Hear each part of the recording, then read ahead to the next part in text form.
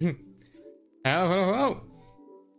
How's it going? Hope you're having a nice Friday evening, night, or whatever it is within your time zone. Hi, for everybody new here. Hi, I'm Agent Solve. I also go by card. You can call me however you prefer.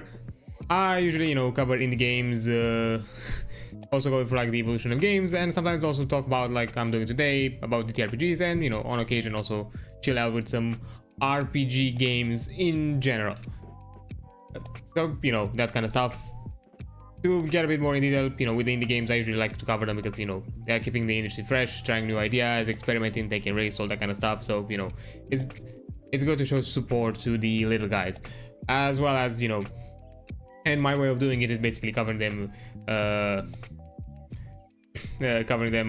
on stream, having them linked below, and you can basically check them out if you want more details about that kind of thing, and when I'm doing it and what kind of game am I covering. You can use the command indie. Will give you all the details necessary, plus a link with the currently and previously covered indies with links to various popular store pages that you can buy depending on your preference. Yeah, but and also to finish kind of doing the important stuff, you probably noticed the graph below me. My current goal for the stream is to get to affiliated. I've reached all of the criteria with the exception of getting the affiliate approval. The affiliate approval, the viewership average.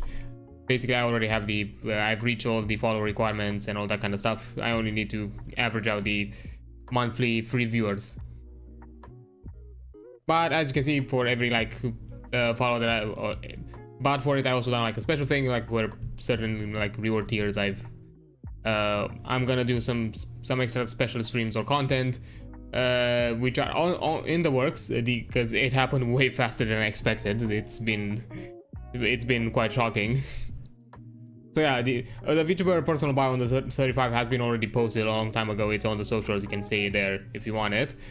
The self-intro song, I'm working on it. It's probably at some point I'm gonna have it released on multiple video platforms. Maybe I'll also have it on Twitch as a kind of like a preview thing. And the special two streams, the ttrpg special streams and the indie showcase stream, are most likely gonna be scheduled for next week. I'm gonna have to figure out how exactly I'm gonna do that. Maybe because I'm still trying to figure out what exactly to cover for them, to do with them. So yeah, and I'm also kind of getting already into the bonus tier, where for every 5 new follows above 50, I'm also gonna release a playlist where for each 5 followers over 50, I'm gonna add a song that kind of gives you a bit more details, maybe some to hint out some aspects of myself, my backstory, who am I as an individual. So yeah, I'm also gonna be working on that and releasing it soon. At the very least, the first song, because I got to the point of releasing one of the songs for the playlist. Because to be fair, that playlist is still in the works, but I think I have an idea what to put on as the first song, so we'll see. But yeah, I think that kind of covers most of the important stuff. So let's jump into talking about why we're here, ttrpgs.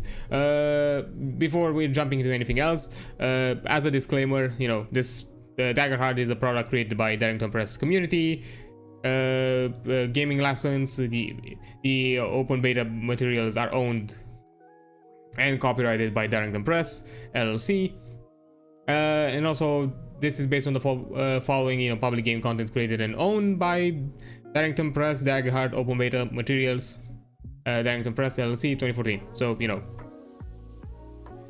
just to keep in mind, everything, all that you see here is playtest material and that kind of stuff. So currently I'm gonna be looking at the domain cards, and also the as we just went through the entire classes last time, and also gonna check out the equipment section and look on the details there. And then if things move fast, I'm gonna also look at the leveling up system, and if there is still enough time, I might even create a character on the demo playing website, kind of like a what if I was a kind of a PC for the game.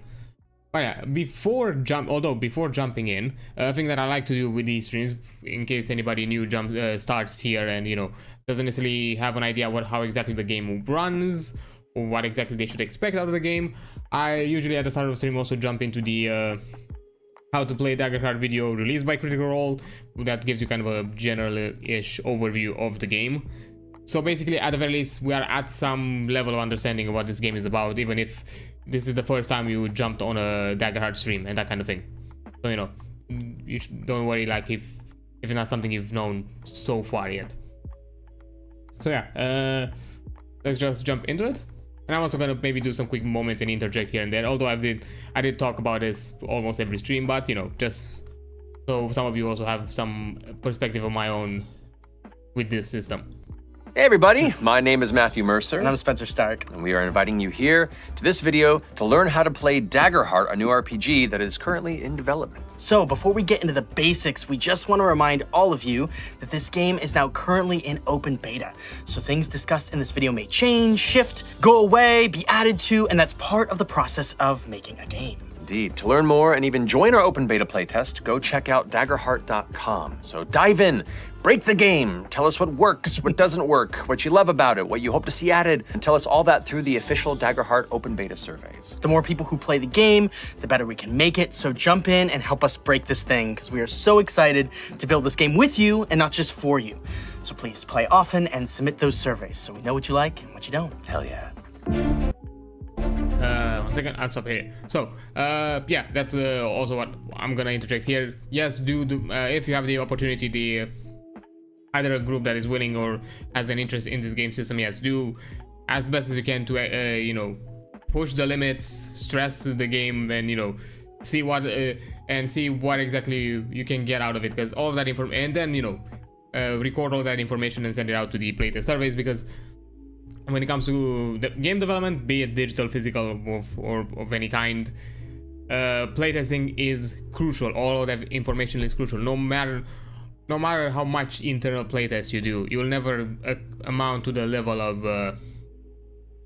kind of data and information that you could get, and perspectives that you can get from actual players and actual people that, you know, interact at a longer time in large numbers. So, you know, all that information is useful because it helps them get a more informed decision, as well as, you know, as they mentioned, they want to create something that you also are interested in, not just something from their own visions, but what exactly you hope to see out of this game. So, you know, vocalizing your wants out of this will help you out, and what exactly you consider that needs to be changed or needs to be added, or that kind of thing. So Daggerheart is a fantasy tabletop role-playing game that sort of blends the narrative and the like crunchy together. Yeah, I like that it helps facilitate gameplay that is both theater of mind, if that's your preference, but also easy enough to also play it more tactically and to use maps and minis like I love to do with our sessions. The game doesn't really stop down when you're doing combat. You just kind of continue to play the way you do throughout the entire rest of the game. And so everything flows in and out of itself. So it allows you to really focus on the story that you all are telling. And deeply customizable character creation and development process throughout the mechanics of the game. It is a long-term campaign game, so it runs over the course of 10 levels, which gives you plenty of fodder to be able to play a year-long campaign with, if that is something that you want, but could also jump in and play a one-shot or a couple of sessions, and works just as well for that. Yeah, one of the things you can really expect from Daggerheart is a game that gives you tools, if you want to use them, to rapidly create in-depth characters that have dynamic relationships with the other players and characters at the table,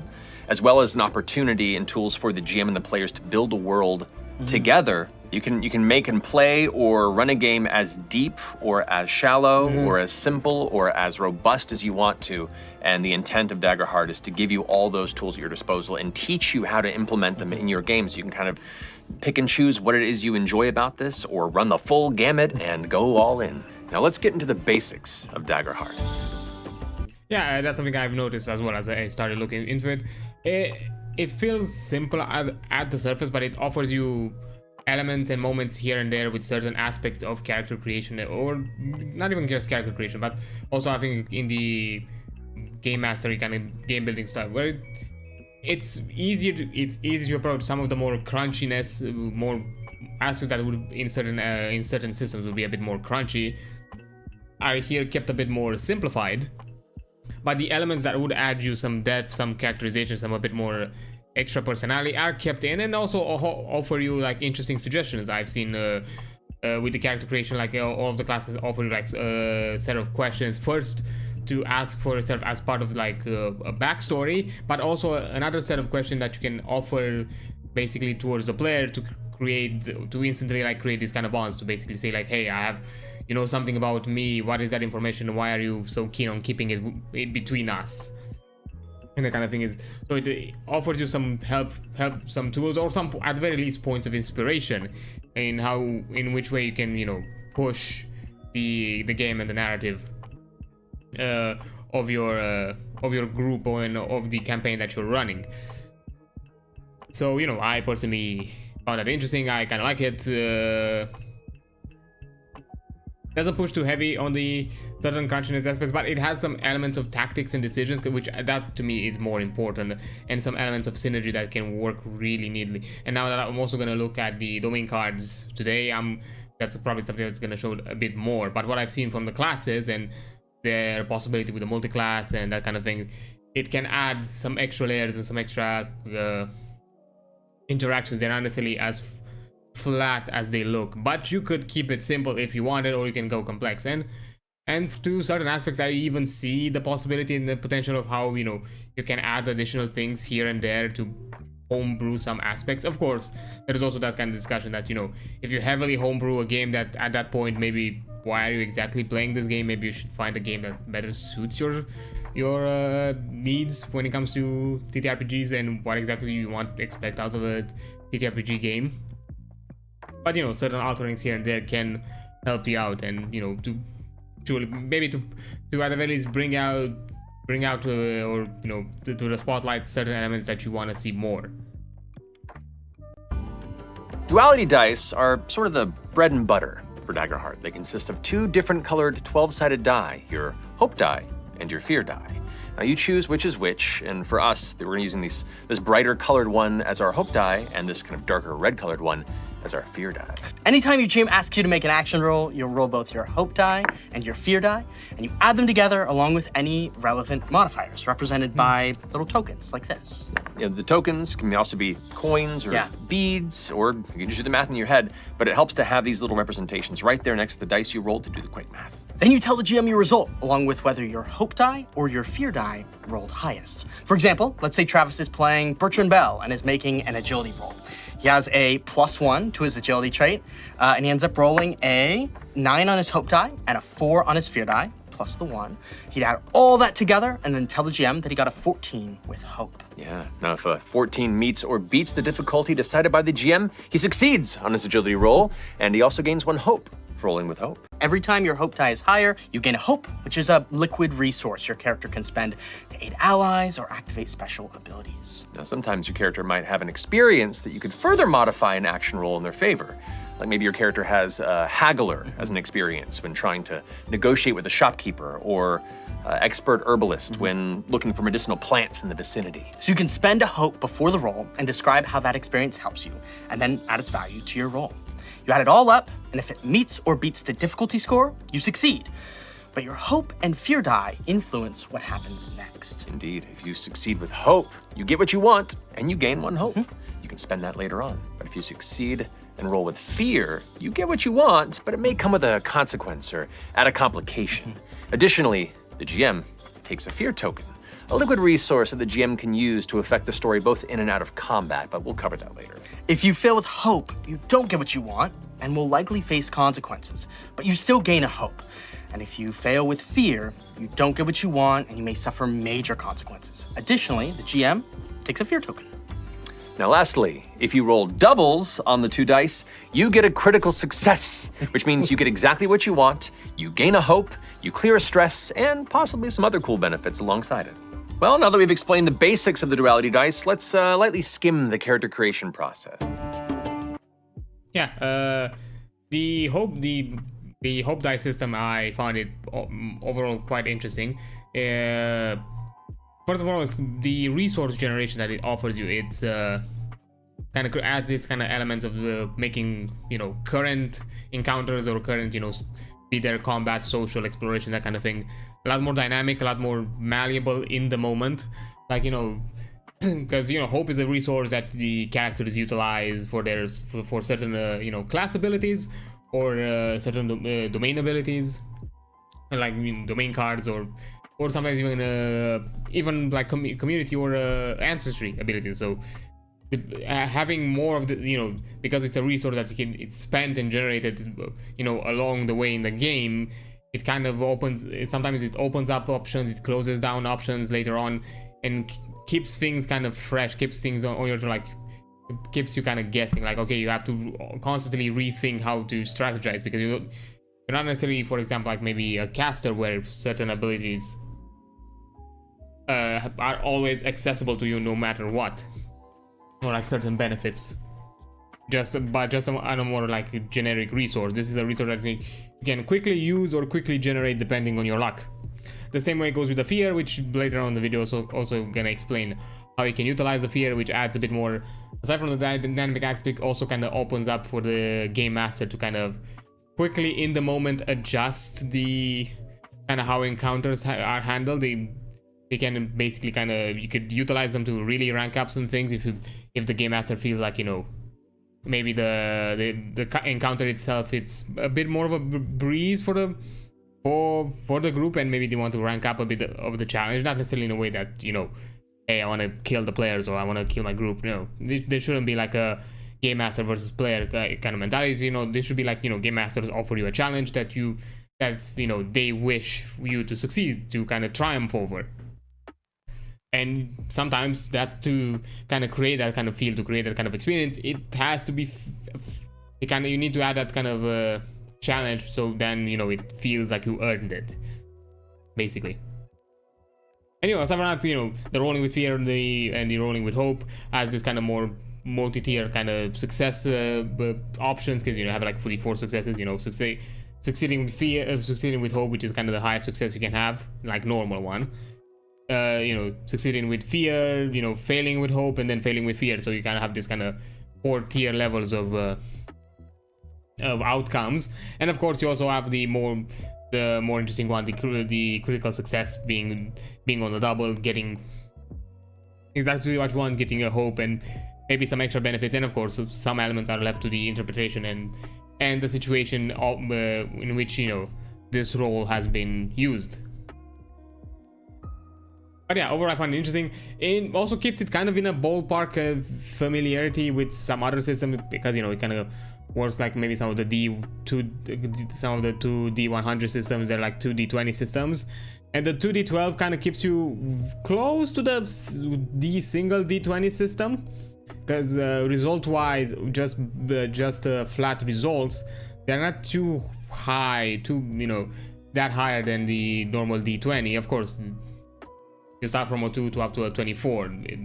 Basically, that's kind of the max roll, but it's not that far away from a D20 result, which with some of the balancing, some of the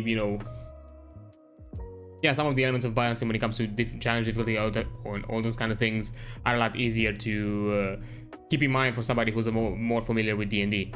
Also, thank you so much for the follow. I appreciate it. If you want to chat, we can chat. If you want to just simply lurk and hear me nerd out and talk about ttrpgs, you can also do that. And also, I do want to mention, for anybody new here, aside from being Agents of, I also go by card. I cover indies. I also go through the evolution of games, and like I'm doing right now, of course, I cover ttrpgs. I'm going through the Daggerheart playtest material. But aside from that, in these ttrpg streams, I also kind of open the gates for anybody that wants to. We can also talk like more general like TTRPG talks. If you have like, want to talk about your experience, maybe you have things that you want to ask me about, or ask, maybe even the chat about when it comes to TTRPGs, like, hey, can I, can you offer me advice on this kind of situation? We can have that conversation here. I'm also open to offer advice. I've been a game master for a few years myself. I know some things here and there. To be fair, for the longest of time, I've been system agnostic. I've mostly been a D&D player, but I'm currently broadening out my my scopes. Happy to meet another fellow YouTuber. Hey, happy to see you. I appreciate it. Hope you're enjoying this, and I hope you're having a wonderful Friday, whatever time zone you're in. Doesn't really matter to me, But I appreciate you being here. If you want to, as I mentioned, if you want to chat, you can chat. If you want to lurk, you can lurk. That's totally. I appreciate the lurkers here. Believe me, as a lurker myself, I do appreciate that. Sorry. Just. So yeah, as I mentioned, aside from me just having this kind of discussion about Daggerheart, we can also open discussion into other system, or just simply having some advice talk, or simply nerding out, like talking about like our fun experiences in ttrpgs, because that's also kind of the core part of it, talking about you know, our enjoyment of this hobby. Thanks for the info. I am learning. If you wanna, you know, if you wanna like discuss about it, or we are open to it. I'm not forcing you to do it. Like, have you like played Daggerheart, or like are you like a ttrpg player in general? Is there something? Is there like system that you like or prefer, or have like a favorite one if you have one? Because you know, as I said, I've been like mostly a D&D player. I want to check out Daggerheart. I've looked through a bit through the rule system already. I'm kind of at the farther end of the character creation rule sets, and also probably for the stream, if I cover all of it, I might even do like a quick character for the game. But I haven't yet gotten a chance to like maybe play with some people, find a group, stuff like that. But I'm also gonna if for some of you who might know some of my other VTuber friends that I've joined with. Soon-ish, and close to, I think, I'm not sure if she announced the date we're gonna do it. I think she did.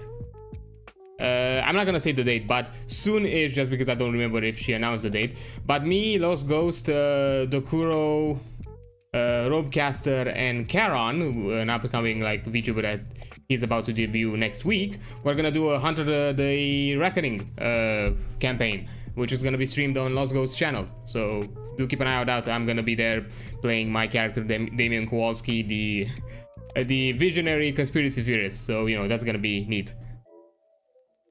Oh, you know, Rob, that's nice. So you're in some familiar circles from what I've seen. That's nice to hear. Oh no, but I like to learn someday. I've played D&D before and know very little, so I'm learning. That's totally fine. One of the few things that I love, I enjoy about, and what I've seen from most of this community, it's are quite open to new people. I myself am open to new people. My first DM experience, DM experience, because this was D&D, was with mostly new players. I was a new DM that was like my first time DM experiences, and most of my players, with one exception, were new players as well. I was open to do it. I was open to have that space and where everybody could learn. And even later on, when other people joined midway or along the way, or maybe for some one-shots or some other things that we've done, I've always been open to, hey, don't be scared that some of us already know the game, already know the system. Even if you're new, we're gonna take it slow. Make sure that, you know, you get an understanding, you get the feel of it. And, you know, once you kind of get the ropes, we're gonna put you kind of put you on a similar pace. That's kind of how I've always done it. I've never like shied away from be like, hey, if you're a newcomer, go ahead, join in. That it doesn't bother me. Yeah, that's kind of thing. And you know, it's always to have those kind of open conversations that just to kind of demystify it, because that's kind of why I'm doing this, to kind of openly talk about it, not necessarily just simply reading. Yeah, I'm a newbie for sure. It's okay. That's totally fine. That's kind of one of the things that I'm doing this. To kind of also demystify it, because I can understand from some people's perspective, myself included, like receiving like a big book and be like, hey, this is where you learn the rules from the game, and can feel daunting. But I've always been more of the kind of, you know, learn as you play, learn as you go, and more kind of, you know, more of a visual learner, or kind of I learn as I practice. I kind of remember it if I, you know, as I do it, kind of, yeah. Most of the stuff that I've learned in D&D hasn't really been with the rules, by reading the rules. If it ever required me reading the rules, it might have been some special case scenario stuff. Most of my time, most of my learning has been actually playing it, or looking through other content that discussed about it openly and in a more kind of digestible fashion, and not necessarily just reading paragraphs on a book. So yeah, everybody learns in different ways, and that's kind of why I'm doing this. I want to offer like other methods where you can learn a system or can get advice or try to get more understanding of how of this space, of this hobby and medium. Yeah. But anyway, let's continue with the because there's also another thing that I'm doing, because every time I'm doing a Daggerheart stream until I finish like covering most of the stuff, every time when I start a stream I jump into the how to play Daggerheart video by Critical Role, just because I know I have an idea that I'm suspecting some people might just jumping in for the first time on the stream, and this video offers you the opportunity to kind of be at the very least on a similar level of understanding of the game as everybody else. At the very least you have a starting point, so you don't come in completely blind, see me talk about something and you have no clue of what I'm talking about. At the very least, having this video at the beginning, you'll be listening to it, hear my short interjections here and there, because I've watched this video a few times already, so I'm not gonna discuss every minute detail currently, because unless somebody wants to talk about it or asks about it, that's in that case, yes, I'm gonna pause and discuss about it. But everybody has a point to start from. And then when I jump to the actual topics that I want to cover for the stream, there is some level of understanding. For a deeper dive into character creation, check out our Daggerheart character creation video where I sit down with Travis Willingham and make Bertrand Bell, which is linked here. But for the purposes of this video, we'll give you a brief overview. Our character classes are Bard, Druid, Guardian, Ranger, Rogue, Seraph, Sorcerer, Warrior, and Wizard. Indeed. Every class has one or more class features, which are spells and abilities that are unique to each class. Like the Rogue, for example, has a thing called Cloak, which allows them to move into a space where no enemies can see them and be effectively invisible as long as they don't move or attack. Each class also consists of the meeting of 2 domains, which are like symbolic themes. Through these 2 domains, you pick and choose what abilities you want for your character by taking domain cards at character creation and every time you level up. These domains are Arcana, the domain of innate or instinctual magic; Blade, the domain of weapon mastery; Bone, the domain of swiftness and tactical mastery; Codex, the domain of intensive magical study; Grace, the domain of charisma and enchantment; Midnight, the domain of shadow and secrecy; Sage, the domain of the natural world; Splendor, the domain of life and death; and Valor, the domain of protection. So, for example, the Bard calls upon the charm and magnetism of the Grace domain, along with the lore and magic of the Codex domain. And if you want to cast a spell from a domain card you have, typically you'll have a spellcast roll. This works just like an action roll, but uses your spellcast trait that you can find on your subclass foundation card. In Daggerheart, your base character traits are Agility, for things like sprinting, leaping, and maneuvering; Strength, for things like lifting, smashing, or grappling; Finesse, which is used for like hiding, tinkering, or fine motor control; Instinct, which is for like navigating, perceiving, and sensing; Presence, for charming, deceiving, and performing; and Knowledge, for analyzing, recalling, or comprehending. You begin with a standard array of traits, which you can increase as you level. Now let's talk about hit points and stress. Yeah. So overall, for those of you, sorry, let me just, there we go. Yeah, for those of you familiar with the system, with other systems, it kind of gives you the similar array of classes that you'd expect from the other games. I've looked at the classes last week on the ttrpg stream. Overall, yes, they like the Bard. I'm not necessarily gonna have to discuss too much about it. Yes, it's very much the Bard, the kind of currently what the game has. It's one more instrument focus and one more vocal focus. I kind of calling it the wordsmith, the one that's more about using their own voice as kind of a tool. Druid, of course, kind of this nature calling caster.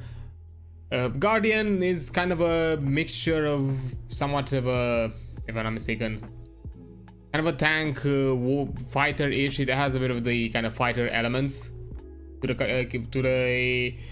class. If you are familiar with the fighter. Ranger, it's similar to the Ranger. They have companion connected, that kind of thing, or focus on pursuing a target. Rogue, similarly, the thing that I enjoy with the rogue, they have a kind of more of a subterfuge style subclass, and the other one they have more about kind of this kind of criminal society where you have options where you get basically contacts and connections in places that you go as kind of class features, which I thought was interesting. Seraph is basically a meld in between the paladin and the cleric. It's kind of basically you have a subclass that's kind of a more paladin and a subclass that's a bit more towards the cleric. Sorcerer, again, kind of the magical innate manipulation and elemental magics, more primal magics, kind of imbued caster. Warrior kind of goes more into the barbarian kind of tribal fighter style kind of character, and the wizard is the more studious mage caster. There's one more I think war focused, and another one more support focused, more about using their knowledge, which I found interesting.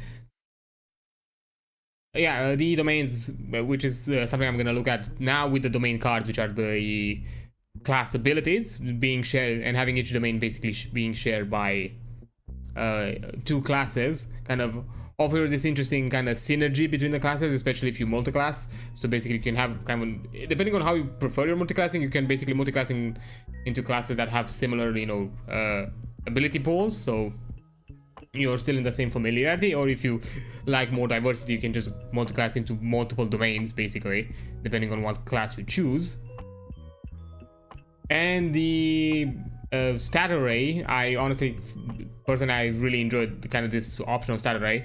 The one that I've really liked is the agility and finesse, kind of, which define dexterity. Basically, they basically took the concept of dexterity and split it into 2. Agility being more on the macro scale, how kind of some people have described it, and the same way I kind of call it as well, as being a bit more body focused and kind of more on the larger aspects of being nimble, while finesse is a bit more on the micro, think, as mentioned here, tinkering, maybe lockpicking, those kind of things. So I like it. And also for those who probably haven't seen the character sheet, these keywords here are not only offered here in the video as kind of a hint for you to get an understanding, they are also given on the character sheet, because the way they approach stats and skill rolls, it's a lot more kind of open to interpretation. It's basically, it gives you some suggestions into kind of in which areas you'd expect this stat to be, but then but from that point on, it's up to you how to use it.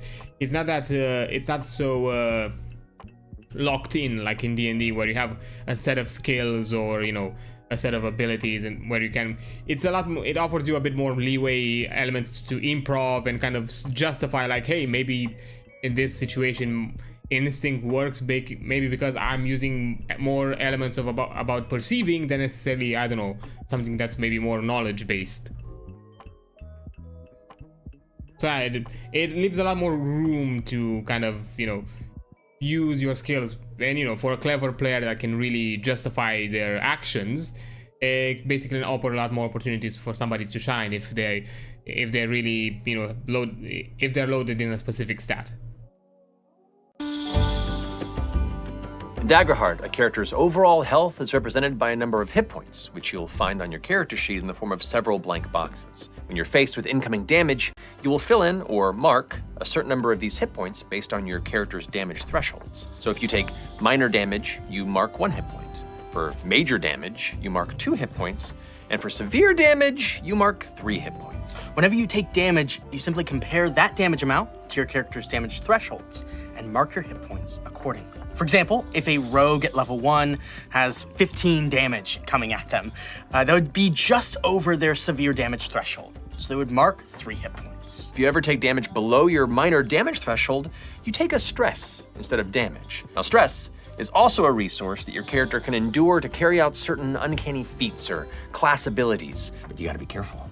If you should ever need to mark a stress, but you can't because they're all marked, you mark a hit point instead. Evasion represents your ability to avoid being hit by an attack. So when the GM makes an attack roll against a player, they roll 1d20. They add any modifiers and see if the result meets or beats this number. If the attack hits a player, the player can choose to mark armor slots to reduce the incoming damage by their armor score. For example, let's go back to our level 1 rogue that has 15 damage coming at them. If they have an armor score of 3, like if they have leather armor, they could choose to mark one of their armor slots and reduce that damage to 12, downgrading that severe damage into just major damage. This means they mark 2 hit points instead of 3. They can always choose to mark more than one armor slot if they need to reduce the damage by more as well. And you can, of course, get those armor slots back, but you have to do it by repairing your armor during downtime. We'll cover that in just a little bit. Now let's go ahead and talk about Game Master stuff. So setting appropriate difficulty values for your players is a time-honored tradition for many Game Masters. And when it comes to Daggerheart, sorry, I spaced out for a second. Overall, the health and hit system that they've built, I find it really interesting. First of all, this simplifies it, like compared to D&D and maybe some other systems. Instead of having like a number pool that represents your HP, you more have a reference sheet of numbers that kind of determine how severe the attack that you got is. And this more visualize the representation of how damaged you are is kind of your main point of interest. And then afterwards, although I do want to make a note, they've made some, because there was an update last week with the system. They made a change about the minor, major, severe. The minor threshold has been kept at 1, and now for anything above 1 is you mark 1 hit point. Anything above major you mark 2 hit points, and anything above severe you mark 3 hit points.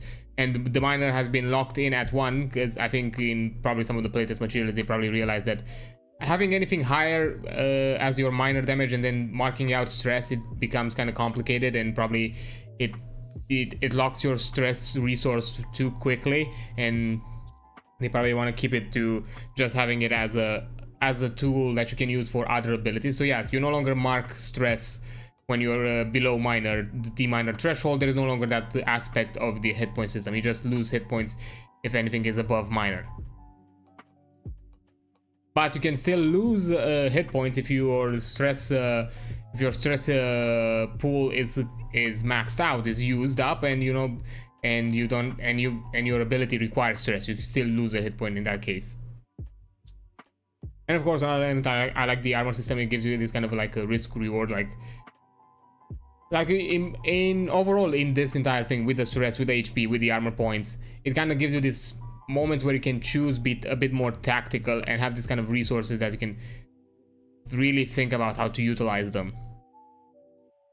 And I personally enjoy elements of risk reward, especially as they mentioned with the stress system, because if you're at max stress but you still want to use abilities that you require stress, you just mark hit points. I like that personally. I find that interesting because it adds a bit more depth, it adds a bit more risk. Those kind of, and risk reward can really make certain encounters a lot more intense when you put that factor in. So yeah, plus I like it that it keeps it overall simple. It's not too mathy. That's kind of overall what I like about it, because you just have the numbers as a reference and nothing else. You don't necessarily have you don't have to subtract, add, multiply, nothing of that kind of sort when it comes to HP or anything else.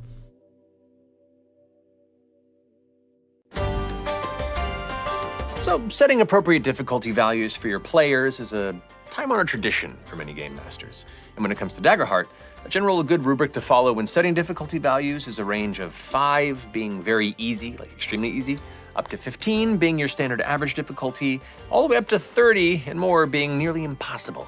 You should also be aware of the circumstances surrounding action rolls, because they may grant advantage or disadvantage.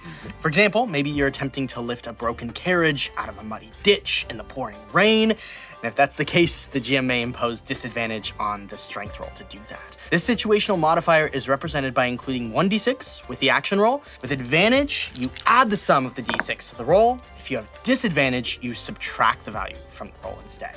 Always remember that at any time, a player can give another player advantage on an action roll by spending 1 hope and describing how they're aiding their ally. Now let's talk a little bit about how combat works. Combat and this part is overall it's kept a lot shorter for people who are familiar with D&D. They probably see this kind of difficulty threshold numbers familiar. Being a 2d12 system, the result thresholds are not too far apart from the d20 system. As you know, there are just an additional 4 results, if my math is right. Additional 4? Yeah, additional 4 results compared to the normal d20. Actually, technically, the additional 4, but you technically lose 1 because you can't roll a 1. You can only roll a minimum at 2. As a flat result, I mean, without any modifiers. But you know, overall, it's kind of in that same ballpark. And from what I've seen in the system, it doesn't offer you a ton of modifiers. You don't really have the insane number increases as in D&D with, you know, proficiency, expertises, and other style of bonuses. They keep it a bit more simple. As you can probably, which is kind of seen here with the advantage rolls. Let me. There it is. With advantage roll, which basically the advantage roll is just an additional dice, which is a d6 that is determined for your total result. There are some features that allow you to re-roll, but they don't represent disadvantage. Those are just kind of like some re-roll abilities that you have. Yeah, I think the overall number results are probably a bit simpler, even though I've seen in some certain features where you add up a ton of. You can add up a few dice to the result, depending. I think there are some abilities where they can change one of your d12s into a d20. Basically, you can now have even more. Your total number just from the dice can even be higher than that. So, yeah. Combat in Daggerheart is designed to be a free-flowing narrative experience with minimal stop-downs and a multitude of possibilities for theater of the mind and map-based conflict. When you want to make an attack, you'll first ask the GM if it's in range of your weapon. So melee range means that you're within touching distance of the target. Very close is anywhere from like 5 to 10 feet away, or the shortest length of a game card when measured on a map. Close is between 10 and 30 feet, or about the length of a standard pen or pencil. Far is between 30 and 100 feet, or the length of a standard piece of paper. And very far is between 100 and 300 feet, or anything beyond the length of a piece of paper that's within the scene. If it is in range, make an action roll and add any relevant modifiers. If the roll meets or beats that creature's individual difficulty score, it hits. Now simply roll your damage dice and add their values together. Creatures also have minor, major, and severe damage thresholds, just like player characters, and a variable amount of hit points and stress, but they don't have armor or evasion scores like player characters. Now for you GMs out there, if you're rolling to see if a creature hits a player character, you simply roll a d20, add the relevant modifiers from that monster's sheet, and see if it hits that player's evasion score. If it hits, roll for damage, and the player determines if they'll spend armor slots to reduce it or how many hit points they have to mark thereafter. Now, if your players are entering into a combat that will last for more than 1 or 2 turns, your GM may place an action tracker on the table. When an action tracker is out, players add a token to it whenever they make an action roll. Players will continue to make action rolls in combat until they fail and/or roll with fear, which then allows the focus to shift to the GM to make what's called a GM move. Now, a GM move is literally just the GM taking a turn. So after a player rolls with fear and/or fails an attack roll, the GM then has the opportunity to spend any number of action tokens from the tracker and activate that many enemy combatants. So all those turns the players took in succession now have turned into resources for me. After the GM turn is resolved, play then passes back to the players. Anytime, GMs can also spend 2 action tokens to gain 1 fear token. Remember those? How every time your player characters roll with fear, the GM collects a fear token? Well, here's how they factor in. At any point during combat, a GM can spend 2 of the fear tokens accrued during a session to make a GM move without needing the players to roll a failure or with fear. Additionally, GMs can spend fear tokens to activate special abilities of adversaries, or generate action tokens for themselves, or make particularly big and dramatic GM moves. If things go really bad in or out of combat, character death in Daggerheart is a real possibility, but the system offers players 3 options to choose from when the character marks their final hit point. The first option is called Blaze of Glory. This option lets your character, you guessed it, die in a glorious and heroic fashion, where they take one final action that will be an automatic critical success before passing into the great beyond. Then there's the ever-popular Avoid Death and Face the Consequences, where your character drops unconscious and cannot take any actions until they get at least 1 hit point back. When this happens, you roll your fear die, and if it's equal to or under your level, you gain a scar, which means you permanently cross out one of your hope slots. And finally, there's Risk It All, our personal favorite, I believe, which leaves it all up to chance.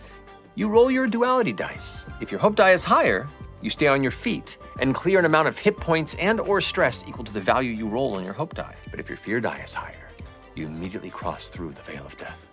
Now, if the duality dice are tied, which once again is a critical success in Daggerheart, you don't just stay on your feet, you also clear all of your hit points and stress, renewed and ready to go right back into it. Now that we've covered all the stuff you can do in combat, let's touch on some of the stuff you can do during your downtime. Yeah, overall the combat system is kept somewhat simple. So let me just move it here. One of the things I really enjoyed is the how they kind of approached the range system. It's a lot. It kind of plays into the kind of makeshift fashion that usually for most people ttrpgs are, where you scramble around with whatever you have available to you to figure out, okay, to kind of create things, and having these kind of points of reference using material that almost any kind of ttrpg table will probably have available to them is really cool, in my opinion. And the other part is this one. Overall, yes, the system itself is heavily asymmetric.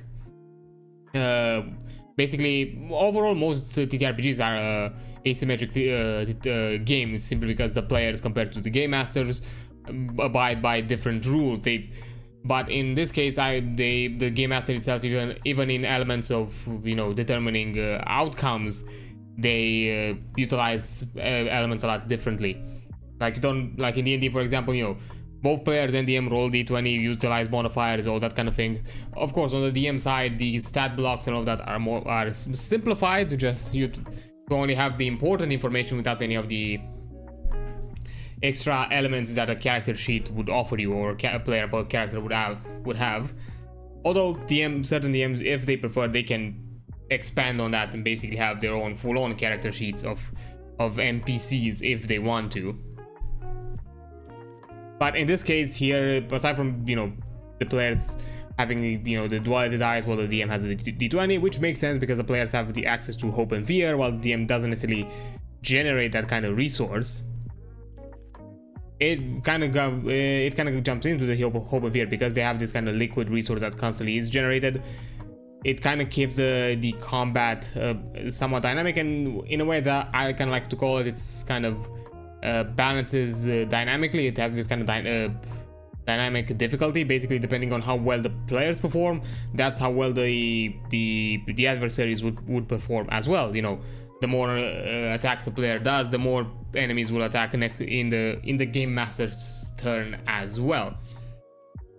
But at the same time, this is also a neat way, if for those of you who probably have been in certain TRPG games, and there's always that player that most of the times has bad rolls and misses, and then when the game master turn starts, they are pummeled to the ground. Well, in this case, basically them not being able to make attack rolls, it's also in the party's benefit, because that means it's still less attacks from the enemy during the GM's turn.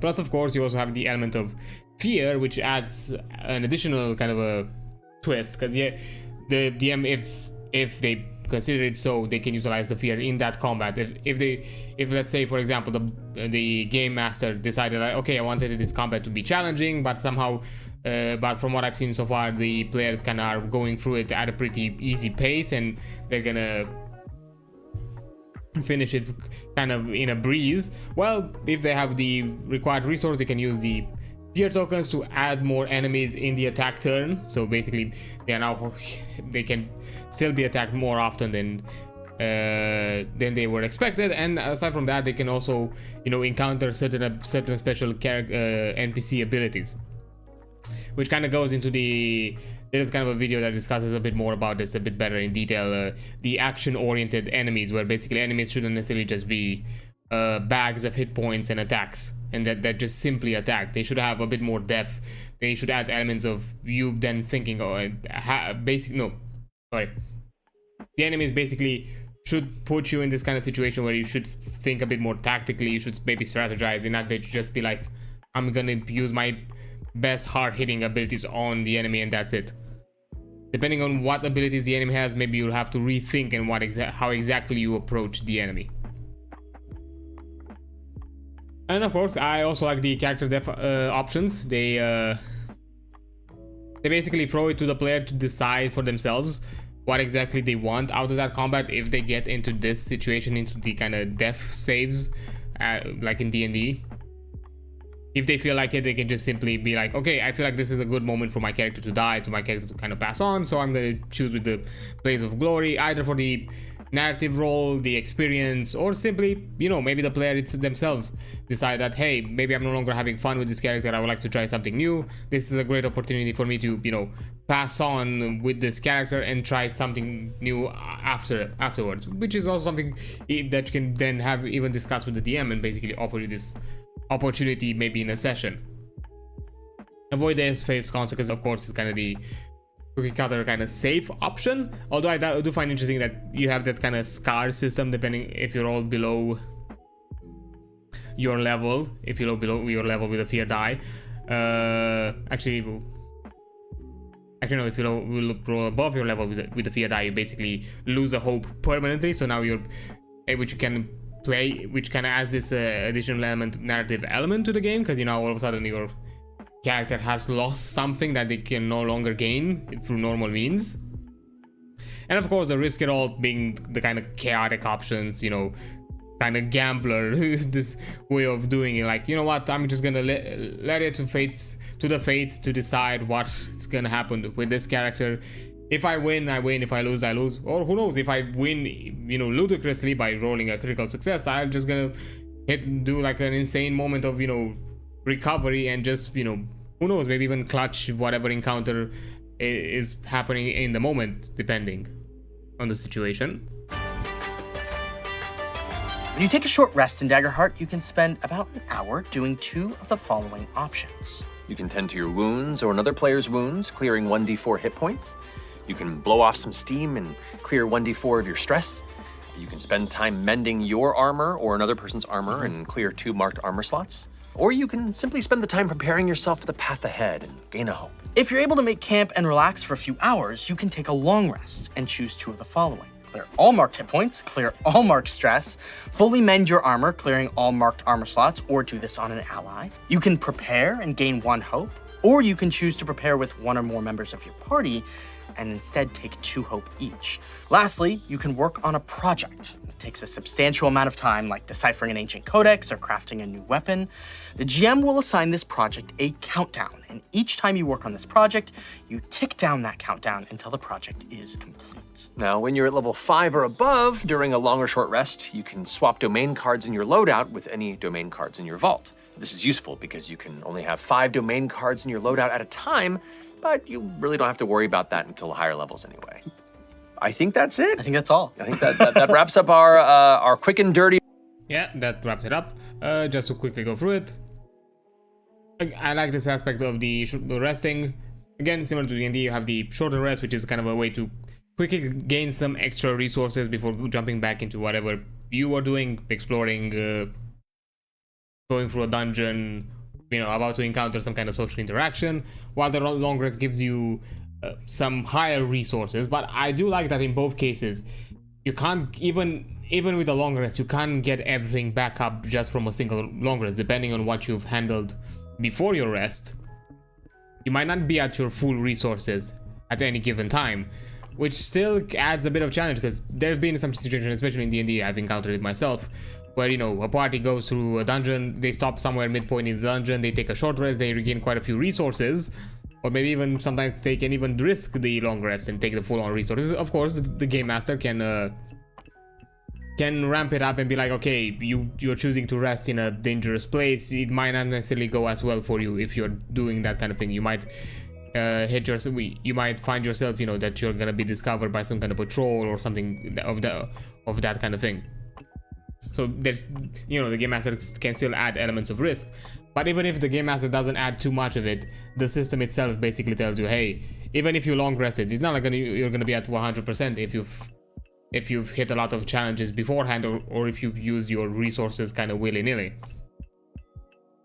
And at the same time, you know, it can also open up some points of, you know, interpretation for the game master. I've talked previously that you could reinterpret some of these things. Like for example, depending on location, maybe your short rest will deny you certain options. Like for example, mend some armor slots. Maybe if you're like in a place where you don't necessarily have access to resources or even the simplest of tools to mend armor slots, you might not be able to do it. But maybe if you spend a long rest, the mend armor slots would be this option of the short rest would be available on a long rest. So you know, we can also add elements of balancing and that kind of thing. Plus, you know, the project aspect. Where was it? Here, working on project is also interesting because again, it gives you a tool to tell the DM like, hey, if you don't really know how to handle the crafting or anything of that kind of sort, when it comes to players doing something more involved that would take a longer amount of time, not necessarily just them simply doing a few rolls in the moment and be done with it, you can utilize this rule of, hey, per long rest you can add progress to a project that you're doing. Depending on the project, maybe even then you can rule out, hey, during this moment of downtime when you are working on the project for the countdown, you might be required some rolls which will determine if the success of it or not, if you consider that whatever they're working on is even of an even greater yield, like it's something really powerful that maybe the party should in some aspects put a bit of an effort to earn. But yeah, overall, you know, it's simple to understand, it's simple to embrace, it's simple to kind of grasp, but it offers you a lot of spaces and a lot of points where you can meld it to your own liking and improve on it, or just shape it however you prefer and add certain interpretation or add certain rules here and there to kind of add a bit more dynamicism to it and add elements to your own preference. As I've just offered you a few examples right now with the long rest, even if the game doesn't necessarily tell you that that's how you should approach the short rest or long rest, if you want to add a bit more grittiness to it, maybe you can consider this aspect of, hey, depending on the location, certain options for while resting are not necessarily available. But yes, overall this kind of covers the general overview of the game. Now we're gonna jump into the domain cards. 1 second. Just grab some water. For those of you who do not know, the domain cards are basically a set of spells or ability which are kind of notified here in this kind of that the class gains every time they level up. How you gain a domain card, basically at the beginning of when you start the class, when you create a character, you gain 2 domain cards that are equal to your level, which are basically level 1.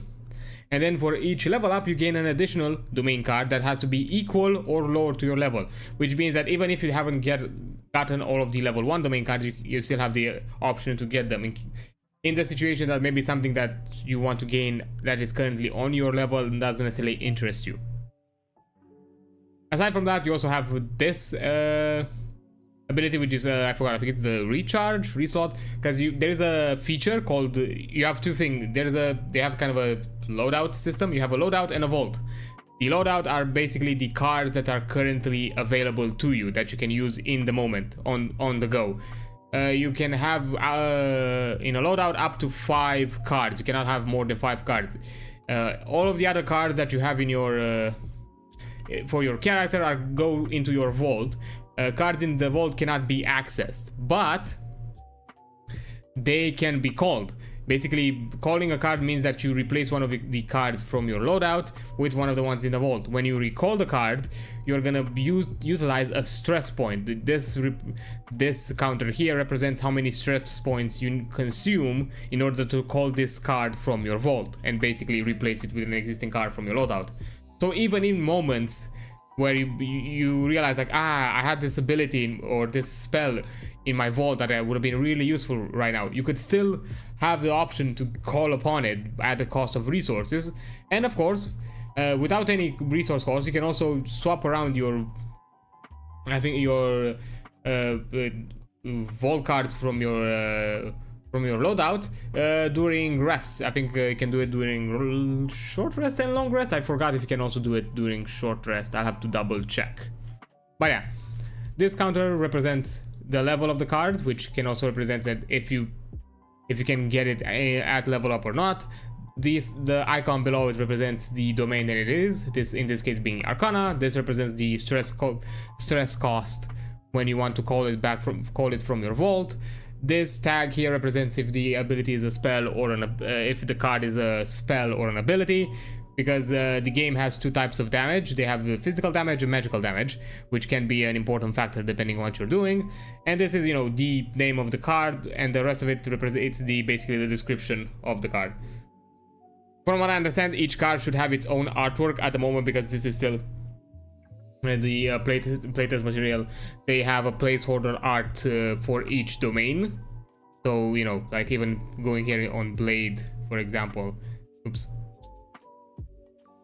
As you can see, it's the same art, but, you know, different abilities. For Bone as well, that kind of thing. So yeah, let's jump in with the first domain, Arcana.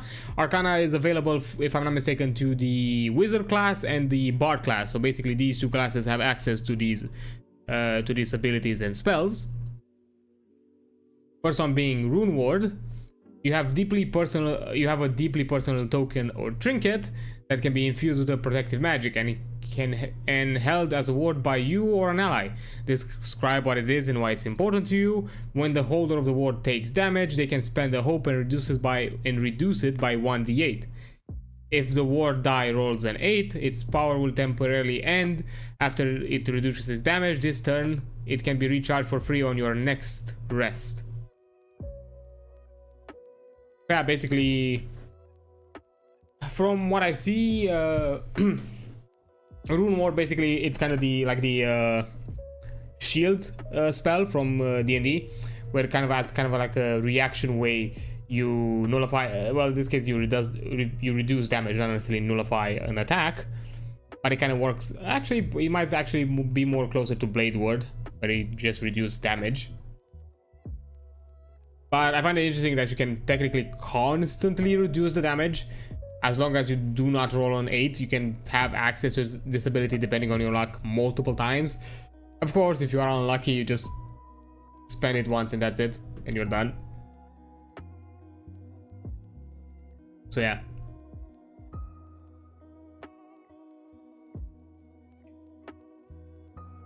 But yeah, it's an interesting, you know, kind of a damage mitigation type spell. I find it really useful that it's not necessarily just for you. You can also give it to an ally. Not necessarily something. But of course, because the classes that have this spell available are the Wizard and the Bard, more specifically because of the Wizard, having some kind of damage mitigation ability available to them is probably required, as they won't necessarily have probably a high armor class themselves, or have a lot of high evasion, and probably not have a lot of options to avoid severe damage. And I'm pretty sure like the Wizard has some low severe damage thresholds. So yeah. Another first level domain card, Unleash Chaos. At the beginning of the session, place a number of tokens equal to the spellcast rate on this card. You can make a spellcast roll against a target within far range and spend any number of tokens to channel raw energy from within yourself and unleash against them. On a success roll, roll a number d10 equal to the token spent, and you do that much magic damage to the target. Mark a stress to replenish this card with tokens up to your spellcast rate. Clear all tokens at the end of the session. So yeah, basically tokens equal to your spellcast rate. If I'm not mistaken, the spellcast rate should be your oh yeah, the spellcast rate should basically be your stat modifier. Let's say, for example, you're a wizard, you have knowledge, you have a +3 knowledge. That means that you have 3 tokens available to this spell. When you do an attack, you make a spellcast roll, and then you can choose how many tokens to spend for that roll. You know, mark a stress with tokens up to your spellcast rate. And yeah, and then you can also replenish this. It's kind of a similar-ish to Magic Missile, just a bit more, just on a higher damage scale, I guess. Actually, not Magic Missile. I think it's more closer to Eldritch Blast, though, because it's D10s. And yeah, basically being able to replenish it as by marking stress. Yeah, although it's kind of a powerful spell because, you know, D10s are pretty high damage. Don't die. Yeah, so wall walk. Spend a hope to allow a creature you can touch to climb on walls and ceilings as easily as walking to the ground below. This spell will end after 10 minutes or when it's cast on another creature. Yeah, similar to spider climbing, it's more of a utility spell. It's pretty cool. I enjoy it. One of the things that I really like about the domain cards is that, you know, they don't necessarily have a specific rule. They can utilize many things. They can be a spellcast roll. They can just be a symbol. I think they can also be some effects that are more passively, or, you know, they can just utilize hope, because that's kind of also another thing that domain cards can also require hope in order to be used. Then not necessarily. So in some certain cases, even domain cards cannot necessarily be readily accessible depending on your current resource. But but depending on your actions in the game, you might have access to more access to the hope than before. I have to go now, but it was fun watching you stream. That's okay. I appreciate you being here, lurking around, and having a chat here and there with me. Thank you so much for being here, and, you know, hope to see you around other times.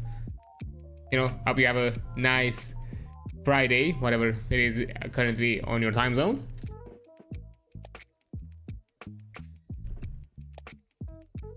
Okay, Cindergrass, make a spellcast roll against target in a melee range. On a success, the target instantly bursts into flames, dealing 1d20 magic damage and temporarily catching them on fire. Anytime the creature tries to act while on fire, it must take an additional 2d6 magic damage if it's still on fire at the end of its action.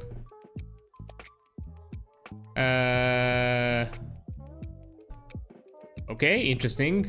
Make a spellcast roll. On a success, the target bursts into flame, deals damage, and temporarily catching fire. At any time the creature tries to act while on fire, it must take an additional 2d6 magic damage if it's still on fire at the end of its action. I think it's interesting that it's letting you interpret for how long the creature is on fire. So, which, you know, makes sense depending on the creature that you're fighting. Like, let's say if you find something that's more has an affinity to fire, maybe they won't even catch on fire, or they might catch on fire, but on their next turn they just ignore it from that point on. Or, you know, something that's a bit more susceptible, they might have a harder time to remove the fire effect, and they might require to do something a bit more involved with their rolls in order to remove the kind of dot effect.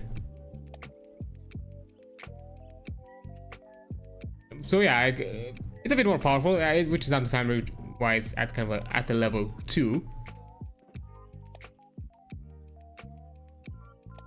Okay, another level 2 Arcana spell, Floating Eye. You can spend hope to create a single small floating orb that you can control anywhere within very far range from you. While controlling it, you can choose to see through its vision as though it's your own. If the orb takes damage or moves out of range, the spell will immediately end. Yes, another kind of a utility. It reminds me of the Kilrog's Eye from WoW. It's kind of that. It mentions it's floating, so I'm guessing it's not necessarily flying. So it's still more kind of a grounded ability. And, you know, it's still limited within like very far range. So yeah, it's not necessarily, it's something for like close scouting, not necessarily something like a familiar where they can go probably at even longer distances. Of course, the more you know, loved or hated spell depending on which side of at which end of the spell you are. Counterspell. Once per short rest, you can interrupt a spell or magical effect that is taking place to make a reaction roll using your spellcast rate. On a success, the spell effect is immediately stopped, and any consequences are avoided. Interesting way of balancing it. You don't have an infinite access to counterspell. Counterspell, it's a once per short rest kind of ability. Interesting. So not even like a fluid resource. You're like, no, you can just do it once, then you have to rest if you want to counterspell, which removes the annoying elements of, oh, I counter your counterspell and counter this and I counter this, you know. Because to be, you know, I'll be fair, even from my experience, it can sometimes trivializes in moments where, you know, games should feel intense, especially when you're fighting like some kind of caster, or you have this kind of intense fight with a powerful caster. Constantly counterspelling them can feel underwhelming, but because, you know, it's a once per short rest, being able to counterspell anything without any kind of requirement outside of just rolling against it,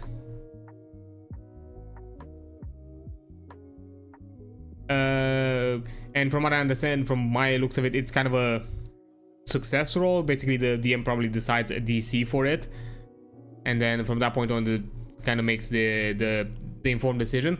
That's kind of what I'm seeing from it so far. Like, although I've seen here somewhere later certain mentions, in certain aspects, it lets it up to the DM to interpret, like how difficult of a challenge it is to counterspell. While in other aspects, it clearly states what DC you need to beat in order to succeed with a roll. Although in this case, I would still think on it though. Probably depending on the spell. Probably a way I would do it is create kind of a... Probably kind of a list depending on the power level of the spell. I'm not sure exactly on the DM side how exactly the powers of the spell are determined, or if they actually offer you some kind of threshold already, or like some kind of DC to beat in case the spell is countered. But if you were to use like the domains here, maybe I would do it like a DC, let's say 10 plus the level, or 9 plus the level, something like that, and that's kind of the roll that you need to beat. So, you know, if it's a if it's like, let's say, even a 10th level domain card, it's basically 9%, which is a 19. It's still within reasonable reach to beat it, even with just simple rolls. So yeah. Oh, hi Pumpkin, how's it going? Having a nice Friday? Enjoying yourself? Although it's probably also kind of late at you on your end as well, but you know, it's Friday, so have at it. Enjoy yourself if that's what you like, you know. To be fair, I'm a night owl myself, I'm not gonna lie. Aside from my night owl streamings, of course, I'm also, even in my free time, I stay up into the late hours, unless I'm extremely tired.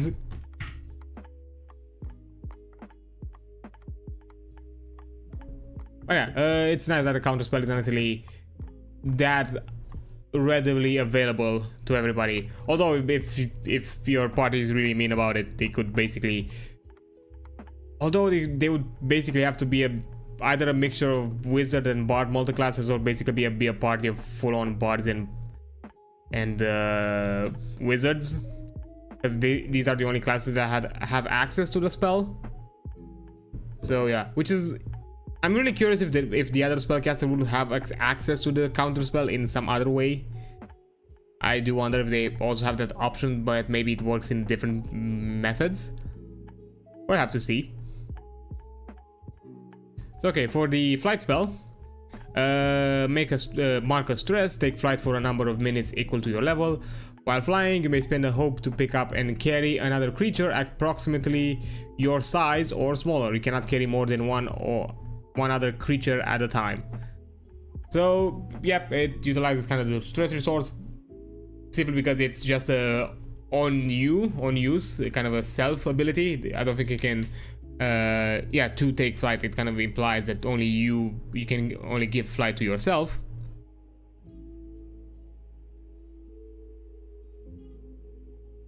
And I find but interesting that, you know, you have hope as kind of an additional resource to determine that if you are able to carry somebody alongside you. It's not something that you can do like readily available, even though you are like maybe a more strength focused individual, maybe, I don't know, strength focused caster, I guess, if you could be. Even though I think both the bard, I think has their spellcast trait in presence, while the wizard has their spellcast trait in knowledge. But who knows, you could be a buff wizard. I don't know, just a bot that goes out to the gym. Maybe the bot is a hype man at the gym, who knows. Okay, blink out. Ow, sorry, just stabbed myself. It's fine, nothing. Yeah, didn't pierce the skin or anything, just poke myself with something sharp. Okay, blink out. How am I doing? Oh, I'm doing fine. Just, you know, going through the system. Just having a kind of a chill night. Going through the domain cards, which are basically a list of spells or abilities depending on the domain and which class has them available. And, you know, checking out how to see how they are. And so far they're kind of interesting how they're, you know, utilizing them.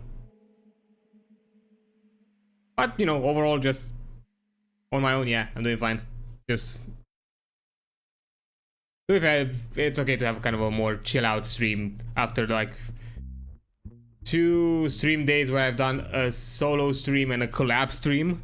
Although I don't hate it, I've done them. I actually, not even. I actually also done like an additional guerrilla stream for in between those 2 streams. So yeah, I've done kind of quite a lot this week, and I'm also gonna do quite a lot next week as well. But hey, I don't mind. I do enjoy it. I have fun doing this. So, you know, it's not something that it doesn't feel like a chore to me. Although, yeah, I do need to take a bit of take a bit of a chill pill, and sometimes, you know, be careful about it, because, you know, if I might go sometimes overboard and, you know, just tire myself out of it, depending on how much I do it. Because to be fair, the downtime days have been kind of a full-on rest days when it came to streaming. Like, I haven't really done a ton. That was like, you know, channel or stream related, apart from like the occasional like social media interactions here and there. Okay, blink out, make a spellcast roll. I'm guessing this represents the DC. On a success, spend the hope and vanish, teleporting to another place that you can see within far range. If any creature are very close to you when you succeed, you can spend an additional hope to bring them with you. Oh, so kind of like Dimension Door and also Blink, actually, the Blink spell. Although that one sent you to an interdimensional space. Not necessarily in which you were basically there, stuck for like a turn, avoiding any kind of damage. But it utilizes the same mechanic where you have to do a roll to succeed in blinking. So they kind of meld it together. But it's an interesting like utility with kind of some elements of, you know, craziness and randomness. Like, oh no, I really need to like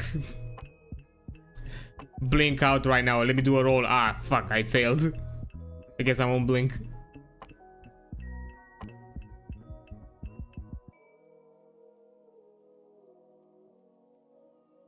Although interesting that even some stuff on the higher cost from what I see, it's still at 0 stress point requirements. Although from what I'm seeing so far, I think most of them are like utility based, not necessarily damage dealing, or more like, or with more like combat benefit that are, you know, that are more beneficial in combat. Like, you know, blink out is a lot more beneficial in a combat scenario than floating eye, which is something more for exploration, scouting kind of thing. Yeah, Preservation Blast. Make a spellcast roll against all enemies within melee range of you. Any you succeed against are hurled into far range and dealt d8 magic damage using your spellcast trait. So, make a spellcast roll. Oh, so you basically kind of do like a knockback. And every character basically receives 1d8 equal to what you have like a spellcast rate. Like, for example, if you're again in knowledge and you have like a +3 knowledge, that means that they each enemy will receive 3d8 magic damage. For Chain Lightning, once per short rest, make a spellcast roll against every adversary in front of you within close range. On a success, the GM must make a reaction roll of 16 for the target. On a failure, they take 3d8 plus a number of d8s equal to your spellcast magic trait. On a success, they take half damage. So yeah, I think this is kind of one of the first like DC saving throw spells. I mean, similar to.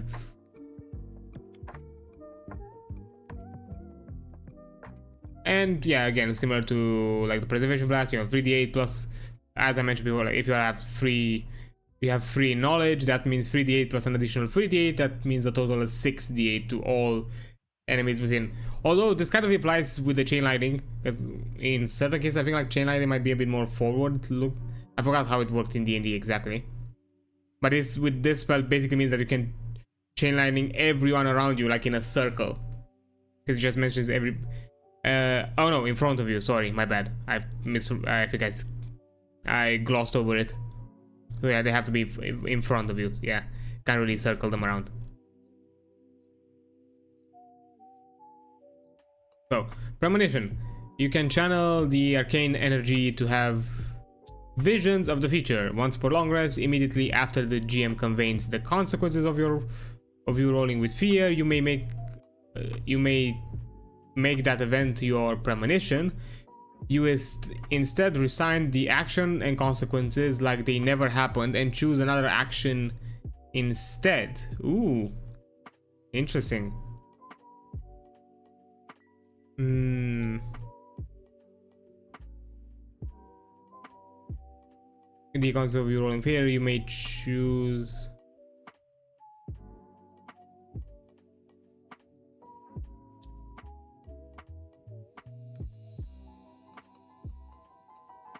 So basically, you can nullify, from my understanding, you can nullify the result of rolling with fear and basically making it a better result. Which, depending on your, because rolling with fear can also be a success. You could succeed with fear, or you can fail with fear. Which fail with fear was it's kind of the lowest, like the worst result you can ever get. And you know, depending on the in-game moment, you could kind of like a. Basically, you could save scum. Like, no, I really like this moment, and it was going so well. So I do want to make this roll count. So I'm gonna just use my premonition to make it in a good outcome.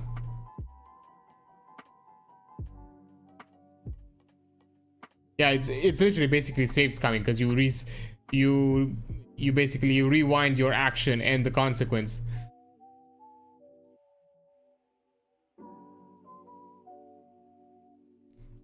Look, man, I wanted to romance that NPC, so I'm just gonna rewind it to make sure that I'm actually able to romance it. But yeah, Riftwalker. Once per long rest on a successful spellcast roll, over DC of 15, you place an arcane marking upon the ground where you currently stand. The next time you successfully cast Riftwalker with the same spellcast roll DC, a rift in space will open, providing safe passage back to the exact spot where the marking was placed. You may drop the marking at any time to cast Riftwalker again and place it somewhere new. This rift stay open until you choose to close it or you cast another spell. So this is kind of the general kind of teleportation, like mass teleportation spell. Which is interesting that they require you kind of like a DC roll.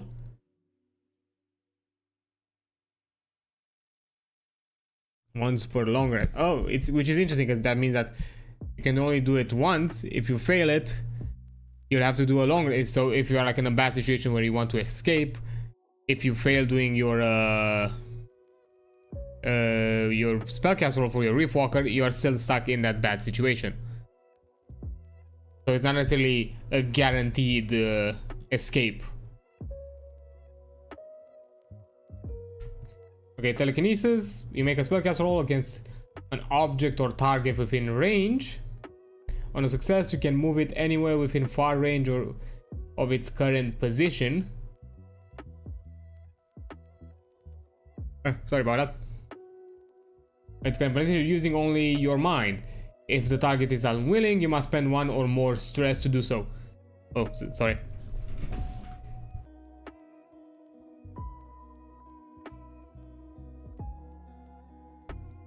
Sorry, I had to sneeze. But somehow the sneeze reverted. It didn't fully got out. Ah, my chest somehow was a bit held in. Ooh, I'm fine. Okay, so if the target is unwilling, you must spend 1 or more stress to do so you can deal 1d20, sorry, magic damage per stress spent. If you are hitting a creature with the target, divide the damage equally between the two.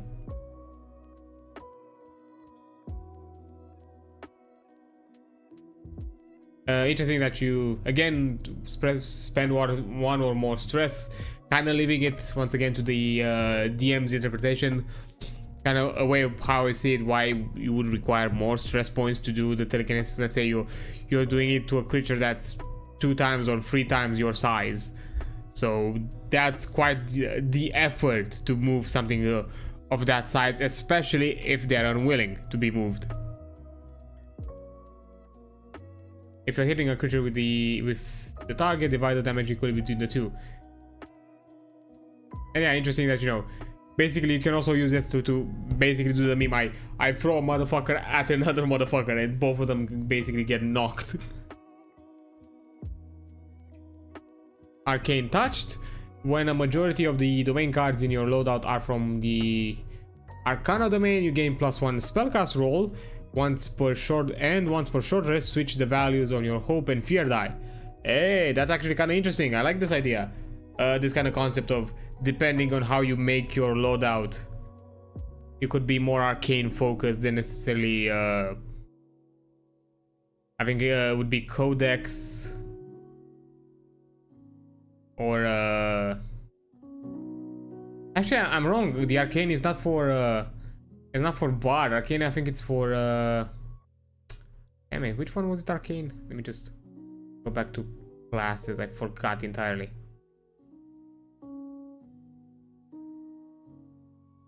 Oh, Sorcerer. I should have guessed. Wizard. Wait, Wizard is Valor? In Codex? Oh, Arcane is Druid and Sorcerer. Oh, interesting. It's not even the Wizard. Interesting.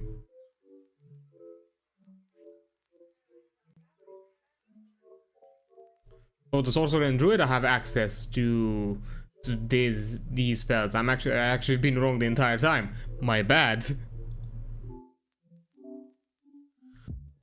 To be fair, I thought of Arcana and instantly associated with the Wizard because, you know, it's about the magics, although Codex is more about the study of magic, though.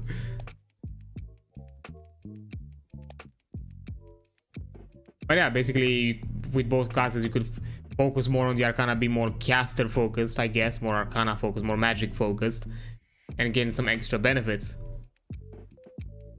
I find it interesting that even, because this is kind of a semi-meta kind of aspect of the game, you know, depending on how much, in how way you are building your character, this becomes a benefit. Okay, Cloaking Blast, sorry. Make an attack roll using your primary weapon against a target on a success. Along with dealing damage, you can also spend a hope die to immediately become hidden. Hidden only drops the next time you make an attack roll, or the GM uses all of the tokens on the action tracker. Interesting.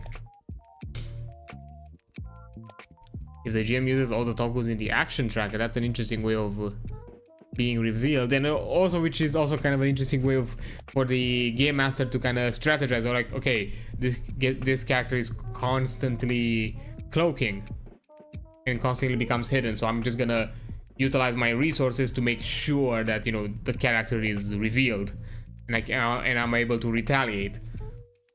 That's my guess from this interpretation, is like, it doesn't basically tell you to at the end of the use of the tokens, they can be attacked. I'm guessing if the DM says basically, okay, I choose to use all the tokens, now you're revealed, and with some of the tokens I can now use to attack you.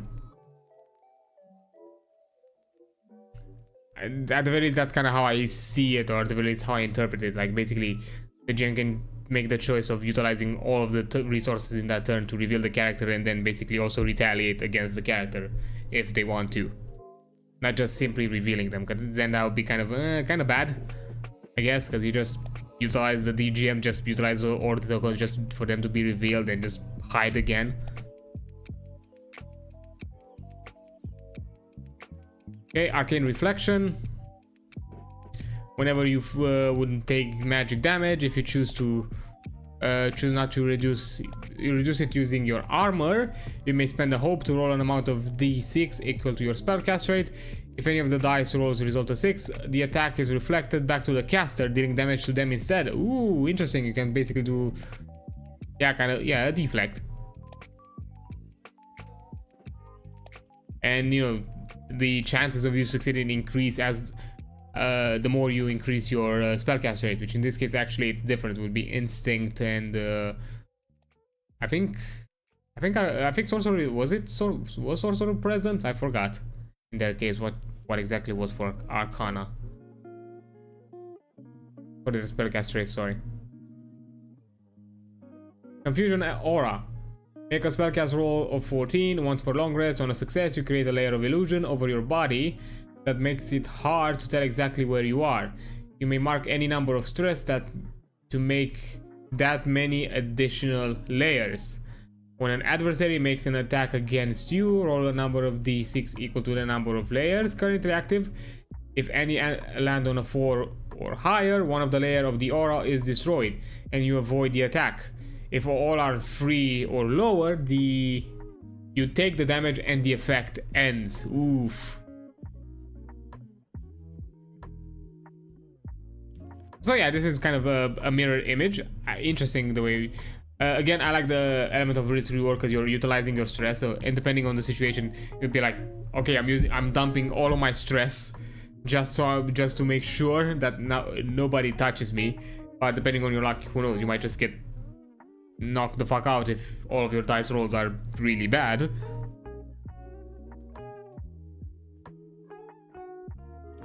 And at the same time, if you want to utilize anything else that requires stress, now you'll have to mark down a hit point, so you still risk yourself at getting into the critical zone.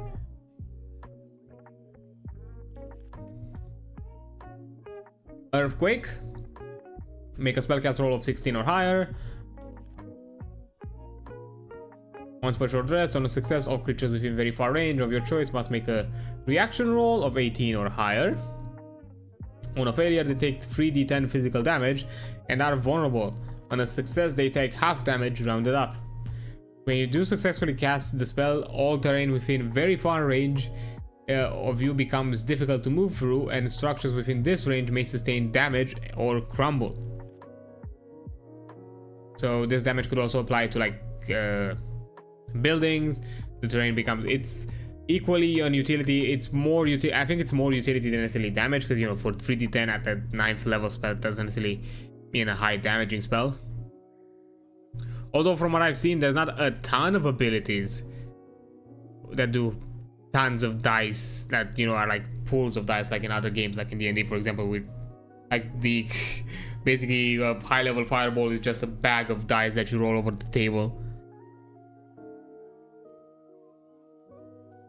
Sensory projection, sorry. Once per short rest, make a spellcast roll. On a success, drop into a vision that lets you clearly see and hear any place you have been before. In this moment, as though you are standing there.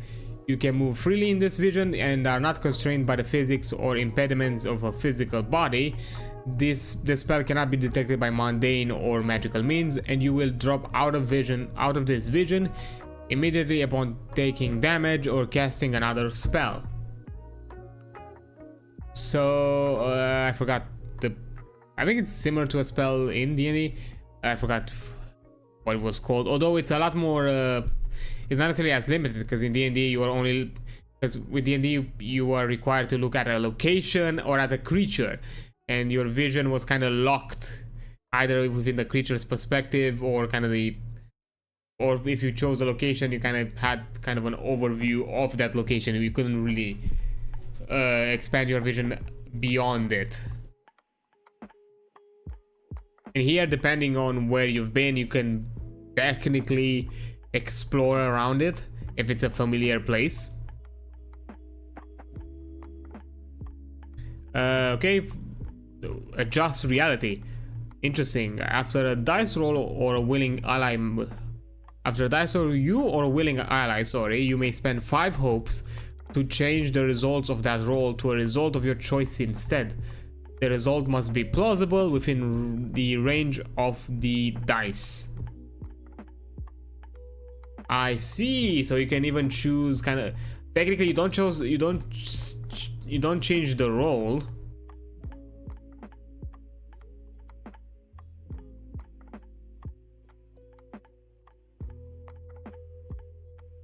You change the outcome of the roll, and depending on the, so let's say if you roll like a 5 and a 6, that's a 11. You even when you're using the spell, you still have 11 as the outcome, and let's say maybe you roll with hope, or actually no, let's say you roll with fear, and it's a bad outcome. You may still change it into a bad outcome, but maybe a bad outcome that you're more willing to take than necessarily one that than the one that, you know, maybe the game master was offering you. And at the same time, it can't be too good of an outcome depending on the DC. Like maybe in this case 11 wasn't enough to beat the DC, and you also rolled with fear, so the outcome overall was not great. So maybe it's still not a great outcome, but that bad outcome might be something that you're more willing to manage than necessarily what was offered to you at the table. And finally, Falling Sky. Make a spellcast roll against all enemies within far range. Mark any number of stress to make shards of Arcana rain down from above, dealing 1d20 damage per each stress you marked on any targets you succeed against. So basically, so yeah, this is kind of like a huge AoE effect that everybody, where you kind of have to determine to see if you hit a lot of creatures or not, and depending on how much, depending on how many you hit, you might also determine like, okay, should I wipe the board clean or should I just do a bit more damage, that kind of thing. But overall, it's an insane spell because you just do one single spellcast roll that determines all the attack roll, or that determines if the creatures in that range were hit or not. It's not even like a reaction roll, like a, you know, kind of like a spell save where the creatures try to avoid it. No, it's still considered a direct attack. So yeah, that's kind of insane. Okay, let's go with. Now that we finished Arcana, overall they're interesting, the Arcanas, yes. My bad, I actually confused it with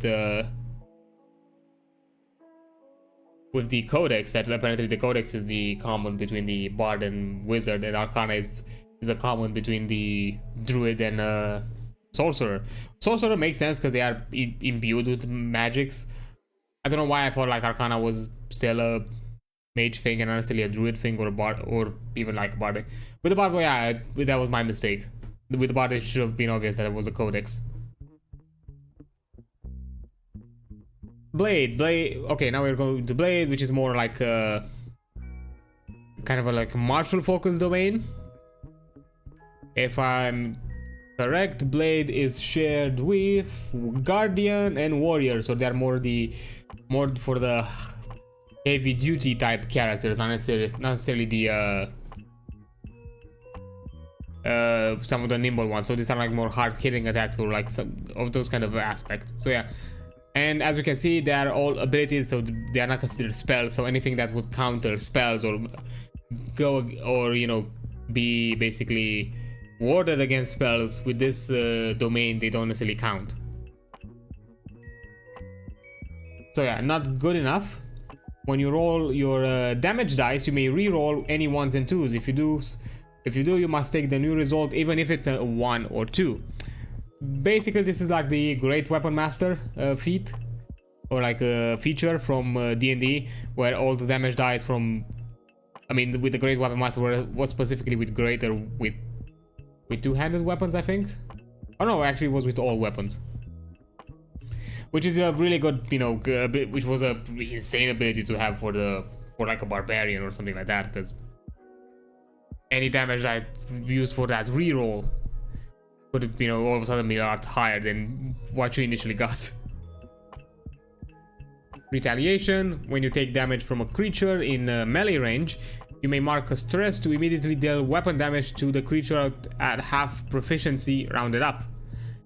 Okay, so yeah, this is kind of like a, yeah, retaliation, not necessarily a parry, but you know, kind of a strike back. And for those who don't know what they mean by half proficiency, proficiency in this game determines how many dice you use for the attack. Let's say you have a weapon that deals 1d8. If you have 2 proficiency in the weapon, when you make an attack with that weapon, you do 2d8 damage, physical or magical, depending on what the weapon is. So yeah, that's kind of what proficiency means here. So basically, you use it at half of the amount you have available to you, but it's rounded up, so it's still good. So yeah, but even at the start, depending on your, because probably most players and most characters will choose to put their, because in the standard array you have one +2 bonus. You can basically you can have one of your stats at a +2 with the standard array. So I'm guessing most characters will probably put the +2 at their trait ability, or their, to make sure that, you know, or at the least have a weapon that utilizes that stat for their attack rolls. So to ensure that at the very least they do two damage dice of damage. Okay. Then we have Whirlwind. When you make a successful attack using a weapon with melee or very close range, you may also spend a hope to use that roll against every other enemy in that weapon's range. Any additional enemies you succeed against with will take half the damage rounded up. So basically, you hit the target, you roll your damage, and the damage result roll then it's applied to the creatures around you, around the target that you hit, or technically around you and your target. Not so it's you know, half damage, not half proficiency. So you don't do an additional roll. You're utilizing your existing damage roll result. Okay, a soldier's bond. Once per long rest, if you compliment someone or ask them about something they are good at, you may both take free hope. I like this ability. That's actually kind of cool. The idea of it's interesting how it mechanically creates through a mechanical reason. It creates this kind of narrative and role play moment between two characters. Like, you know, you finish your long rest and you know you might be like a warrior or you know, like a guardian, like, shit, I do want free hope though, because I have enough for my hope slots. Hey, you're really good at knitting. I love your mittens. Oh here, free hope, both of you. It's really cool that, and of course you can make it as involved or as, you know, simple as you probably want to, and you know, as this is something that probably it's gonna be discussed slightly between you and your DM and the player that you're also complimenting. Because I guess also the player could be a bit cheeky about it and be like, that's not really a compliment. Are you really? Of course, in a good natured kind of way. I'm not trying to say that they should necessarily do it maliciously. That's mean. That's kind of you being an ass. Yeah. Then we have Reckless. You may also always mark a stress to take advantage on an attack roll against a target. Yo, the classic barbarian Reckless attack, to do it at advantage to ensure that the boys are getting hit. Interesting cost, especially because you can also jump into it even after you mark your stress points at the cost of your hit points, to basically attack with advantage constantly. So yeah, this kind of creates interesting high tense moments, because you know, it plays into that kind of risk reward. Like, are you willing to sacrifice a point of HP just to make sure that you have an advantage attack for something that you're not even sure that you might even hit? So yeah, that's kind of interesting. Scramble. Once per short rest, when an enemy in melee range would deal damage to you, you can avoid the damage entirely and safely move out of the melee range of the enemy.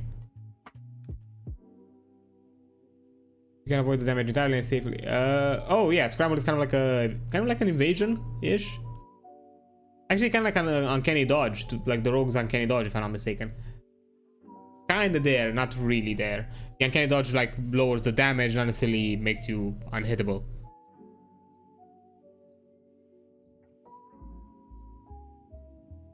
But yeah, it makes sense why it's a once per short kind of thing, because you can basically choose to not get hit at all and also move out of the range at the same time.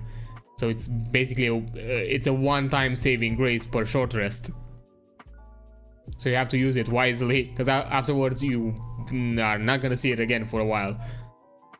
A versatile fighter, you can choose to use like the character trait of your choice on any equipped weapon rather than the trait the weapon calls. When dealing damage, you may mark a stress to take the maximum value of one of your damage dice instead of rolling it. Interesting. This one, yeah, it's nice because you're no longer like forced into utilizing a character trait that you might not be good at. Because maybe, who knows, maybe you find a weapon that you really like and maybe synergizes really well with you, but it utilizes a character trait you haven't necessarily focused at.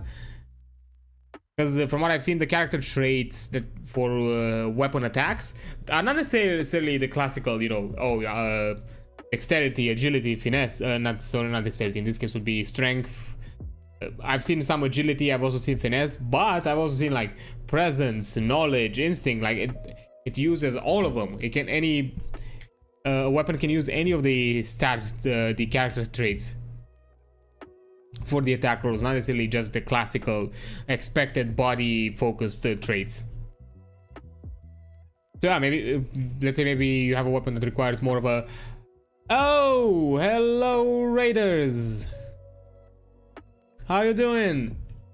I got maced? What's that supposed to mean?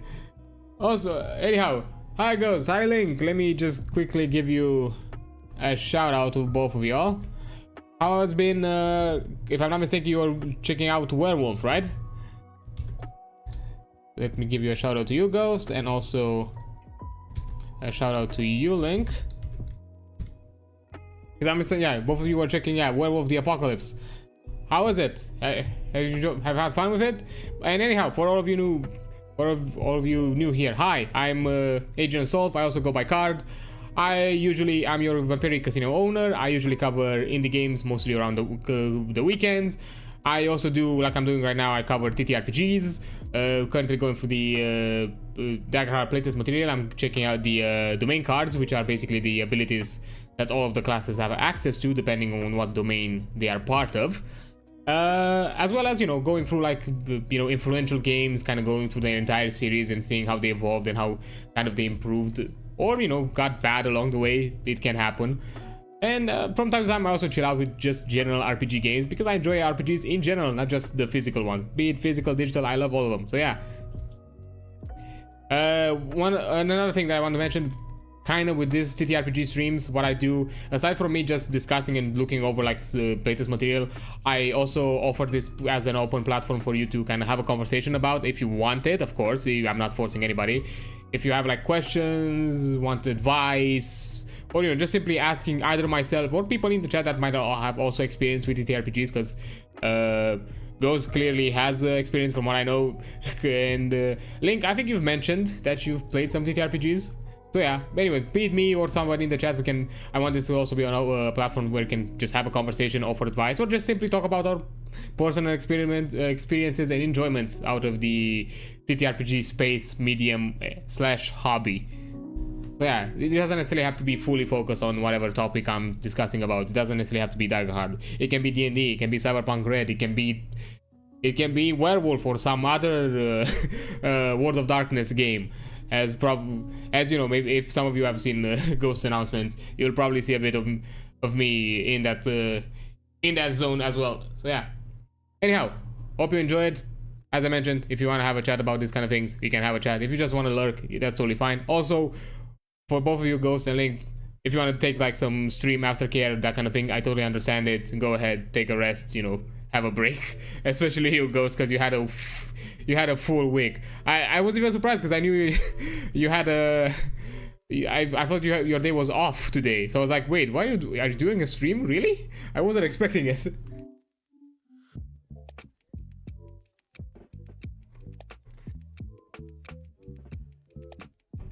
So yeah.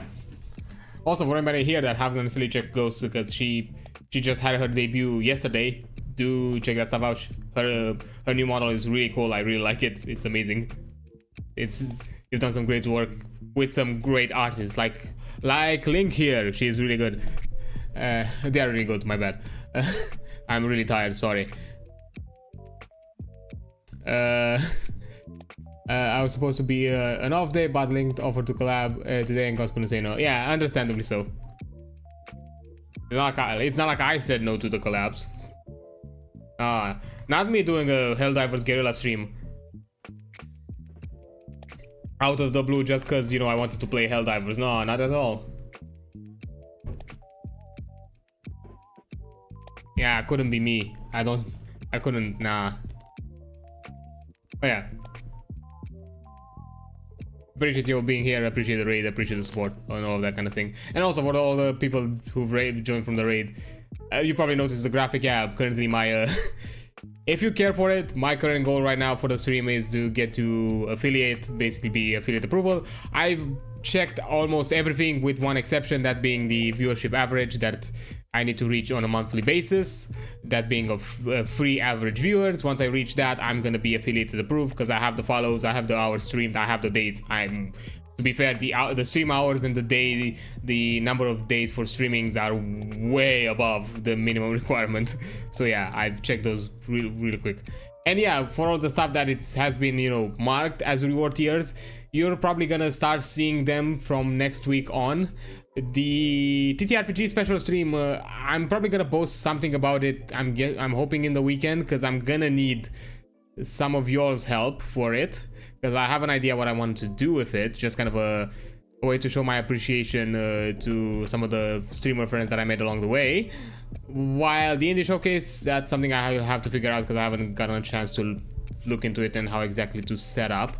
But I am gonna make the effort to have them both as bonus stream next week, because next week is gonna be a 3-day stream anyways. So adding 2 extra streams is not necessarily gonna be a big deal for me. With the self intro video as well, I'm gonna make an effort to have it done by the end of next week. I've been really busy because, you know, I've been collabing, I've been doing streams here and there, and I've also had some off-stream stuff to do here and there. So yeah, life's busy sometimes, it's harsh. And of course also because I'm also in the bonus area of things, I'm also probably gonna soon-ish release the playlist. I'm hoping the playlist to actually do it pretty quick, because I think as the first song for the playlist, I think I have an idea what's gonna be the first song for it. So I think I'm gonna probably release that one soon-ish. I just need to do a bit of the setup, and because to be fair, I haven't fully like figured out the playlist in what exactly the order the songs are gonna be. I have a list of songs already that I know that I want to be used, but I'm still figuring out the order. But yeah. Anyhow, let's go back into this. Yeah, so next card, Deadly Focus. Once per short rest, you can apply all of your focus towards a single target. Choose that target until you attack another target. Until you attack another target, you defeat the creature or the battle ends. Add +1 proficiency. So basically, you're just going fuck that guy in particular. Do 1 extra damage dice to that guy until he's dead. You attack somebody else, or you know, you just finish the battle. Which, to be fair, finishing the battle could also imply the guy that you were focusing might have run away, or who knows, just decided to surrender or something like that. Although it would be funny to just have Deadly Focus 24/7 and be like, nah, I want him dead. That's no matter what. That'd be kind of fun.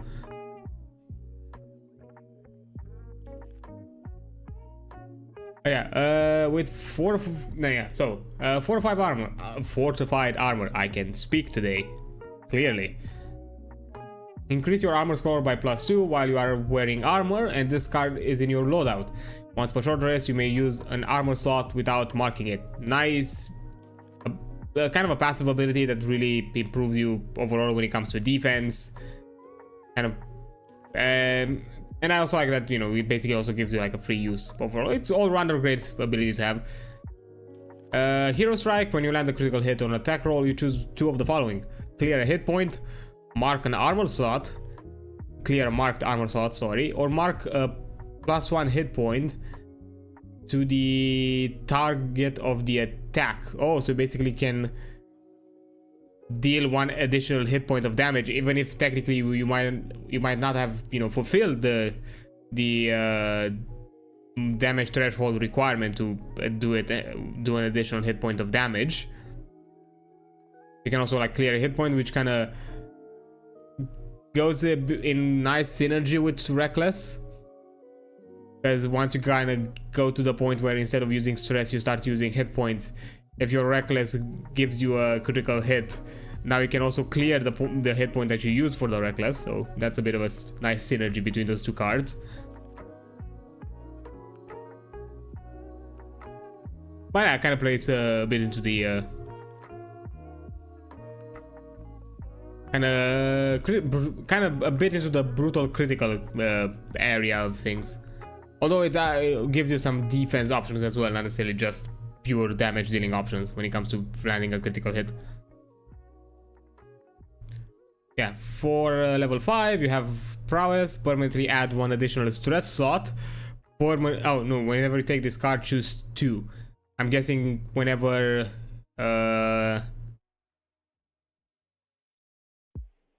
oh, actually no, wait a minute. When you take this card, choose 2. Permanently add 1 additional stress slot, permanently add 1 additional hit point slot, sorry, or permanently raise your minus damage threshold to 5. Any damage that comes in below value does not mark any hit points. Then place this card into your vault permanently. So this is a permanent benefit, a permanent bonus, and this one, to be fair, it's kind of nasty because they've changed how the minor damage works. Minor damage is now at permanently 1, basically meaning that anything below 1 doesn't mark a hit point, which in logical sense that would be 0, or anything below 0. Oh, hi there, Reese. How you doing? I appreciate the lurk. Don't worry.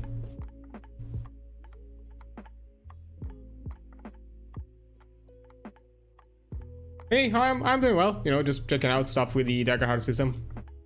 Kind of wanted to kind of finish up with the with the kind of character related stuff, because last stream I went through classes, and the streams before that, you know, the heritage system, the general like character creation, and now I'm just finishing with the domain cards for all the classes. I'm also gonna look into the equipment, and depending on how it goes time wise, I might also check up the leveling up system, like a chapter of the material. And who knows, if I have time, I might also create a mini Adrian Solf player character for the for the system. Like, you know, what if I was like a playable character in this system? I'm still gonna do it even if I can't do it today. I might do it next stream if I can't do it now. That's the thing I want to do, kind of as a kind of a small break for it, after jumping into some other chapters of the game. Although I'm not sure how much of the chapters I'm gonna jump into, because the adventure, I'm probably gonna leave it alone, because I'm still thinking about it if I'm ever gonna run the game or not. I do want to play the game, that's for sure, but I'm not sure if I'm gonna run it myself at anytime soon. So I kind of want to keep that more of a, you know, more of a surprise. And there's some elements that are more world building focused, and I'm not necessarily here to discuss about those kind of things. I'm here more to discuss more the mechanical aspects of the game, and you know, have my opinions in that regard, not necessarily on the world building narrative side. You know, aside from my own personal experience of how to do world building, I'm not there to necessarily offer advice, and it would just be me reading lore about the setting, and I don't necessarily want to. There's not a lot of pointers I can offer there. Yeah, that's totally fine. You can, you know, lurk around. I appreciate lurkers. They are the backbone of any stream. So yeah, that's totally fine if you just want to have me in the background while I yap around and, you know, nerd out about ttrpgs. Yeah, the prowess is an interesting one. Because yeah, minor damage is nasty. Because now you mark a hit point if for any damage above 1 and whatever is below your major threshold. Your actually major damage threshold, yes. But increasing it, that basically means that any damage roll, any damage roll that is below this, it's gonna be insane. Plus, if I'm not mistaken, I think if I remember correctly, I've talked about, like, I think it was either the warrior or the guardian, where they also had some features that basically increased the minor threshold even further. So I wonder if you can combine it with this, it's even higher. So basically, you're even less likely to be hit in your minor damage threshold. So yeah, that's gonna be, you can become a tank if you build it well. I don't remember how exactly those synergize, and I'm not sure if I really want to jump into it right now and look at those classes. I don't fully remember if it was like a feature or like a subclass. I think it was subclass specific, if I remember correctly. But anyhow, battle hardened.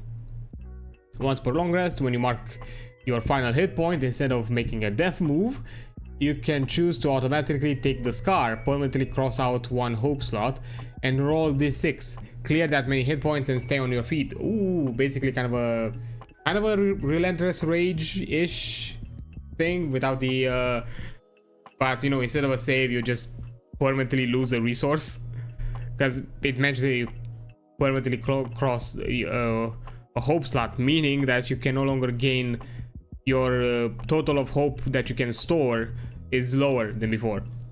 So you might not necessarily use as many abilities in sequence as you could have done before. Okay, 6th ability, Rage Up. Before making an attack roll, you may mark a stress to temporarily increase your proficiency by +1 until the end of the attack. You may Rage Up twice per attack roll. Ooh, that's interesting. So you're not only utilizing a stress to basically increasing your damage, you can also do it twice.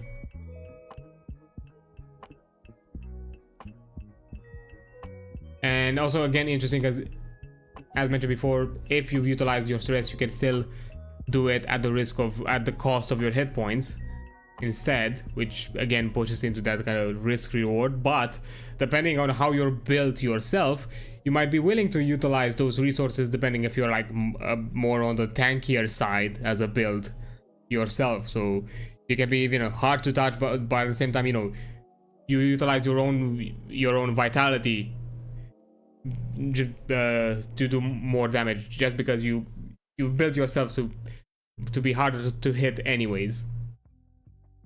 So it's not that much of a risk to utilize your hit points. Blade Touch. When majority of the domain cards in your loadout are from the Blade Domain, attack rolls always take +2 to their results. Increase your severe damage threshold by 4. I see, interesting. Because I've just jumped into the Arcana Domain previously, so my understanding of it is that every domain has one of these cards. Of basically, if you have like a majority of a specific domain in your loadout, you can get like some passive bonuses depending on that. So yeah. Okay, then you have Glancing Blow. Whenever you make an attack roll that misses its target, you may mark a stress to still hit the target for weapon damage at half proficiency. So yeah, you can use the resource to basically do half damage to guarantee it. It's a nice option. I understand why it's at higher levels, because, you know, having it available for lower levels would have been really powerful. You could have basically still mowed down through enemies a lot quicker. Battle Cry. Once per short rest, while you are charging into danger, you can muster a rousing shout or a phrase that inspires your allies. You and all allies that can hear you each clear a stress, gain a hope, and until you or an ally fails a roll with fear, gain +1 proficiency. Interesting. I really like some of these role interactions, like that you have, like either rolling with fears, gaining specific dice results, because it can really bump up kind of the power of a card, because you know, depending on your luck and what's your dice results, this card could be in effect for quite a while. Of course, the more allies are buffed, the more likely it is for the buff to quickly dissipate. So there is basically a balance in the math of it more than anything. Then you have Frenzy. Once per long rest, you can go into a frenzied state until there are no more threats within sight. While frenzied, you cannot use armor slots, but you have a +2 to your proficiency, and your severe damage threshold is increased by 8. Ooh, that's interesting. It's kind of a, you know, you're going full on beast mode. You're taking all the damage, but you know, taking severe is almost, depending on how you're built, could be almost impossible to take severe damage and just only take major and minor. So yeah, that's interesting. Then you also have Gore and Glory. When you deal weapon damage to defeat an enemy, you can gain a hope or clear a stress. When you roll a critical success on a weapon attack, you gain an additional hope or clear an additional stress.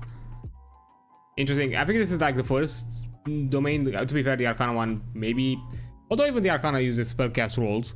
I haven't seen anything that mentioned too much of the critical attacks, or like critical successes for attacks. So this one, the blade is kind of the first one that I've seen so far, where kind of critical success have an additional play into some of the cards. But in here, it's not like with a critical success you can also gain a hope and a stress. It's still like you choose one, and that benefit is greatly enhanced. Reaper Strike, you may declare you are using Reaper Strike, spend a hope to make an attack and make an attack roll. The GM will tell you and any enemy it would succeed against in a range of your weapon. Once per long rest, choose one of these enemies and immediately deal 5 hit points of damage to them. So basically it will tell you, so basically you can choose, depending on the enemy you attack, it can just literally be an insta-kill ability or just a hard-hitting ability, and just from that point on, just whatever creature was attacked is to their brink of death anyways.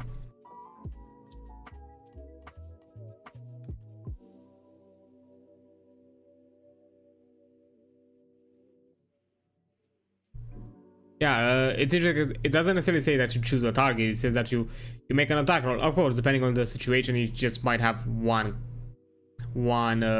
creature to attack. But maybe in the situation we have multiple creatures, you know, you still make the attack roll, and the DM can still be like, maybe okay, you didn't necessarily succeed against the target that you wanted, but with this attack roll, you can still choose one of the other targets, maybe one of the additional targets, and still clear that, do that hit point damage to a different creature. Then you have Battle Monster. When you make a successful attack against an enemy, instead of rolling for damage, you may spend 6 hope to deal the target a number of hit points equal to the amount of hit points you currently have marked. Ooh, nasty. So if you were really risky with the game, you might just instantly kill the monster just by saying like, I have more hit points marked than you have hit points in total, so you're dead now.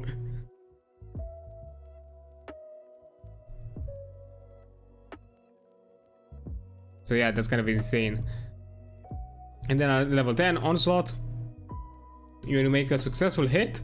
Your weapon attacks never deal damage beneath the target's major damage threshold. You will always deal a minimum of 2 hit points of damage.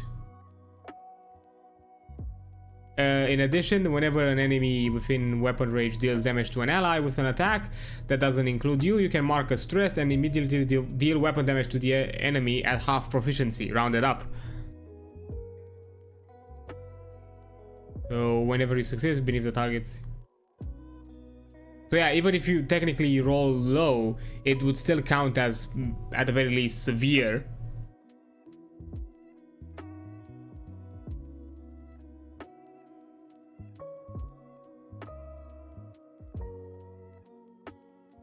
No, sorry, not severe. It will still at the very least count as major, even if you rolled below major.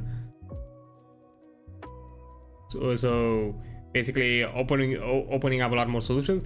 I do wonder. No, because this doesn't count as an attack, because it says that you immediately deal damage, while here it clearly mentions that on a successful hit, so you first have to do an attack. Here there's no attack required, it's more of a situational damage effect. So this effect does not apply, so this effect doesn't apply on this one. But still, it's quite powerful, which is kind of a thing that I really like about this, because consider that the Blade domain is more of a martial focused, like domain set. Towards the later levels, it kind of gets to the same kind of power level in Insanity that you'd expect to see casters. So it can still have this kind of insane high damage dealing moments, even as a martial class, compared to maybe some other system where in D&D, for example. Maybe aside from having some kind of special weapon here and there, you can't really do. There are not a lot of martial classes that do insane amount of damage. Like Rogue is one of them. Barbarian to an extent, yes, if they do their brutal critical, they also do a lot of damage. And fighters, basically, if they do continuous successful attacks and utilize their second winds and basically utilize their multi attacks, sure, but they don't necessarily even get close or compared to the level of kind of destruction that a magic dealer has, kind of like a spellcaster has. So seeing some of the high level cards here that kind of bring to that kind of same level of high power attacks, it's interesting.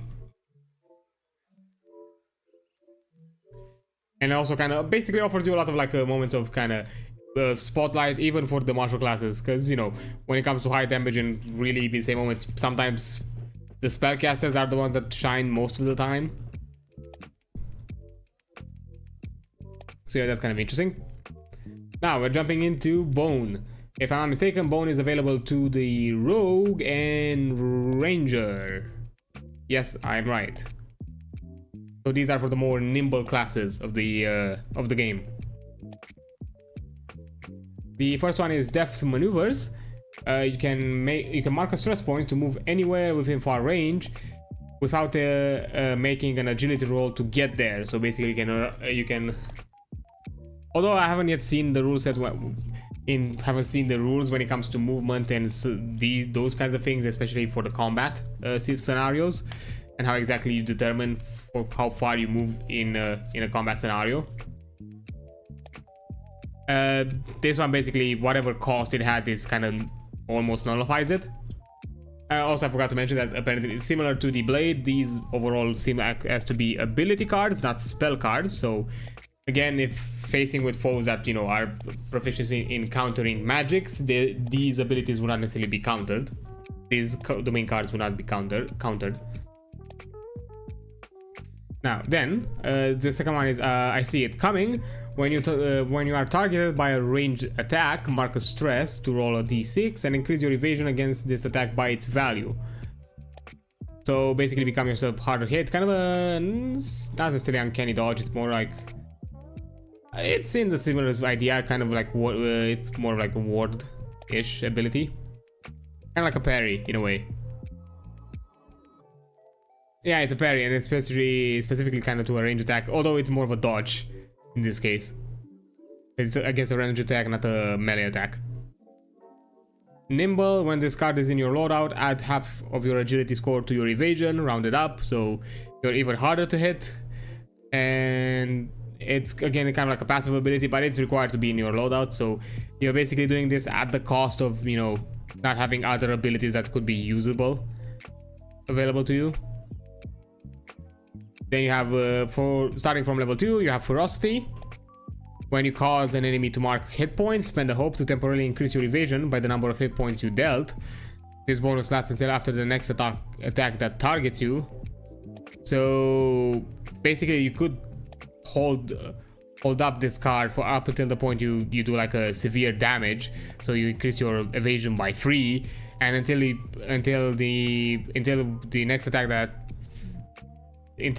that you receive is ended, you are kind of good to go. Although, you know, after that first attack that was targeting you ends, you know, that bonus is also done. Ooh, this is kind of a wordy one. Strategic approach. After a long rest, place a number of tokens equal to your knowledge trait on this card with a minimum of 1. When you move into melee range of an enemy and make an attack roll against them, you may spend 1 token to choose. You may spend 1 token to choose an option below. You can make an attack at advantage. Don't add a character token to the action tracker for this attack, and added 1d8 to your damage. When you take a long rest, clear all the unused tokens. Interesting. I also find interesting that it utilizes the knowledge trait, even though I'm pretty sure both classes don't necessarily are focused in knowledge. So it's interesting that it kind of encourages you to also dip into other places, into other kind of character traits.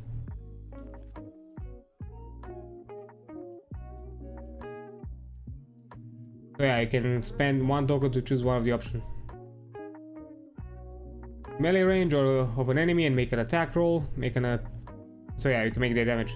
This one is interesting. Don't add a character token to the action tracker for this attack. So basically, the attack that you've done will not be counted as also an attack for the game master, because the action token, the character token would be utilized by the game master in their turn to either activate an enemy, or to be utilized with an additional character token to activate some kind of an ability, or actually to generate like a fear token. So yeah, you kind of limit the game master's resources. Or, you know, you can just simply do more extra damage, or you can assure yourself that the attack hits. So yeah, it goes in that kind of element that you're thinking more strategically. This kind of really offers you some elements of tactics and strategizing with this card. Then you have Brace. When you use an armor slot to reduce incoming damage, you may also spend any number of hope. For every hope you spend, reduce the incoming damage by the value of your proficiency. Interesting.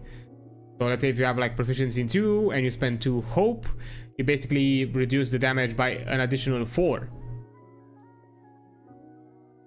which can be even lower it depending on, you know, the type of attack you've gotten. You might lower it from a severe to a minor. And then you have also Tactician. When you help an ally, they can add 1 of your experiences to their roll as well.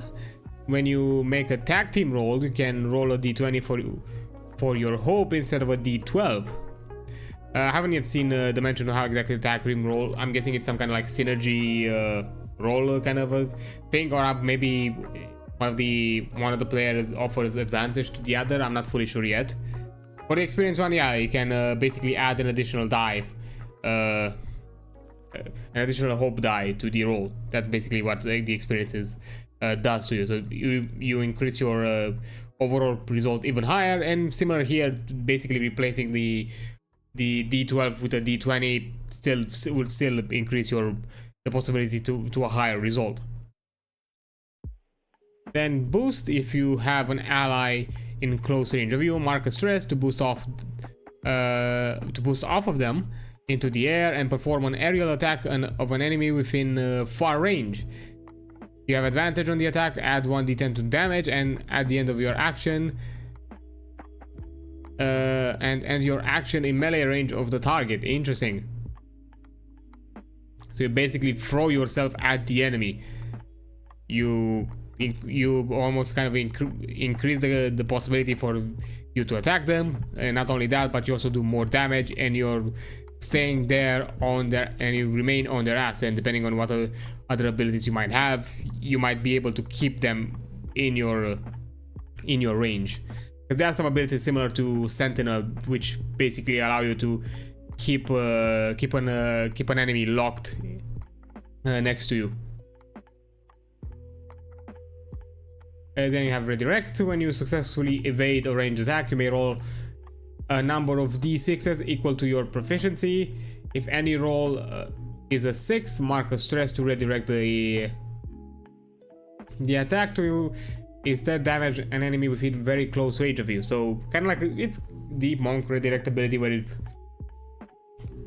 can move around something like an arrow or like a thrown object to somebody else, or I guess if you really want to be really anime about it, a bullet, basically.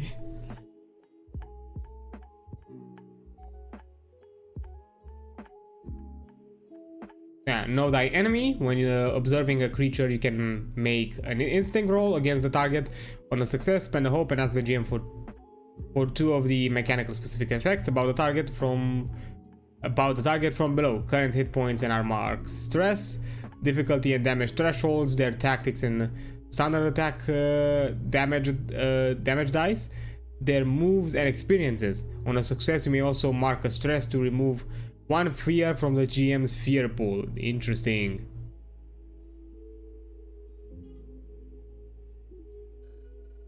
That's kind of interesting. That I think it's the first ability that kind of gives you a more kind of a meta knowledge of what exactly the character, the monster stat can do. And to be fair, this, depending on the situation, some of them can be really useful. Although tactics one seems really interesting. I'm guessing the tactics represent like the creature's like special abilities.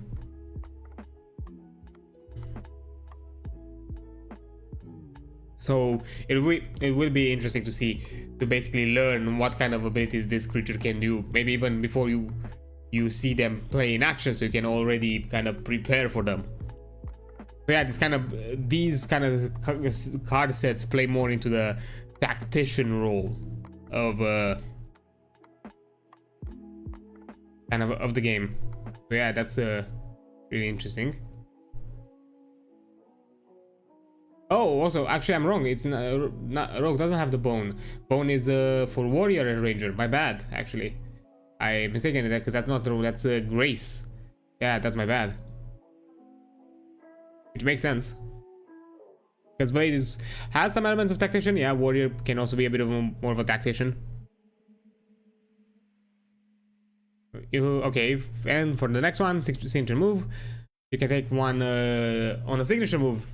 You can take on a signature move in battle, that you can perform once per short rest. Name it and describe it. When you include its description in an action you're taking, use a d20 instead of a d12 for your hope die. If the attack succeeds, you may clear a stress. Interesting. I love that this kind of adds a bit of flair and a bit of kind of like a roleplay characterization moment for your character, depending of kind of what type of kind of martial fighter they are. You may, play around into this kind of thing when you take on a section. Although yeah, you can only utilize it but once per short rest, so it's not something that you can constantly spam. So it is at the same time something that you can strategize around, and depending on the situation you can clearly use it or not. You also have rapid riposte. When you successfully evade an attack from a melee range, you can mark a stress to automatically deal damage from an active weapon to the attacker. So basically you immediately similar. I think similar to, there was like similar ability in the blade domain that did something like that, where if an attack failed, you can, or if you actually, I think that in that one was actually the opposite. If you received an attack, if you are actually damaged, you can also damage them back. Although if you combo them together, because the warrior could combo them together, you basically can attack back both when you evade an attack and when you get hit. Recovery. During a short rest, you can always choose to do one of the long rest options instead. Interesting. You may spend the hope to let one additional party member do the same. Even more interesting. I actually kind of like this, because as I mentioned, it also plays a bit around with the idea that if the DM really wants to be a bit cheeky about it, They can make some of the resource costs for some of the options available for the short rest or the long rest to be harder to obtain depending on the current environments that the player are in, if the DM wants to, of course. So having this kind of card can even increase the usability of it and kind of its value of having it for those kind of more grittier moments in the game. Bone Touch, which I'm guessing, yes, which is kind of like an affinity towards the Bone Domain. So yeah, when you have a majority of the Bone Domain cards in your loadout, you increase your agility by 1. And before an attack roll targeting you, you can mark an armor slot to increase your evasion against it by half your armor score, rounded up. So before you receive an attack, you can also increase your evasion based on your armor slot, which is interesting. Although from what I've seen, most of the high evasion armors are usually lower on the armor score, because they kind of play into the idea that those are usually more like light armors, kind of like leather armors, kind of things. You know, high armor scores usually have lower evasion because they are usually heavier armors and you're not necessarily as mobile in them. But it's an increase overall, so it doesn't matter, because in certain cases even that even that bonus +1 can make the difference. Then Cruel Precision. Whenever you make a successful attack with a weapon, add either your finesse or agility trait to the damage. So basically you can also add your ability modifier, basically your ability score or ability modifier, or in this case, you know, character trait to your damage, not just use it to determine your success on the attack. Breaking Blow. When you make a successful attack, I can pronounce today, you may mark a stress to make the next successful attack against the same target to do an additional 2d12 damage. Okay.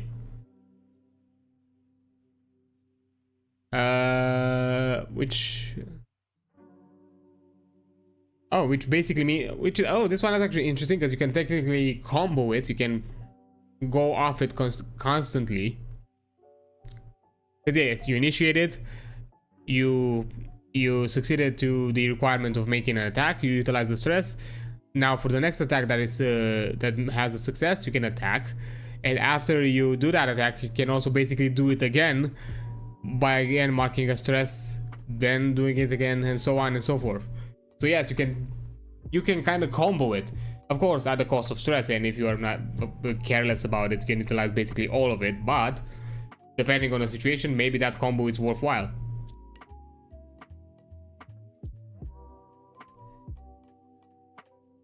Then we have a Wrangle. Make an agility roll against all enemies close to you. You may spend a hope to move any enemies you are successful against to any position within close range. Use of this ability does not contribute to a character token to the action tracker. Oh, interesting. So this roll does not necessarily count to the resources that then the game master would use in their turn. And it's interesting. Interesting. So not only you can reposition your enemy, but you'll also you're gonna make your DM have a game master have a bit of a harder time into countering into going back from it, which makes sense for such a card to have this kind of power, because it's a level 8 card. Then you have On the Brink. When you have 1 hit point remaining, you can always add your proficiency to your evasion. Ooh. This can play well with some of the Blade Domain stuff, where you play a bit more high risk, and you know, you kind of really spend your resources or your hit points about it. So this is interesting. Then you have Splintery Strike. You make an attack roll against all enemies in your weapons range. On a success against any targets, once per long rest, you may roll a number of weapon damage die equal to double your proficiency plus your finesse trait. You can distribute this damage however you wish between any enemy you are successful against. So from my understanding, you determine the amount of damage you roll. Like let's say you have like proficiency 3 for the example, although I'm guessing at this level you might have it higher, but anyways, so you double it, so you get 6 dice plus your finesse. Let's again say it's, I don't know, 5, so you have 11 dice. My understanding is you roll all the dice, you determine the damage, and then you split the damage.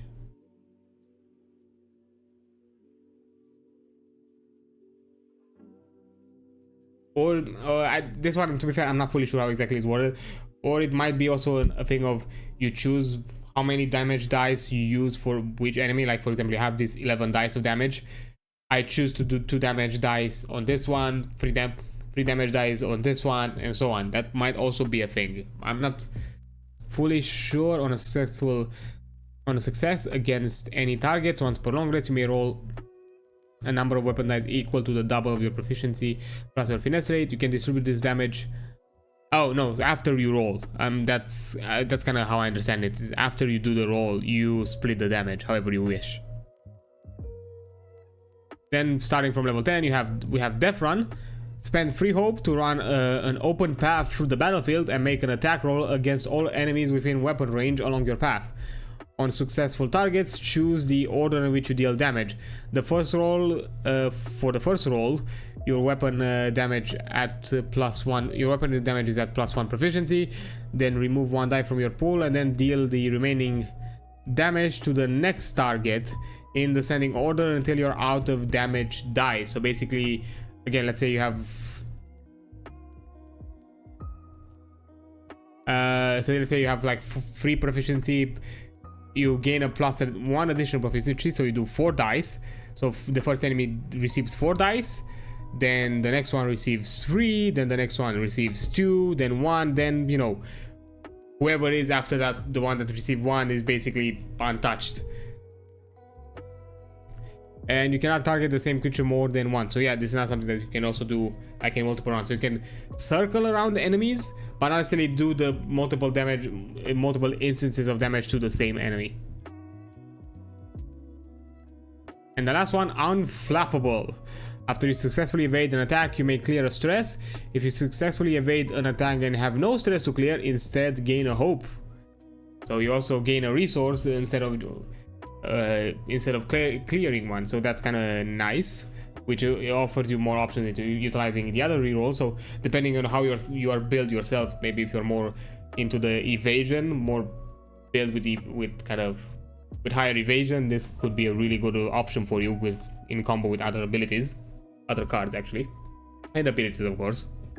So yeah, overall, yeah, I like the bonus a bit more in the kind of strategy element. So yeah, I like it that, you know, it's nimble, but also kind of a bit of a tactician type thingy, type kind of domain, and most of their abilities kind of play into that idea that you're a bit more about, you know, hit and runs, making sure that, you know, you're not taking damage, but at the same time you can also do some reposting yourself and learn elements about your enemy and that kind of thing. So yeah, that's kind of cool, and also make certain limit the options of the game master as well, because in some cases you also remove action trackers or you know, limit or lessen the gain of action trackers. So that's neat. Yeah, and next we'll jump into Codex, which is shared by now that I'm correct, Wizard and Bard. These are the, I'm doing correctly. But before I jump into them, I'm gonna take a quickish 5 minutes break, do kind of like a bathroom break, grabbing a snack, having a refill of my drinks, and then I'll be right back and continue with this with the remaining domains. And depending on how we go, we'll go through the equipment as well as the other stuff. Yeah, see you in a few minutes. Okay, I've returned. Now continuing with the Codex, as I mentioned, there are the kind of common domain between the Bard and the Wizard. And from what I see, we're already starting something a bit different. Some of the cards here, although not all of them, because after a certain point apparently they become spells, but not completely. Or sometimes abilities. Sorry. We have grimoires, which I'm guessing grimoires are more like a a spell list, a book of spell lists or abilities. So yeah, the first grimoire is the Book of Ava. Power push. You make a spellcast roll against the target in melee range. On a success, they are blasted back to far range and take D10 magic damage using your proficiency. Then you have Tava's Armor. Use an action to spend a hope that gives a target you can touch a 1d6 to their armor score. The next time they mark an armor slot, you can stack Tava's Armor on one creature. So basically, you touch a creature, you roll a 1d6, their armor score is basically increased with that bonus, or maybe you can choose to roll it on the moment, something like that. By the way, but you can't use multiple.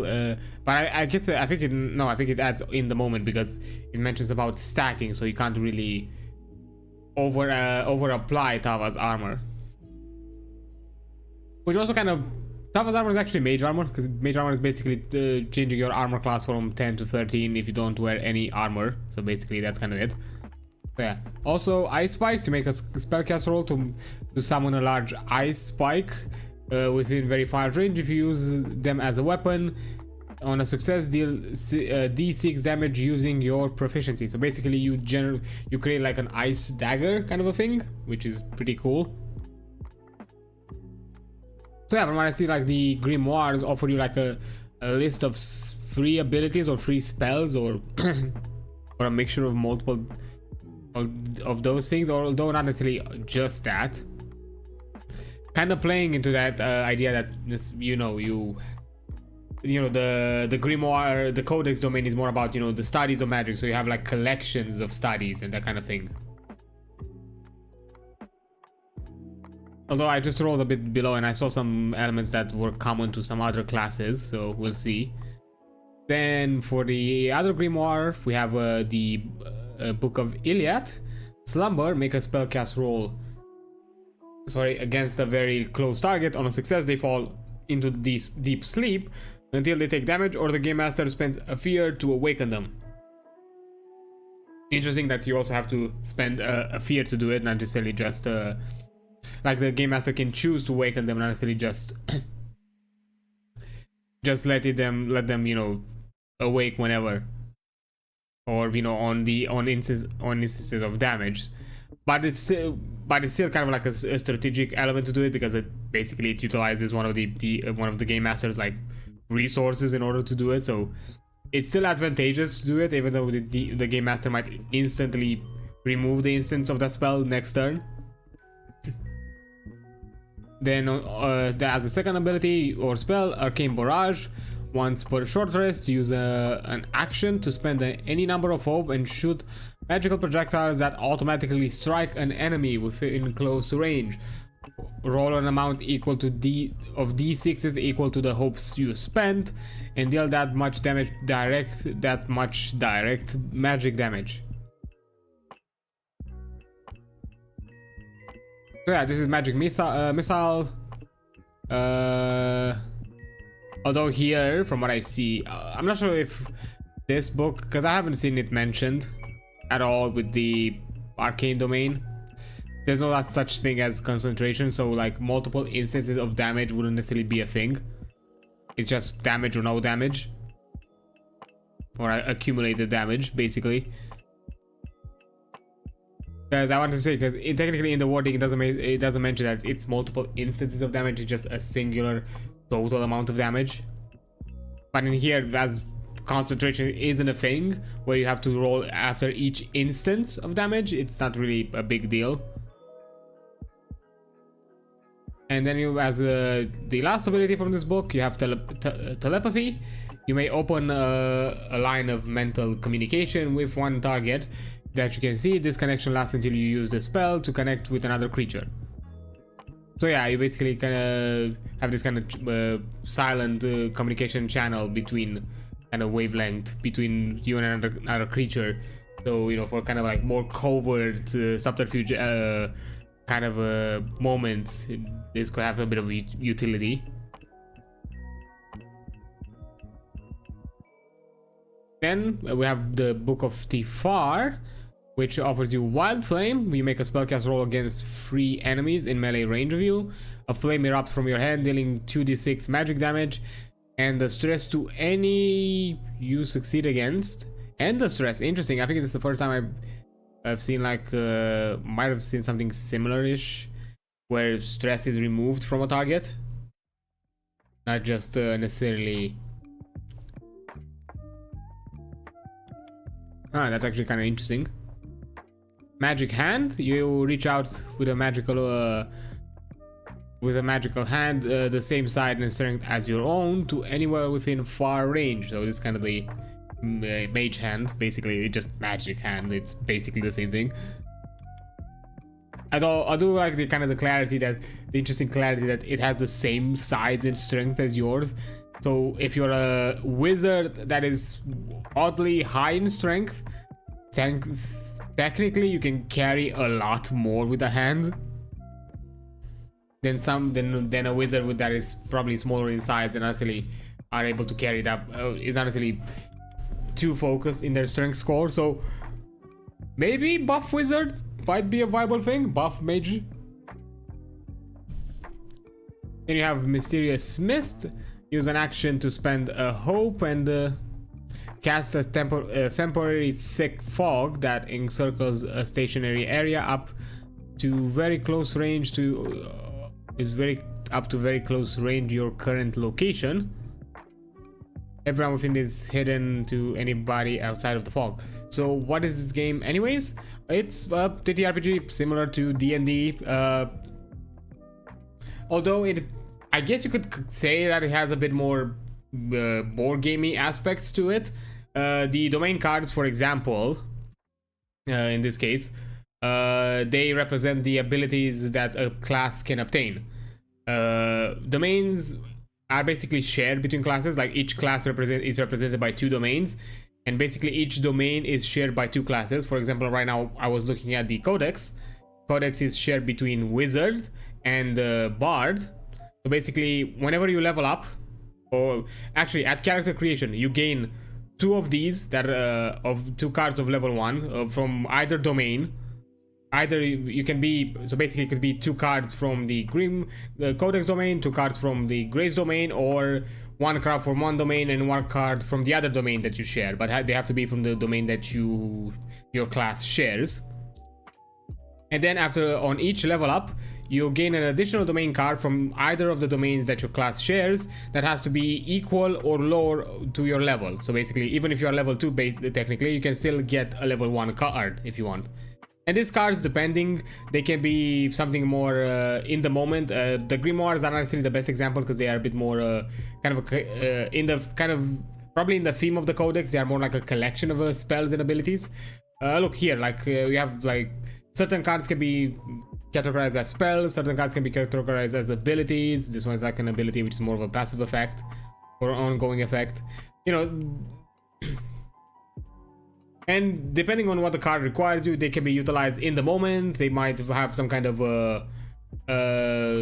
situational requirement, or they might just be a simple passive that you have constantly active on you. You collect these cards as you level up.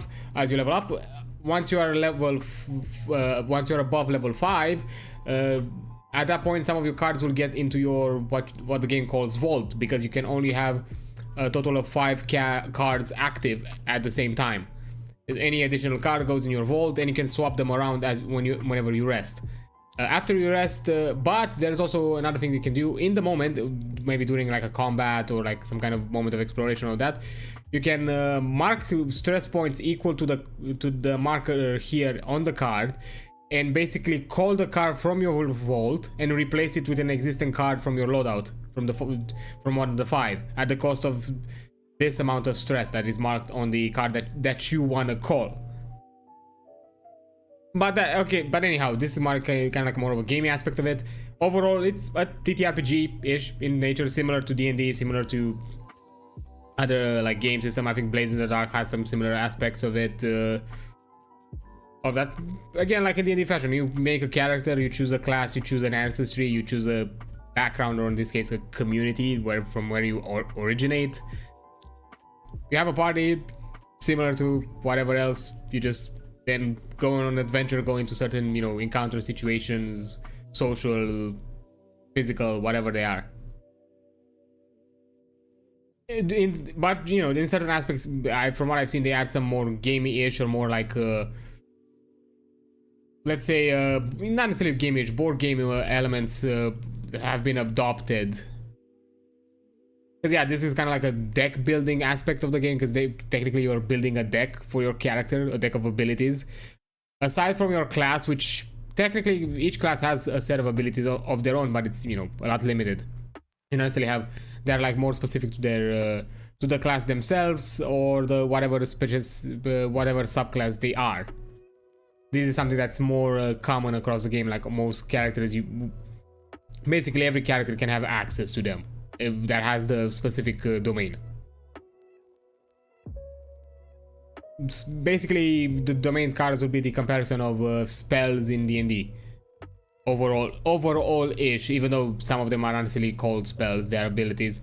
But even in D&D, you have certain features that are common to multiple classes. For example, evasion is a common feature between monk and rogue. You have, I mean, you have the general, you know, dodge, although these are like general across the board. Is there any other like common in the martial classes? I'm trying to think of. Second win, nobody has anything similar to that. I've seen some people who have homebrewed the reliable talent instead of being reliable talent on the rogue to be similar to the bard's jack of all trades ability, where they basically gain half proficiency to all your skills instead of having a flat 10, depending on how the DM, you know, rules out their the skill checks. Because I've seen some DMs where basically they roll out certain skill checks that are as automatic successes, which means that, you know, the reliable talent in certain situations may not necessarily be as useful for the rogue. So kind of to balance it out, the rogue gains a net benefit by having jack of all trades instead. But anyhow, that's a weird ass tangent. I'm not sure exactly how better else to explain it. It's overall functions like a TTRPG. It is kind of like it is a TTRPG. Just yeah, my friend made a swashbuckler rogue with 8 proficiency skills. Yeah, to be fair, a rogue, once they gain a ton of proficiency, and they also I know it's not homebrew. Believe me, I think I've seen like a video where you can basically build a character to gain proficiency in all skills. It's totally possible. It's, you know, the game allows you to do that, you know. Yeah, it is insanity, but if I'm not mistaken, you kind of dip in a lot of classes in overall. I'm not sure, aside from being like a skill monkey, I'm not sure how viable you are in anything else. Because I think you dip in too many classes at the same time, and you basically are across the board like a lot of low-level classes. And it's a combination of features. I think you also utilize a racial. Oh yeah, because I think you have to be, I forgot how the race was called, the bunny race, because it's the only, I think, from the one of the Magic the Gathering books, I think. Because it's the only race that gives you proficiency on initiatives. Because technically initiative is a skill check. Which even means that for a rogue, actually not rogue, for the bard, actually even, yeah, for the bard actually, they basically gain half proficiency in initiative. Because initiative is considered a skill check in D&D. Yeah, it was basically that. You also utilized, I think, the skilled feat, which offered you like some additional features. Then you basically dipped into many subclasses and multiclass in a lot of classes that basically gave you a ton more proficiencies or additional proficiencies. I forgot exactly how the build was done, but it was insanity. But overall, it wasn't too much. Oh, hello, hi, hi, Glitchy. Hello, Raiders. How you doing? Hey, how's it going? What about all of you new here? Hi, I'm Adrian Solf. I also go by card. You can call me however you prefer. I usually, you know, stream, you know, indie games, go through TTRPGs like I'm doing right now. also go through like influential like IP series, game series specifically, and see how they improve, evolve, and change across the, in some cases, even decades. And from time to time I also chill out and play some RPGs and have a chat, because I love RPGs all over, in general, not necessarily just the physical form as I'm doing here. So yeah, but anyhow, hey, welcome Raiders, welcome everybody. If you wanna do some after stream self-care, I totally understand. If you just raid in and dip, that's totally fine for me. I appreciate the support offered either way. Also, let me just give you a quick shout out, Glitchy. There you go. So basically, do check Glitchy out. She makes some she does a lot of art streams. She makes some really cool art. Do check her out. Show her your support. But yeah, hope you having a nice day and enjoy the stream, because I think you're doing like an art stream, right? Yeah, you're doing an art stream. Hope you had fun with that.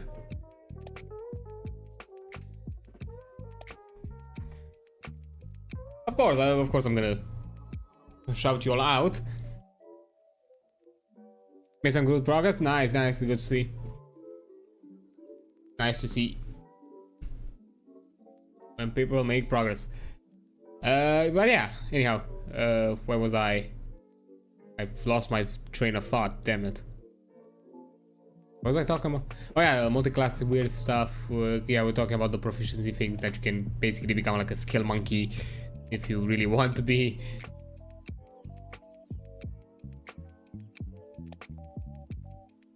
Yeah, I'm not sure if they had like a point with that discussion to make, aside from like, yeah, aside from like mentioning that, yeah, you could technically in D&D you could technically multi-class into being proficient in all skills, but I'm not sure how viable it is outside of just being proficient in all skills, which is not necessarily fun. I mean, yes, you can do it if you want, but what's the point of you doing it? Like, yeah, having some like insane builds where you have like a lot of benefits in certain areas, yeah, that's fun to have, but once you kind of become good at everything, where's the fun in it? Because that means that nobody else has the spotlight, and why shouldn't they? Yeah, I think I've checked this one. Yeah, now to the next book of Citille. Okay, so adjust appearance. You can magically shift your appearance and clothing to avoid recognition. Just basically mask of many faces. Paralela? I mean, I'm just pronouncing it in the way I would probably pronounce it Latin-wise. I'm not sure how you pronounce it in English. Paralela, I guess. Spend a hope to cast this spell on yourself or any ally close to you. The next time that creature makes an attack, they can split the damage between any targets in range that the attack roll succeeds against.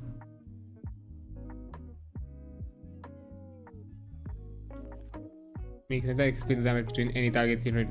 Okay, so any targets, I'm guessing in the attack range, you can split the damage. So that's interesting. Illusion, make a spellcast roll with a DC of 14.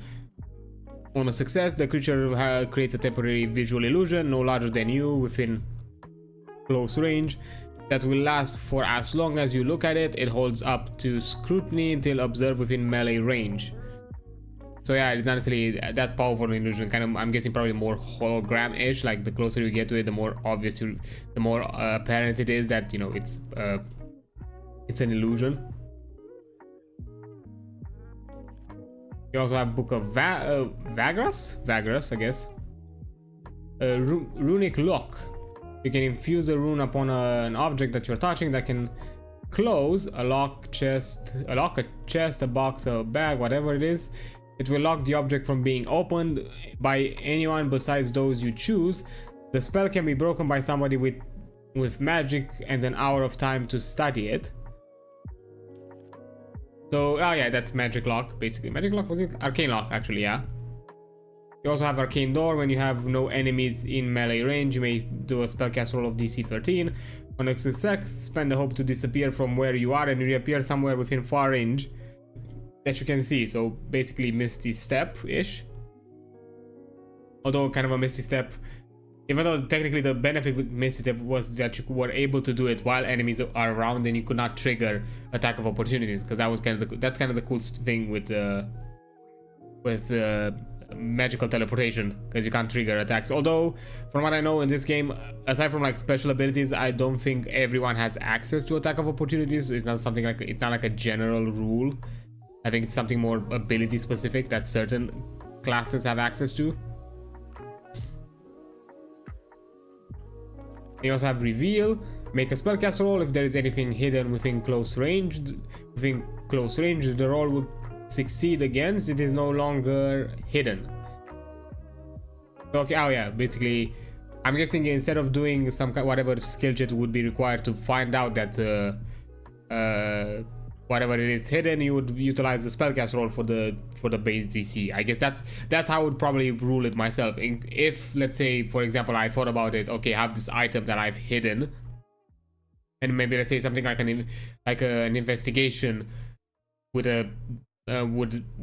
discover it with the spellcast roll. Basically, it no longer requires the character to do the investigation, but I still might require the same level of DC, or maybe even lower, just because, or maybe lower it a bit simply because this is a magical effect, so it will be technically more potent.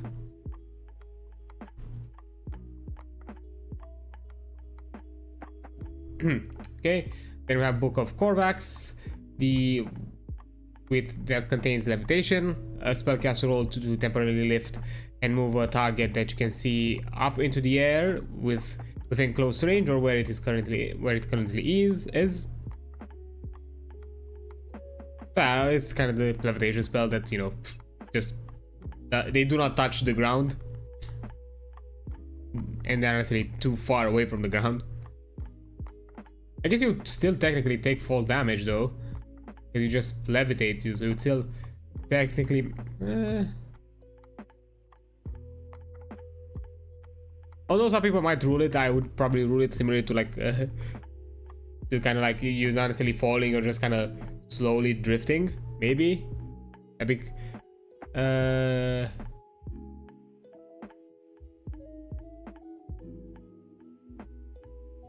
Although it's a temporary lift and move a target that you can see in the air, it's not necessarily it's not something that necessarily you apply to yourself. It's something that you apply to other people, because it says to target you see. They would technically mention if you can apply it to yourself, so yeah, that's not necessarily, it's more a bit utility in other aspects, actually more crowd control, I guess. Also, recant.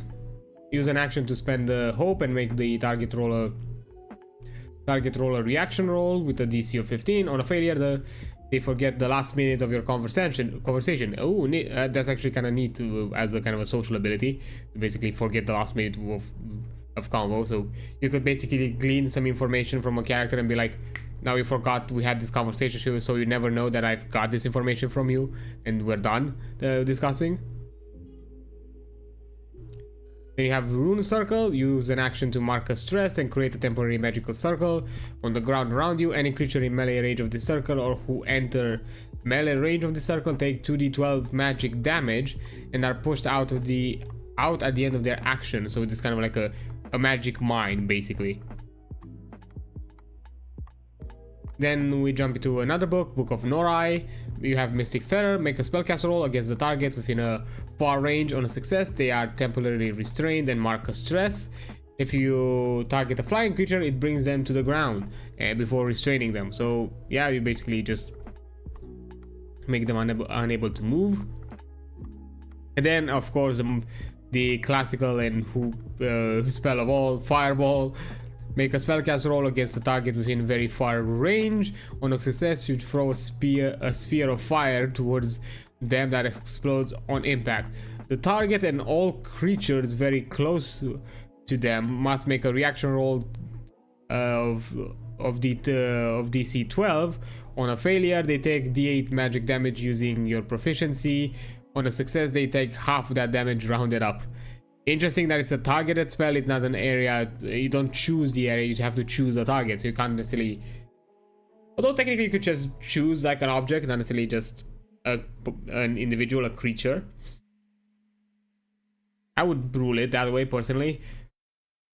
But I guess it still is the idea that you have to hit something with the ball of fire in order to detonate.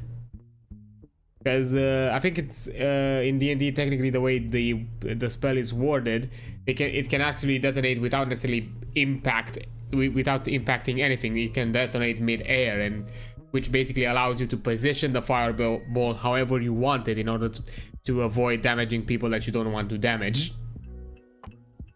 In here it's not necessarily as easy probably to do it. You could still technically do it and still strategize around it, but you might have some situation where some friends might get burned.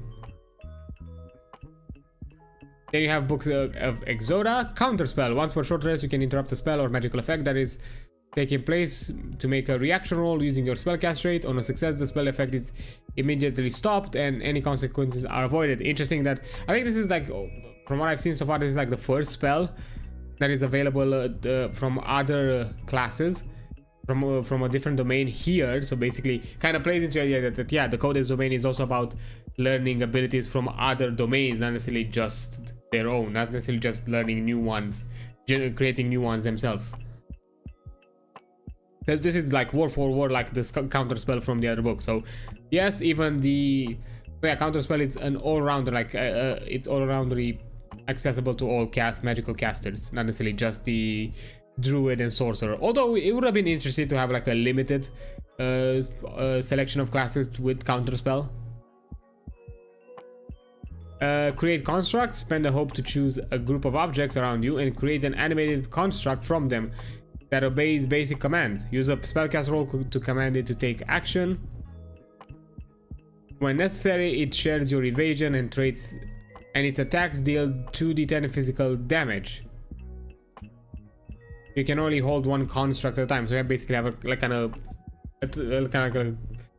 small pet, inanimate, or like a semi-sentient inanimate object. Not necessarily animate objects. You also have a Book of Grin.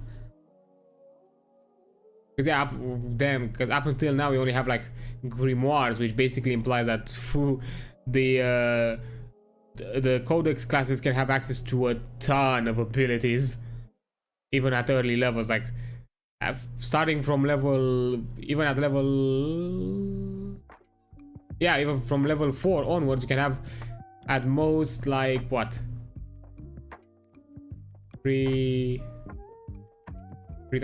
12 abilities. Not 12, actually 15 abilities, because you can have 2 over level 1. If you just focus on Codex, for example, for all of your levels. You can have like 15 spells / abilities, like, which is insanity. But anyhow, Book of Grin. Arcane Deflection. Once per long rest, spend the hope to completely negate any incoming damage from a single attack on you or an ally very close to you. To completely negate an attack.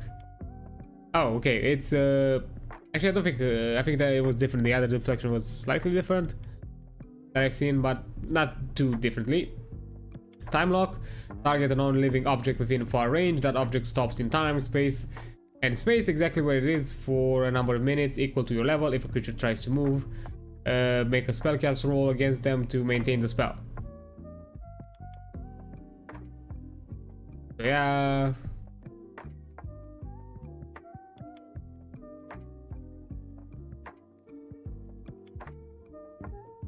I see. Interesting. This can have some interesting like utilities. You might actually time stop something like, I don't know, the like most obvious example that comes to me, like can stop like something that would explode, for example, stop it in time. That'd be interesting. So Wall of Flame. Use an action to mark a stress and create a temporary wall of magical flame between 2 points within a far range. Anything that passes through it takes 4d10 magic damage. So yeah, kind of a crowd control ability.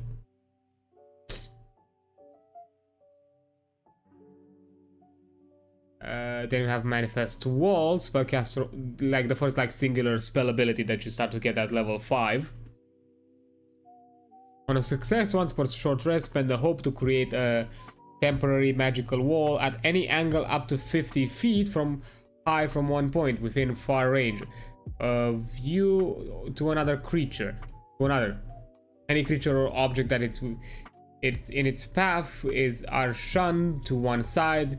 It will dissipate at the end of your next long rest when you use the spell again. At any angle up to 15 feet high.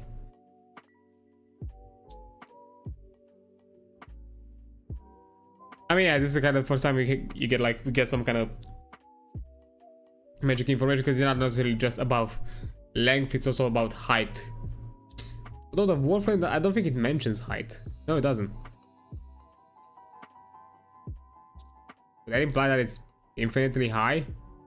I mean, I guess it not necessarily, because the game does mention ruling over rules, so there would be like some kind of logical, reasonable stop height. It wouldn't necessarily be infinitely high, like one basically a firewall that would go beyond the heavens. Okay, then we have teleport. Once per long rest, you have the ability to instantly teleport yourself and a number of others within close range to up to your level, somewhere we are aware of. Choose one option below to gain an additional modifier, then make a spellcast roll. If you know the place very well, take +5. If you visited this place frequently, take +3. If you visited the place infrequently, take a +1 to the roll. If you've only been there once, no modifier. If you've never been there, there is a minus to your roll. So yeah, this is kind of like the D&D teleport spell, where the more familiar you are to a place, the more likely it is that you'll get there successfully. Once you appear where you were intending to go, on a failure you appear, on a success you appear where you were intending to go. On a failure, you appear off course within the range of a failure, with the range of failure signifying how far off course. Ooh. So basically, the lower the result is from 16, the farther away you are from the location you want it to be. Oof.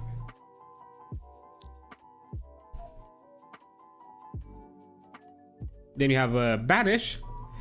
Choose a target creature within close range. You can temporarily banish them from this realm. Use an action to roll an amount of d20s equal to your spellcast rate, and tell the GM the highest result. The GM must make a reaction roll with the target number of this result. On a success, they mark a stress. If they fail once per short rest, they are banished. On any rolls the PCs makes with fear, the GM reduces the target's number by 1 and makes another reaction roll. If it succeeds, the creature returns from banishment. Interesting. So banishment, it kind of goes, it starts with you're basically almost instantly banished, but then the more you act within the combat, the more likely it is that the creature is gonna return. Although depending on certain things,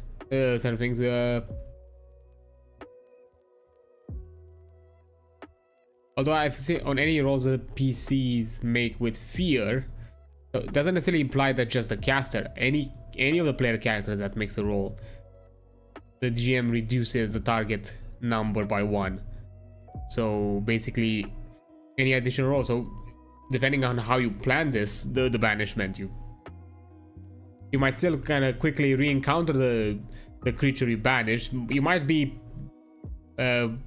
ways from where you initially encountered it, but they might now have a vendetta against you, because they come back after like, I don't know, a few minutes and see that none of you are there, and they'll be annoyed as fuck. Okay, spell of retribution, a sigil of retribution, sorry. Use an action to give the GM a fear and mark a close enemy with a sigil of retribution. Every time that enemy does damage to you or your allies, put a d8 on this card up to a maximum of your level. Anytime you attack this enemy, you may choose to roll these dice and add their value to your total damage. This spell ends when you cast this spell on another creature. I see. Again, another kind of a spell like, fuck this dude in particular, I'm just gonna constantly wail on him with a ton of damage. Oh boy. Then at level 7 we once again jump into a grimoire. Pass through. Make a spellcast roll with a DC of 13 on a wall or a door within close range. On a success, once per short rest, you and anyone who is touching you can pass through it. Through the spell drops once everyone is on the other side. And then second, so yeah, this is Dimension Door basically. Although Dimension Door technically allowed you only one creature, here this basically allows multiple. I mean, of course, within reason, like how many creatures can be touching you, of course.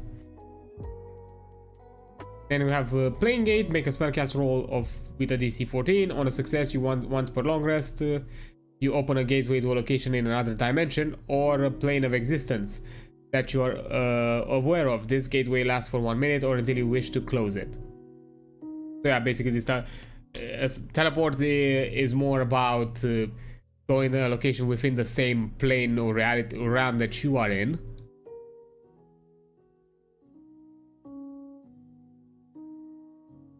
While Playing Gate is more about, you know, getting into different realms or different planes of existence. Like, you know, for example, in D&D, Playing Gate would be used in from going from the material plane to something like, I don't know, the Shadowfell, the Nine Hells, that kind of thing.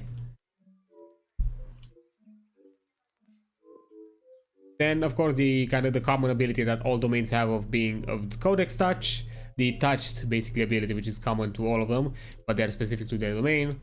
When you have the majority of the domain cards in your loadout from the Codex Domain, you gain the following benefits. You can always mark a stress to add proficiency to a spellcast roll. Once per short rest, you may replace this card with any card from your vault instead without paying a recall cost. Interesting. I see. But at the same time, you lose the benefit, but you might be able to call a really powerful card back into your loadout, depending on what situation you might encounter. So that could be really useful. At level 8, you get another grimoire, Book of Viola. I'm guessing. I'll say Viola. Memory Delve. Make a spellcast roll against the target within far range. On a success, you get into the mind of the creature and ask a question. The GM will describe any memories that they have that pertain to the answer. So kind of like a information gathering. Interesting. And also share clarity once per short rest, long rest. Sorry. Spend hope to choose 2 willing creatures. Whenever one of them should mark stress, they can choose between the 2 of them who marks it. This spell will automatically end at their next rest. Interesting. This can play really well with some of the other classes that can gain stress back and that kind of thing. It gets really synergized well with them. To basically allow them to obtain more use out of their abilities. You then have Haven. When you have a few minutes of calm and focus, you may spend 2 hope to summon your Haven, a large interdimensional home for you and your allies to take shelter in. When you do, a magical door appears somewhere within close distance of you, and it is only enterable by those you choose. Once inside, you can make the entrance visible. You and anyone else inside can always exit. Once you leave, the doorway must be summoned again. When you take a rest within your own Haven, you can take an additional downtime action. That's actually really nice. Again, as I mentioned, depending on how you want to add some additional rulings to your downtime kind of actions, this one can be turned into a really useful ability, a really useful spell later on. And also, it's really cool flavor-wise and party-wise to have Haven, especially for your like caster classes. And not only for like the representation description that you can get out of it, because you can really embellish what your Haven can be and be very character specific to you, but you can also play around with the idea that, look, my Haven can offer all of the amenities necessary for them to take the necessary short actions or the necessary long rest actions. So yeah, this could be really neat. At level 9, it's again another grimoire, Book of Ronin. You you get the ability, the spell transform. You make a spell cast on a of DC 15 on success. You immediately transform into the shape of an inanimate object you can picture in your mind. No larger than twice your normal size. You can remain in that shape until you take hit point damage. You can move into this form, but it might draw attention. Wait, you're basically playing prop hunt? That's what I'm seeing out of it. You're just a prop, just hiding around. That's actually kind of cool. I find it interesting that you're also kind of sentient, because I'm pretty sure like some of the, because a true polymorph ability that would, if you were to choose an inanimate object, you would be an inanimate object. You wouldn't be able to control yourself, because you wouldn't be a sentient creature at that point. So yeah, that would be weird. You also have stable portal. Once per long rest, use an action to mark a stress and choose 2 points within very far distance. A temporary portal will open up to both of these points, and any creature may use this portal to move between these 2 points freely. The spell will end at the end of your next short rest. Interesting. That's kind of really cool for mobility wise, and in certain like combats or like maybe some kind of maybe tense puzzle exploration, this could puzzle kind of moments, this could really be useful. You know, now you're thinking with portals. You also have this integration wave, which is a separate spell card. Make a spellcast roll of DC 14. On a success, you once per long rest, the GM will tell you that enemies within far range have a difficulty of 14 or lower. You mark a stress for each one you wish to hit with the spell. They are immediately killed and cannot come back to life by any means. Yeah, this is disintegration. This is the what's the disintegration called? I forgot. But basically that.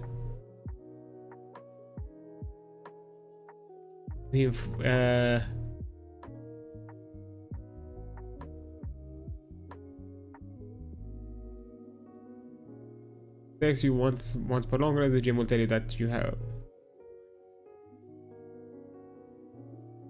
a difficulty of 14 or lower.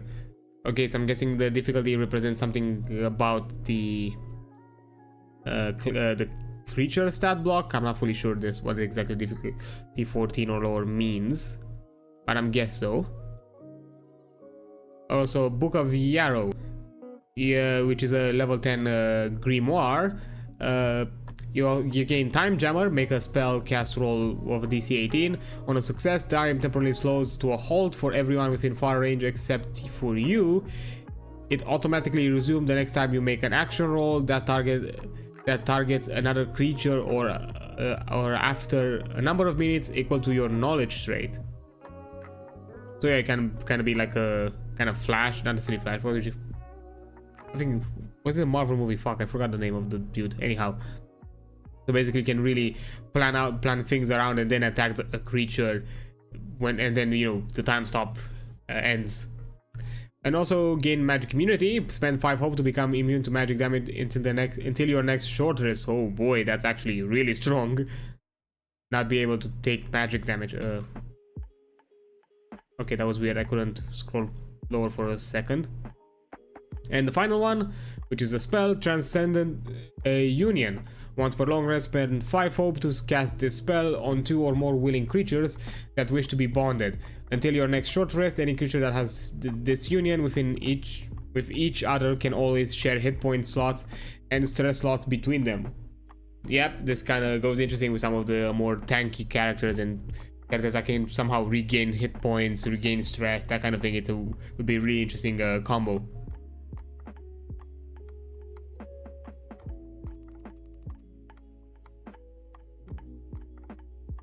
So yeah, that's really cool. Now jump into the Grace, which Grace is a common domain between Bard and Rogue, if I'm not mistaken. Yeah, Bard and Rogue. So more about like kind of presence, manipulation, those kinds of things. And now kind of back to more like simpler text rolls, because boy, I think the grimoires are a bit lengthy, I'll be honest. Also, depending on how things go, because the domains do seem to be a bit lengthy. And I do want to finish at the very least the domains. I might end it after the domains, because I am running a bit long. So yeah, I have to see how that kind of thing goes. But at the very least, I do want to end with the domains, and maybe I'll let equipment and level up for next week. With a level up, I wasn't necessarily planning for it, but I was hoping that maybe I would also jump into equipment today. But I'll probably do it next week instead. Yeah, let's jump into it. So one of the first level 1 abilities cards from Grace is Deaf Deceiver. You spend a hope to take advantage on a roll you make to deceive or trick someone into believing a lie you tell them. Yeah, a general kind of social role, which is pretty good. Like basically kind of like friends in a way, but not necessarily with the drawback that they realize that you lie to them, I guess. So technically a more powerful version of friends.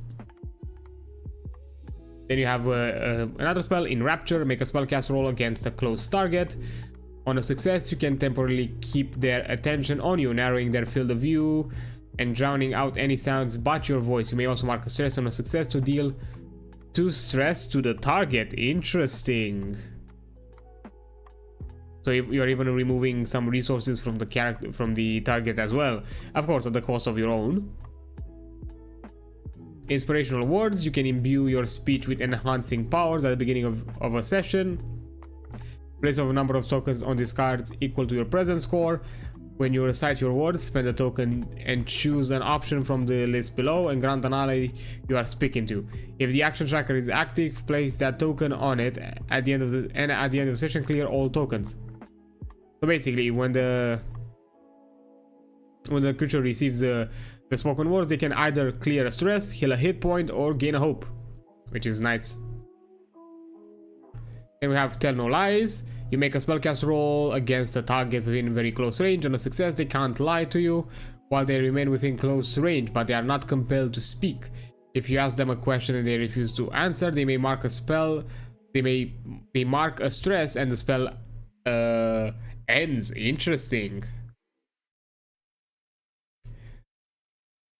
I see. So basically, forgot.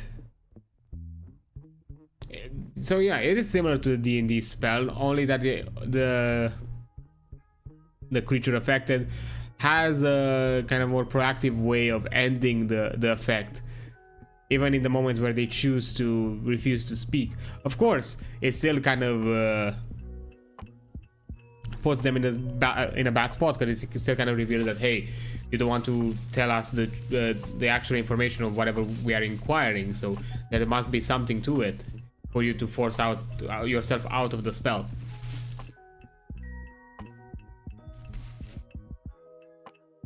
Sorry, I don't know why with this ttrpg talks, maybe because I'm talking too long or something, I get a bit nasally. I'm not fully sure exactly why. Is that it only happens with these ones for some reason, and it's nothing like, has nothing to do with me like being at, you know, later hours or like something about like the chill or anything like that, because it's the same temperature. I've been at later hours in other times, I'm been fine, so that's weird. And also, I don't necessarily feel worse or bad, I just feel nasally. I have like, which is weird. Anyhow, continuing. Troublemaker.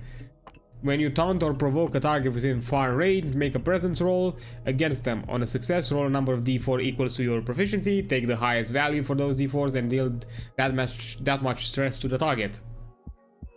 So I see the Grace is heavily focused on kind of removing the stress resource of targets, which is really neat. It's kind of pushes more into that kind of into that kind of support class, because the stress would more than anything allow the enemies to gain access to certain special abilities, that kind of thing, not necessarily stop them from not doing attacks. Hypnotic Shimmer. When you make a spellcast roll against any enemies in front of you within close range, on a success, once per short rest, you create an illusion of flashing colors and lights that can temporarily stun any enemies you succeed against, dealing them a stress and leaving them unable to move or act until the stun is cleared, while in combat the GM can spend tokens from the action tracker to activate a stunned creature. That's interesting. So yeah, it really plays into the kind of crowd control support kind of role. Then you have invisibility. Make a spellcast roll over DC 10 while touching a creature. On a success, mark a stress and that target become invisible for 1 hour until you cast the spell again, or until the invisible target specifically, makes an attack or spellcast roll. Then we have soothing speech during a short rest. When you use 10 to wound downtime or move to another character. Downtime move on another. Oh, sorry. When you use the 10 to wounds downtime move on another character, you may speak supportive words to heal an extra hit point to them. When you do so, also heal 2 of your own. Nice. So not only you can further heal party member, you can also still gain some healing yourself.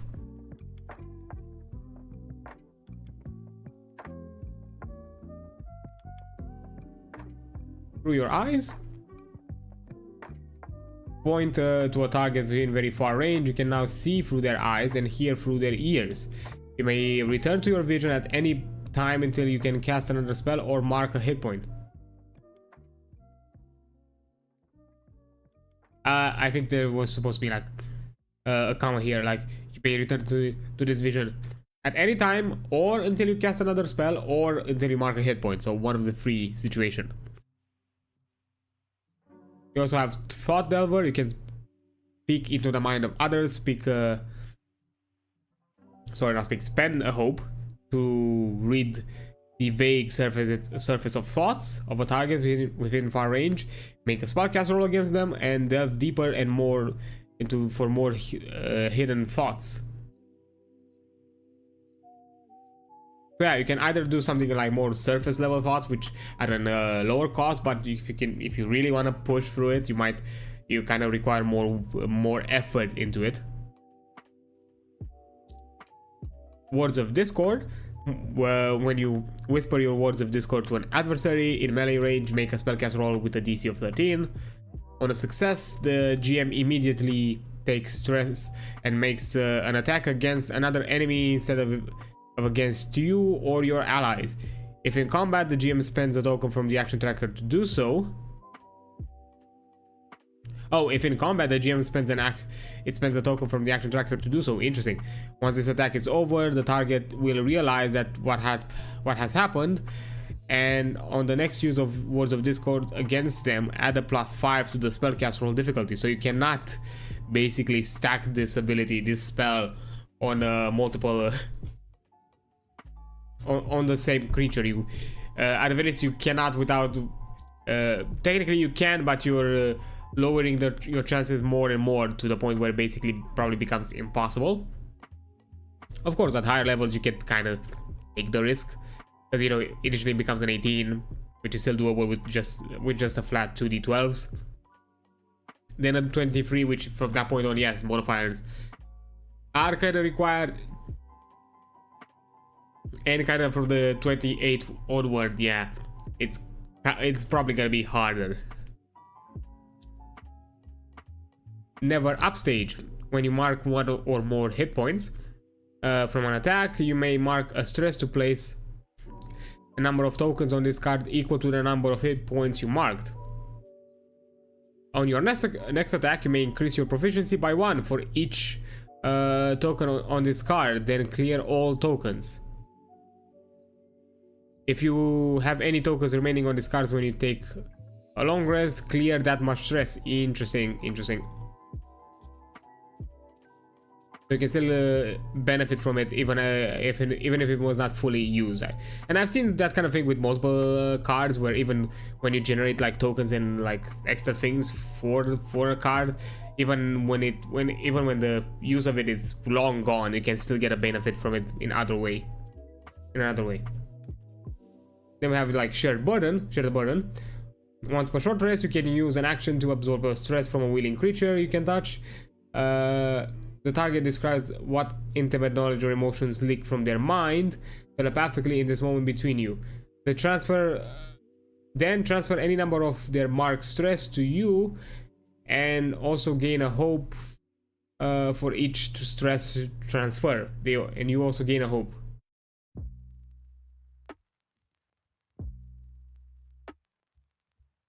So my understanding is that not only do you basically take the marked stress from a creature to yourself, but you also gain additional hope equal to the stress you took. So it's not necessarily a full-on not necessarily downgrade. It's not necessarily it's not necessarily, you don't necessarily just it's mutually beneficial. Like, you're not necessarily just the affected creature gains the benefit of removing the stress. You also gain, at the very least, you also gain the benefit of gaining hope. Endless charisma. Whenever you make an action roll to persuade, lie, or garner favor, you can spend a hope to reroll the hope or fear die and take the new result instead. Again, interesting that you can choose between them.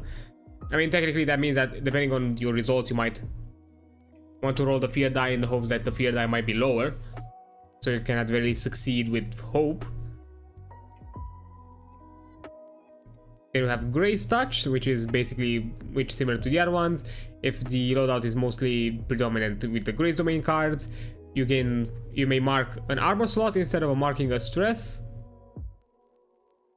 When you get critical success on an action roll, an enemy within close range takes 2 stress, or an ally within close range gains 2 hope. And instead of dealing damage after a successful attack, you always instead choose to deal 1d6 stress. So yeah, the Grace Domain is really focused about the idea of gaining or mitigating stress generation.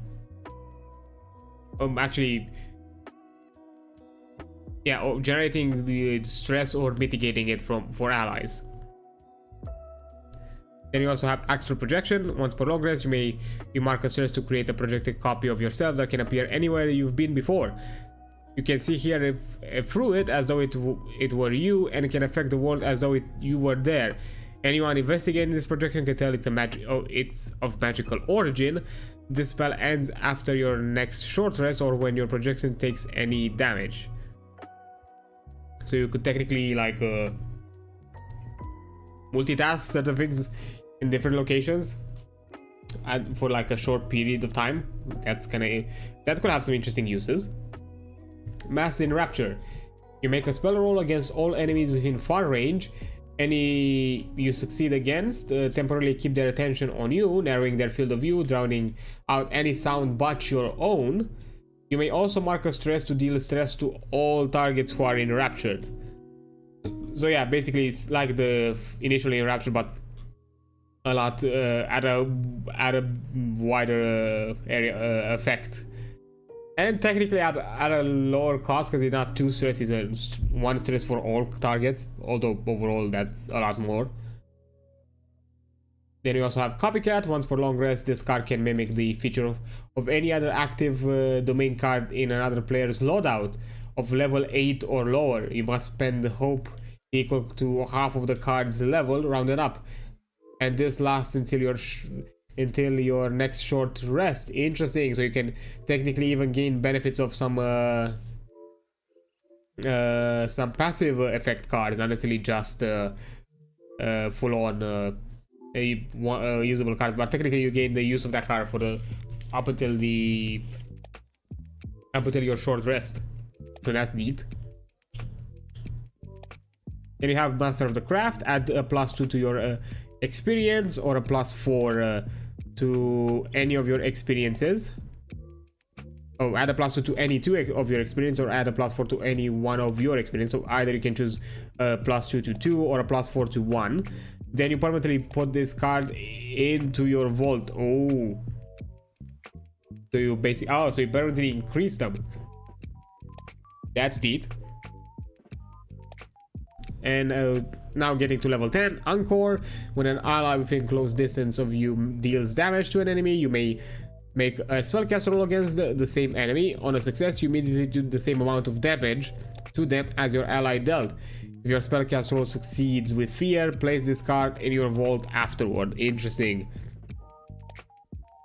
I like how sometimes the fear roll can determine if you can continue utilizing the spell or not, especially for something so so powerful. And the final 10th level card for Grace, we got Notorious. People know who you are and what you've done, and will treat you differently because of it. Whenever you leverage your notoriety, you get what you want. Mark a stress before you roll to take a +10 to the result.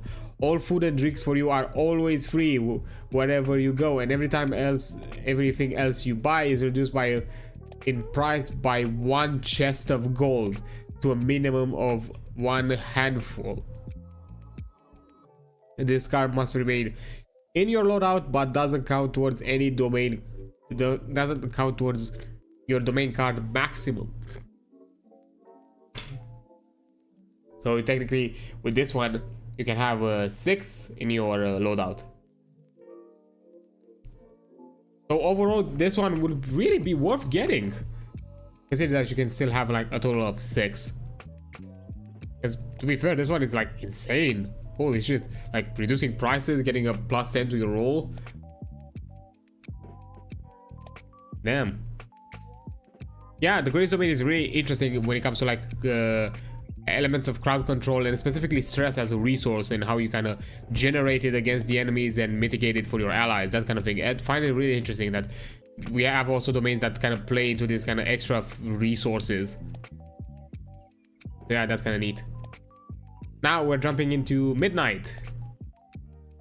We're now into the second, close to the end of the second third, which Midnight is shared by Rogue and, if I'm not mistaken, yeah, Sorcerer. So something a bit more stuff more underhanded, I guess you could say. Ooh, I really like the art, kind of like a kind of blades kind of thing. Hold on 1 second, let me just have a drink after all this conversation.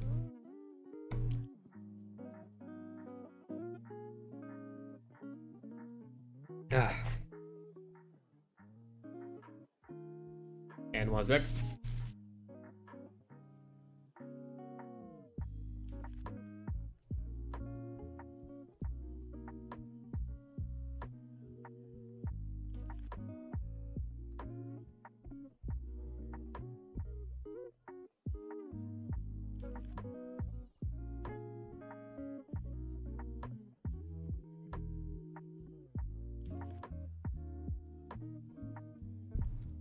There we go. So, pick and pull. You have advantage on any attempt to pick a non-magical lock, disarm a trap, or steal an item from a target, either through stealth or by force. I see. You have advantage on any attempt. Okay, I don't know. So it's still technically a skill check, but you gain advantage out of it by having this card available to you. Rain of Blades. Spend 2 hope to conjure throwing blades that strike any enemy very close to you. Make a spellcast roll, and all targets that you succeed against take d8 magic damage using your proficiency. If any targets you hit are currently vulnerable, they take an additional 1d8 damage. Interesting, interesting.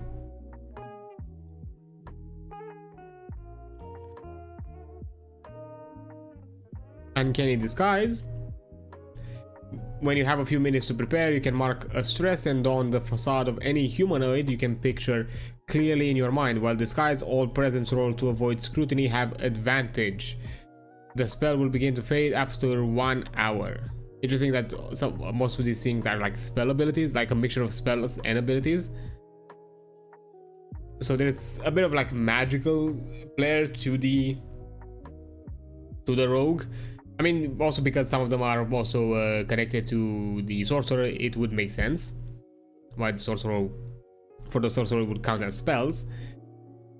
Midnight Spirit. Spend a hope to summon an arcane spirit the same size as yourself that you can move or carry things you can see until the next short rest. You may also send it to make an attack on an enemy. When you do so, make a spellcast roll. against a target within very far range of you. On a success, roll an amount of d6 equal to your spellcast rate and deal that much magic damage to the target. The spirit then dissipates. You can only have one spirit at a time. Spooky. Shadow Bind. Make a spellcast roll against all enemies within very close range. All it succeeds against have their shadows temporarily pinned where they are, making them restrained. So that kind of like a crowd control ability. Interesting. Chokehold. While hidden, when you successfully position yourself behind a creature that's about your size, you can use an action to mark a stress and pull them into a chokehold or equally compromising position, making them temporarily vulnerable. Every attack against them while they are vulnerable from your chokehold adds 2d6 damage roll. Interesting. So you also have some kind of additional like support abilities, not just damage and kind of like subterfuge stuff. It is kind of plays around like more like the idea like, hey, I got him, now you jump on him. Veil of Shadows. Make a spellcast roll. On a success, you can create a temporary curtain of darkness from one point up to a far range from you to another as tall as twice your height.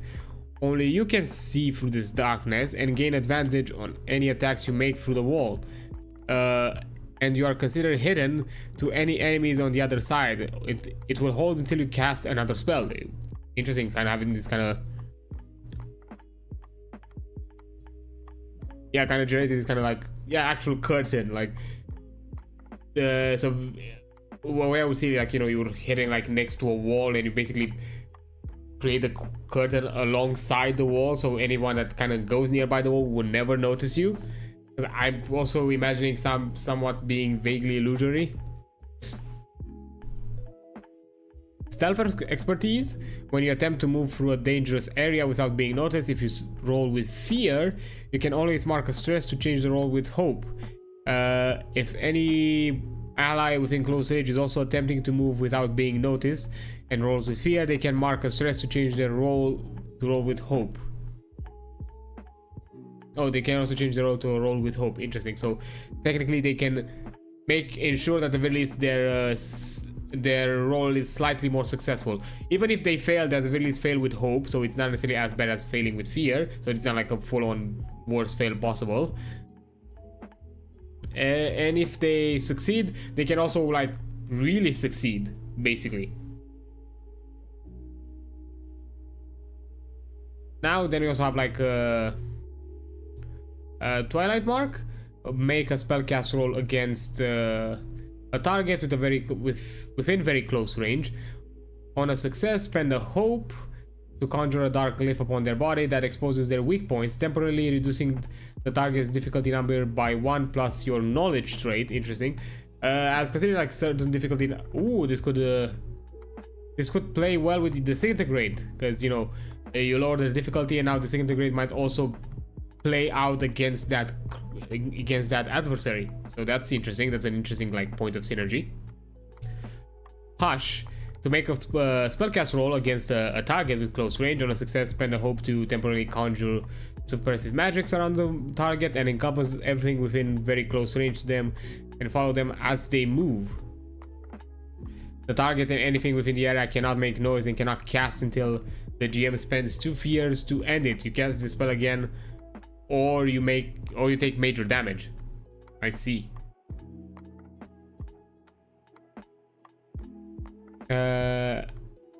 Suppressive magic. So make a spellcast roll against a target within very close range, or spend a hope. Suppressive magics around you.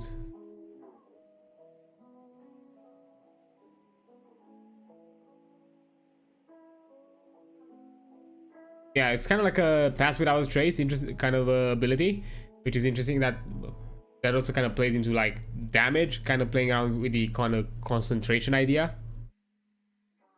Yeah. Or yeah, by like also can the DM can just simply decide and choose it to like, yeah, you know what, F it. I'm gonna use 2 fear. That effect is no longer active, so you're gonna have a hard time about it. but still you're utilizing some important resources from the DM's side, so it still made something, so it still resulted into something good.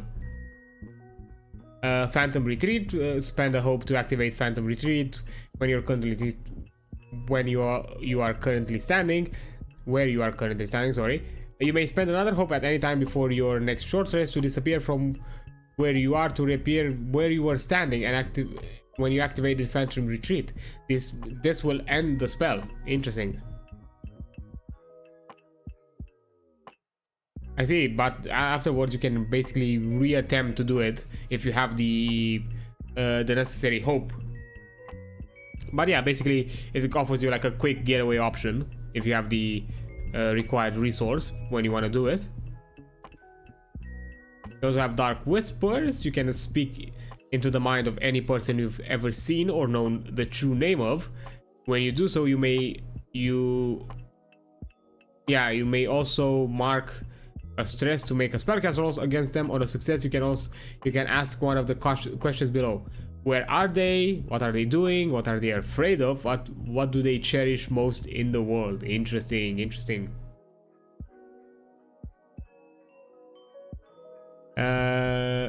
Mind of any person you've ever seen or know to.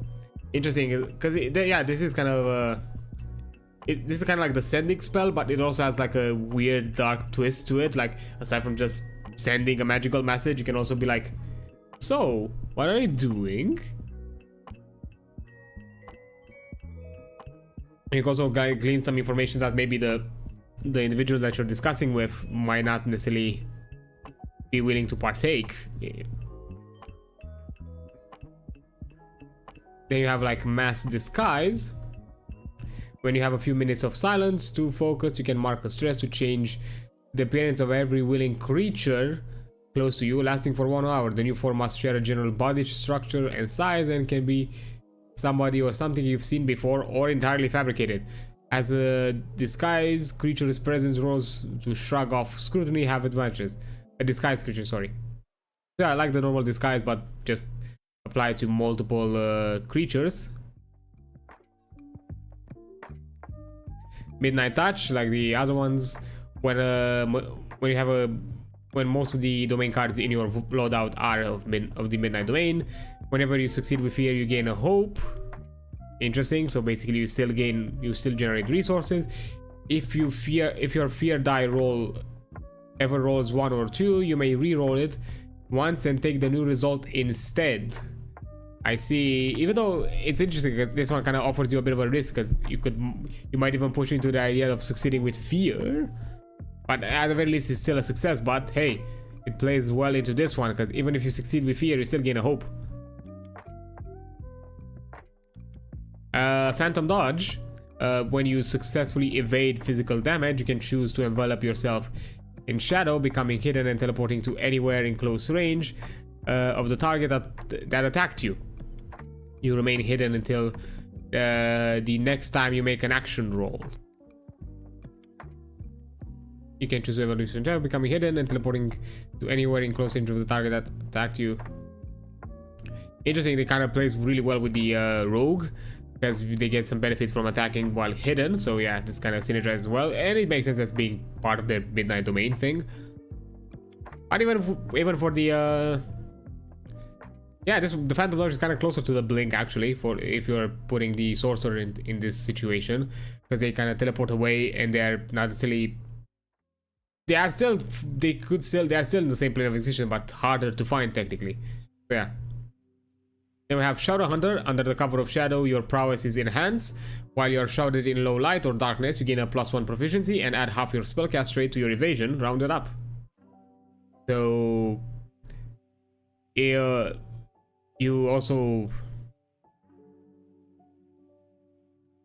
So yeah, you are also harder hit and also might also do a lot more damage while in the cover of shadow. You also get in spell charge. When you should take magic damage, place tokens on this card equal to the number of hit points that damage would do. The number of hit points that damage would do. Then reduce the incoming damage in half When you make a successful attack roll against the target, you can spend any number of tokens from this card and deal additional 1d6 magic damage per token. On the next rest, of course, clear all tokens.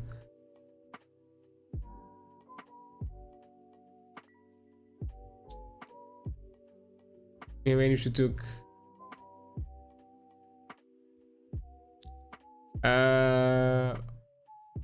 but from my understanding, you can also basically gain more of it.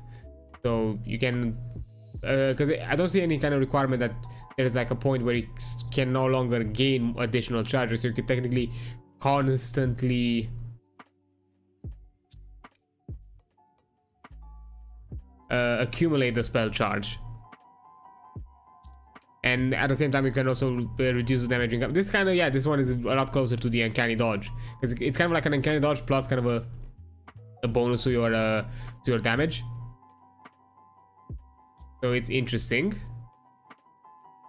I don't wonder if it's too powerful because you can't necessarily have any point of reducing it, like any limit.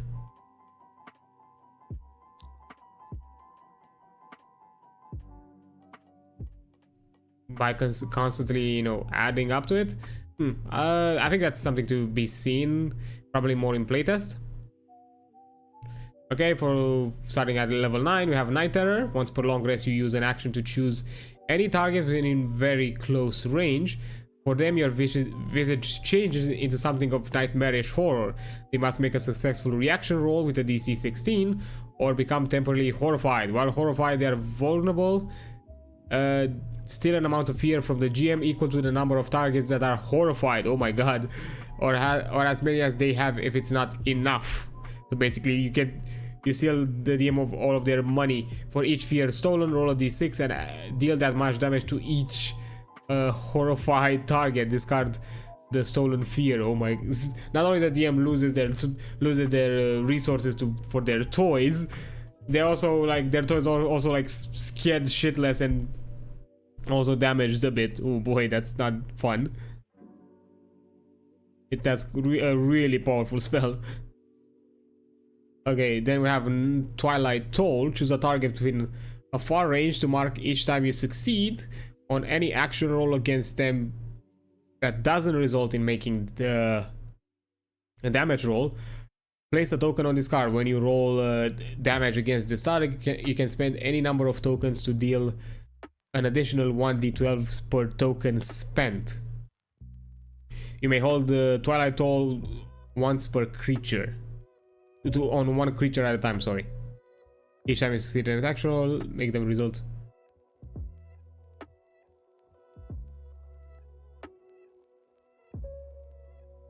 So yeah, not only each time you succeed on any action against them, that doesn't result in making each time you succeed in an action roll against them, that doesn't result in making a damage roll. Place a token on this card. Interesting.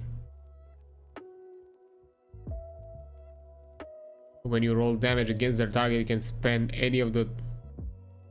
So basically, you do anything else that kind of like maybe more crowd control abilities, more or distraction, that kind of thing, to kind of build up damage, and then when you do the damage, you really do the damage. So that's kind of interesting, kind of a bit more strategizing about it. Then at level 10 we have Eclipse. You make a spellcast roll with a DC 16. On a success, once per long rest, spend free hope to plunge the entire area within far range into magical shadows that moves with you. Whenever you or an ally within the shadows should be damaged by an attack roll or spell, roll 1d6. On a result that is 5 or higher, the attack or spell misses. In addition, when you or an ally roll a successful attack roll with hope against an enemy that is within this shadow, the enemy also takes stress. This spell lasts until the GM spends a fear or you take severe damage. Wow, it's really strong. Like, not only avoiding completely attacks and spells, also generating stress for the enemy. That's really, really nasty. And the final one of Midnight, Spectre of the Dark. Mark a stress to move like a ghost. While in this form, you are visible but can't float and pass through solid objects. for a number of minutes equal to your spellcast rate. During this time, you are immune to physical damage. Ooh. Really interesting. More like utility mobility kind of thing, but it's kind of cool. But it's really neat, honestly. Yeah, overall it's interesting because it has the Midnight has a lot of like utility, social, more in the kind of utility and kind of tactical high damage. You really have to plan out kind of how you want to do your damage with a class that has that utilizes a lot of Midnight Domain cards. Because some of them require a bit of planning, some of them require to kind of actually be in the fray or a bit more dodgy here and there. But with some interesting like utility options, it's kind of cool. I really like it. Now we're jumping into Sage, which Sage is shared between Druid and Ranger, which makes sense. So we have Gifted Tracker.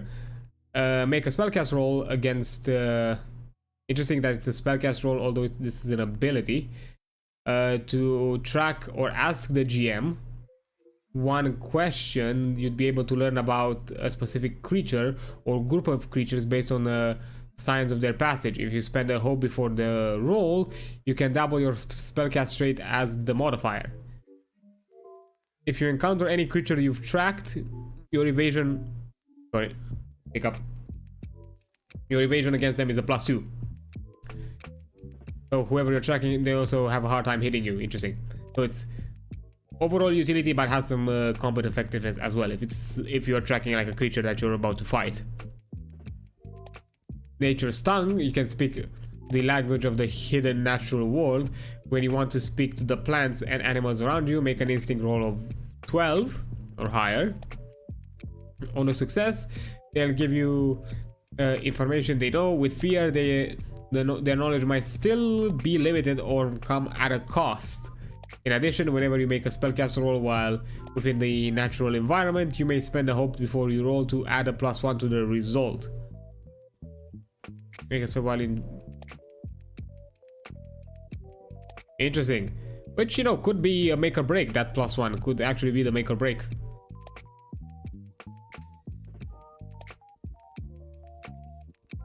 So interesting. But of course, overall utility, and more important about this kind of aspect of being able to talk with plants and animals, just have conversations. Then we have Vicious Entangle. Make a spellcast roll against target within a far range. On a success, roots and vines reach out from the ground and temporarily restrain them, dealing 1d8 physical damage. On a success, you may also spend hope to temporarily restrain any enemies very close to your target. So it can also be a slightly an AoE effect, not necessarily just because it's kind of the entangle spell, but you can also turn it into an AoE spell if there are any other enemies nearby. So that's kind of cool. That's neat. I love that some of the spells and some of the domain cards kind of offer you this option to enhance them and make them even more effective by utilizing utilizing hope. Like they have like a base effect that is really good, that is already good, but you can further enhance it if you want to with some of them. Then we have Conjure Swarm, which has 2 options. Tekaira Armored Beetles. Mark an armor slot to encircle yourself in beetles. When you take damage, you can reduce the damage by your armor score. Anytime you reduce the damage in this way, the beetles will dissipate unless you spend a hope to keep them active. I see. And also Fireflies. Make a spellcast roll. So I'm guessing whenever you conjure some, you choose between the 2 of them. Make a spellcast roll against any close enemies. On a success, spend a hope to have the Fireflies swarm them, doing 2d8 magic damage to all targets you succeed against. So you can also, so basically you have to choose to either do something defensive or something offensive with this ability. Also have Natural Familiar. Spend a hope to summon a small nature spirit or forest critter to your side until your next short rest. You use the spell again until your short rolls, until you use this, or you use a spell against, or until it takes damage. If you spend an additional hope, they can be a familiar that flies. You can communicate with it, and you may make a spellcast roll to command it to perform simple task, and you can mark a stress to see through its eyes. When this creature is summoned, when you deal damage to an enemy, the creature is in melee range, you deal an additional 1d6 physical damage. So it also kind of assists you, kind of plays out into the kind of help action that sometimes the familiars have. Although not necessarily as insane, because the help action with the familiar is really ridiculous in D&D, because it can be easily abused. But of course, at the same time, hey, familiars are just a 1 hit point creature and be like, poof, you're gone. So yeah, corrosive projectile. Make a spellcast roll against a target within far range. On a success, mark a stress to deal d6 magic damage using your proficiency. The target's difficulty value is temporarily reduced by 1. Again, from what I've seen, I'm not sure. The difficulty value might have something to do more with their with what the creature can do necessarily, not more than anything. But as I've seen, there are some spells that require the difficulty number in order to generate certain effects. So there might be some utility there. Using your proficiency. Okay. Towering stalk. You can conjure a thick, twisting stalk within close range that can be easily climbed. Its height can grow up to a far range. When you conjure it, you may also mark a stress to use it as an attack. If you do, make a spellcast roll against any group of targets within close range. It erupts beneath any you're successful against, lifting them into the air and dropping them for 3d8 physical damage. Damn. So that's kind of cool.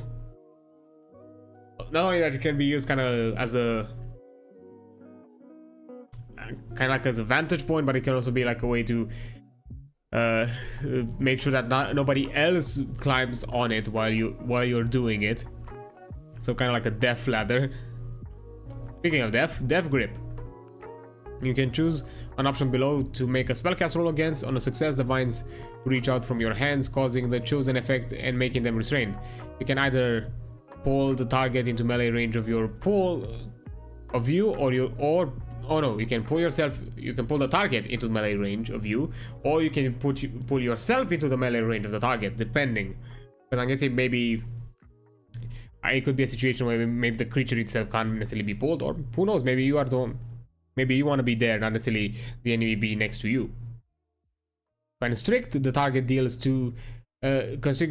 to deal 2 stress.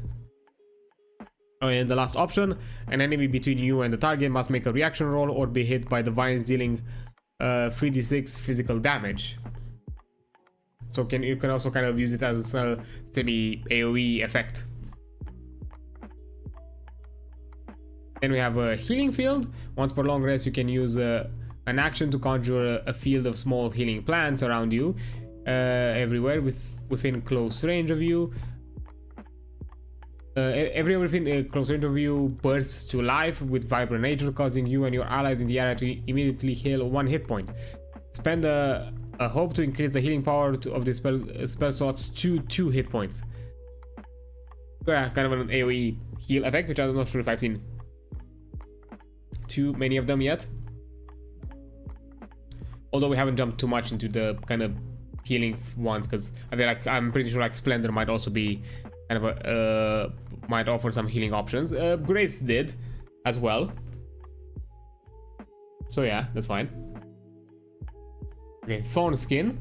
Once per short rest, you can spend the hope while touching a willing creature, and place a number of tokens equal to your spellcast rate on this card, sorry. Whenever the target takes damage, you can remove any number of these tokens to roll that number of d6s, then reduce the incoming damage by that amount, and if the attacker is in melee, deal that amount of damage back to them. So yeah, it's kind of like a thorn shield. When you take a risk, clear all tokens. So it's only active for the duration, kind of, I don't know, like a session-ish. Once. But yeah, it's overall like a thorn-ish effect. Pretty cool. And at level 5, another level 5 one is Wild Fortress. Yeah, Wild Fortress. For a second I was like, Wild Forest? What kind of forest can it be aside from wild? Anyhow, make a spellcast roll of 13 or higher to grow a natural barricade in the shape of a dome for you and up to one ally to hide in. You immediately become hidden as long as you stay within it, but may reveal yourself out of the top of the dome to make a range attacks. The dome has a damage threshold below. The dome has a damage thresholds below and lasts until it takes. Until it takes 3 hit points. By below it means that these are the damage thresholds. Place a token on this card to represent marking hit points. So it has a minor of 1, a major of 15, sorry, and a severe of 30. Oh, it's kind of beefy, to be fair.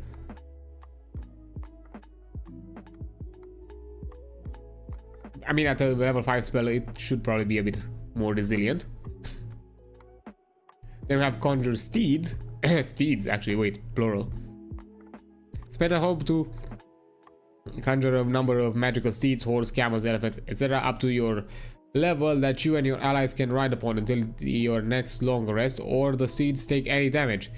These will double your land speed when traveling and let you move somewhere within far range without having to roll when in danger.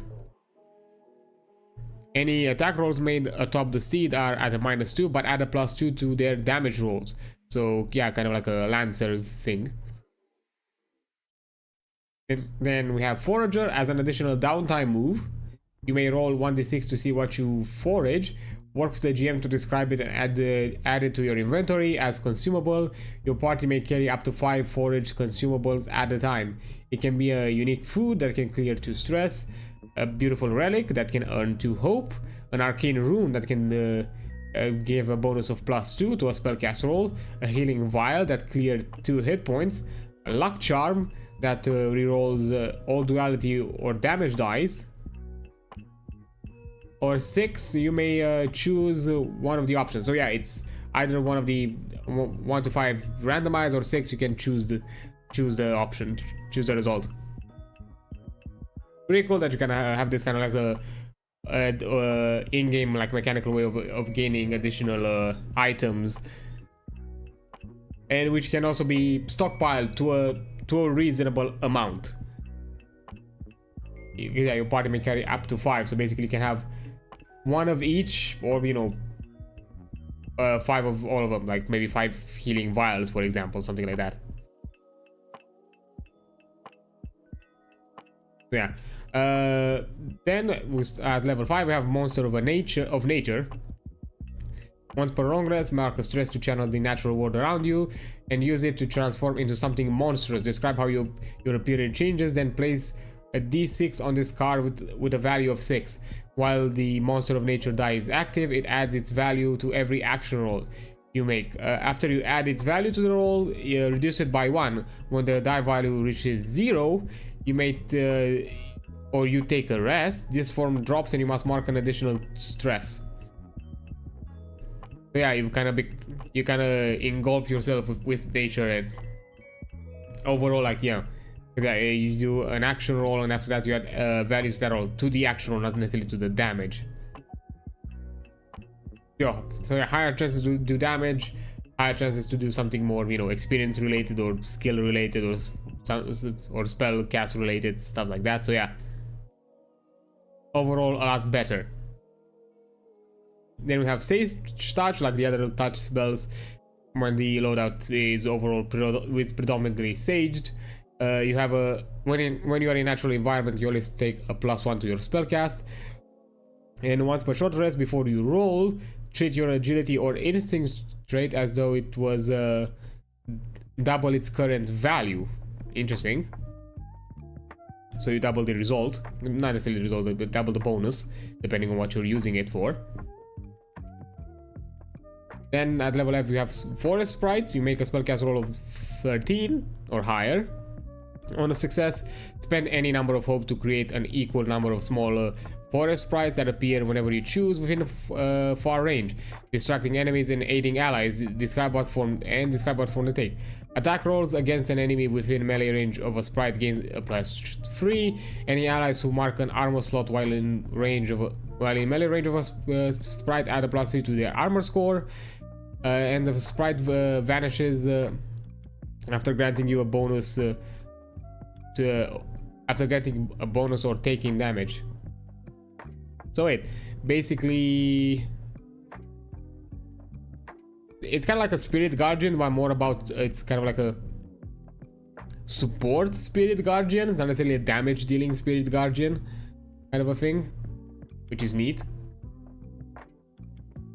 Then as a final level 8 one, rejuvenation barrier. Make a spellcast roll of a DC 15. On a success, once per short rest, you can create a temporary barrier of protective energy around you. You and all allies within very close range of you. When it is first cast, heal 1d4 hit points while the barrier is up. You and all allies within have resistance to physical damage. This barrier will follow you as you move.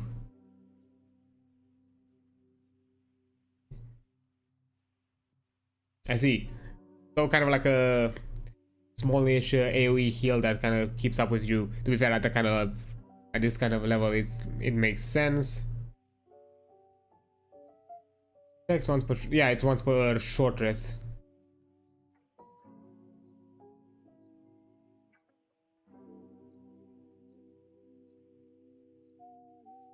But can it end in any other way? But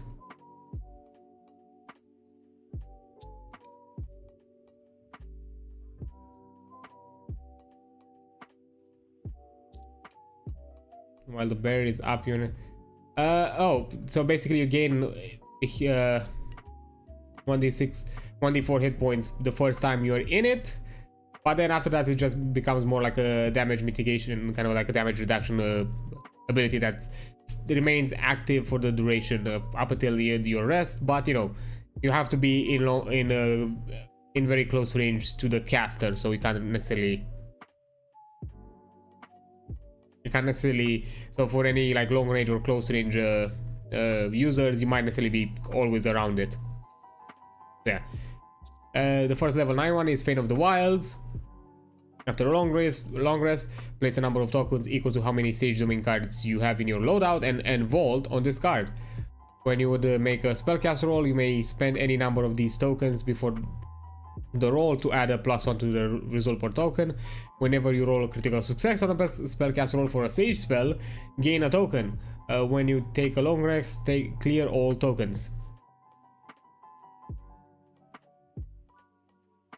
I see.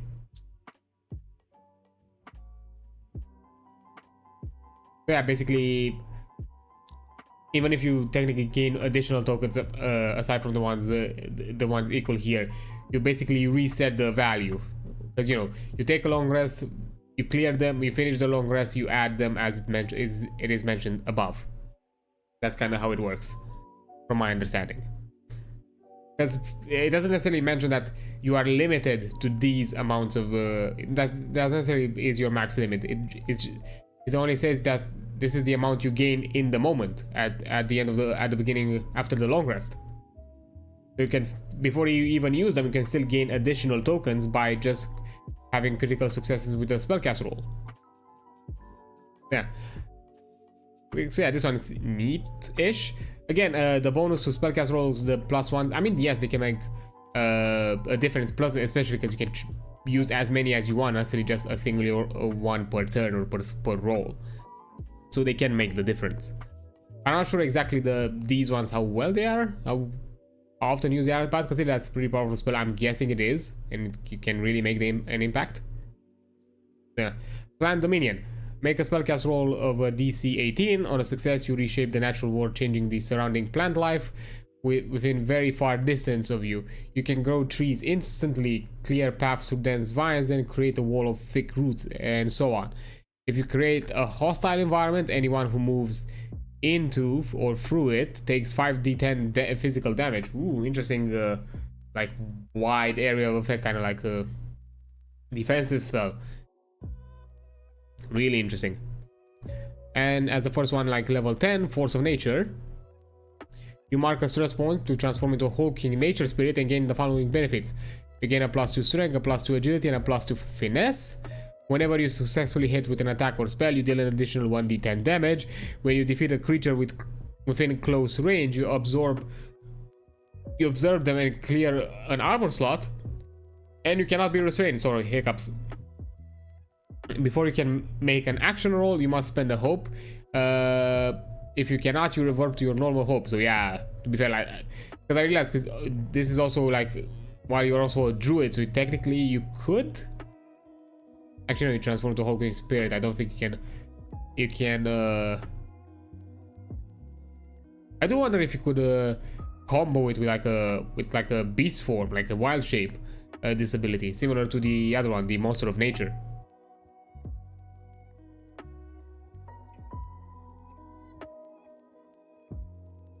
Although technically both of them use the keyword transform, and I'm guessing the wild shape will use that same keyword as well, and probably some people would rule it that if it mentions transform in all three cases, basically it's some kind of a polymorph shapeshift kind of ability, so they cannot necessarily be stacked. And the final one, Tempest. Choose one of the following Tempests and make a spellcast roll against all targets in far range. Any you are successful against experience this effect until the GM spends a fear to end this spell. You have a Blizzard. Immediately deal 2d20 damage, magic damage, and make them vulnerable. You have Hurricane. Immediately 3d10 magic damage. Choose the direction of wind is blowing. The targets can't move against the wind. Or Sandstorm. Immediately deal 5d6 magic damage, and any range attacks are now at disadvantage. Ooh. Really powerful spell, like overall, like AoE, and with some either offensive or defensive uses. So yeah, really neat. Yeah, the Sage ones can be a bit nasty from what I've seen. Some of them, like because it's an interesting combo of crowd control and damage dealing. And of course with some elements of support, of healing and that kind of thing. So yeah. Now we're jumping into Splendor, which is shared by what I see, it's the Seraph and the Wizard. Yeah, Splendor is Seraph and the Wizard. Interesting. So we'll have to use. So technically these are also something that the Wizard can have access to, not necessarily just the Cleric. So you have Bolt Beacon. You make a spellcast roll against target within far range. On a success, spend a hope to send a bolt of shimmering light towards them. Treat it like a ranged weapon, dealing d8 damage using your proficiency, and which makes them glow brightly and becoming temporarily vulnerable. So yeah, this is I forget the name of spells. What? I'm completely what the Guiding Bolt, that's it, fucking Guiding Bolt. Oh, it took me a while, damn it. It's basically a Guiding Bolt, which makes sense because you know, the Splendors are kind of like in the Cleric Divine area of spellcasting. It's interesting that also the Wizard kind of does in that, but you know, Wizards can also be about the magical studies of the Divine, honestly, just the of the natures of magic. Mending Touch. You lay your hands upon a creature, channeling healing magic to help them close their wounds. When you can take a few minutes to focus on a person you're helping, spend 2 hope and heal a hit point or a stress. Once per long rest, when you spend this healing time learning something new about them or revealing something about yourself, then spend 2 hope. Then 2 hope you spend heals 2 hit points. Oh, the 2 hope you spend heals 2 hit points or 2 stress. Interesting. Again, kind of an interesting addition of how we can, through mechanical reasons, can generate narrative and story moments between characters. You know, like, you know, have this kind of like moment of conversation between characters. It's really interesting. I like it. And not only you get the beneficial effect of, you know, healing more, but hey, 2 characters interacted, you learn more about each other. That's also a really fun thing to have. Then we have reassurance. Once per short rest after an ally attempts an action roll, but before the consequences take place, you may offer assistance or words of support. When you do, they may re-roll their dice. They must accept the result of this new one. So basically guidance. Just instead of being a bonus dice, it's a re-roll. Yeah. Which, considering that's a re-roll, it's not necessarily as nasty. As guidance can become like a really, with certain with other spells comboed or like abilities comboed with it, guidance can become crucial. So this one, so switching it here as kind of like a re-roll, it's interesting. It probably keeps it a bit more, you know, balanced and down low, and kind of plays it out as more of a level 1 card. Then for level 2 final words, you make a spellcast roll of DC 13. On a success, you can infuse a moment of life into a corpse in order to speak with it. Speak to the dead, I see. If the result is with hope, it will answer up to 3 questions. If the result is with fear, only once. Once the spell ends or on a failure, the body will turn to dust. So yeah. Ooh, so basically you cannot recast it. It's done and dusted if you attempt it after the first attempt. If you reattempt it, basically. Yeah. Then we have healing hands. Make a spellcast roll and target a creature or other than yourself in melee. On a success, mark a stress to heal the target 2 hit points or 2 stress. On a failure, mark a stress to heal the target 1 hit point or 1 stress. You can't heal the same target again until your next short rest. So you basically, you only have, to be fair, being like a in the moment ability that you do kind of more like in combat stressful situations compared to the mending touch, which is was the mending touch, which obviously mentions that you take a few minutes, so it's not something that you can do in combat. Having rolls kind of influence the effectiveness of it is important, especially because, you know, you don't necessarily have like dice rolls for healing here because you don't have hit points, you have hit markers. I mean, you have hit points, but not necessarily not in the sense that they are a number value. They are like just a marked value. So having it something rollable would have been too powerful. Like, because as it was mentioned, like a 1d4 in this game means a lot, because basically it's 1 or 4 hit points cleared. Then you have conviction. You speak with an unmatched power and grace. When you attempt to use this scanner to de-escalate a violent situation or get someone to follow your lead, roll with advantage. Your conviction also emboldens you in moments of duress. When all of your stress is marked, your attacks are made with +1 proficiency. Oh, so basically in this one, it kind of play into the idea of utilizing stress a lot more, from what I understand.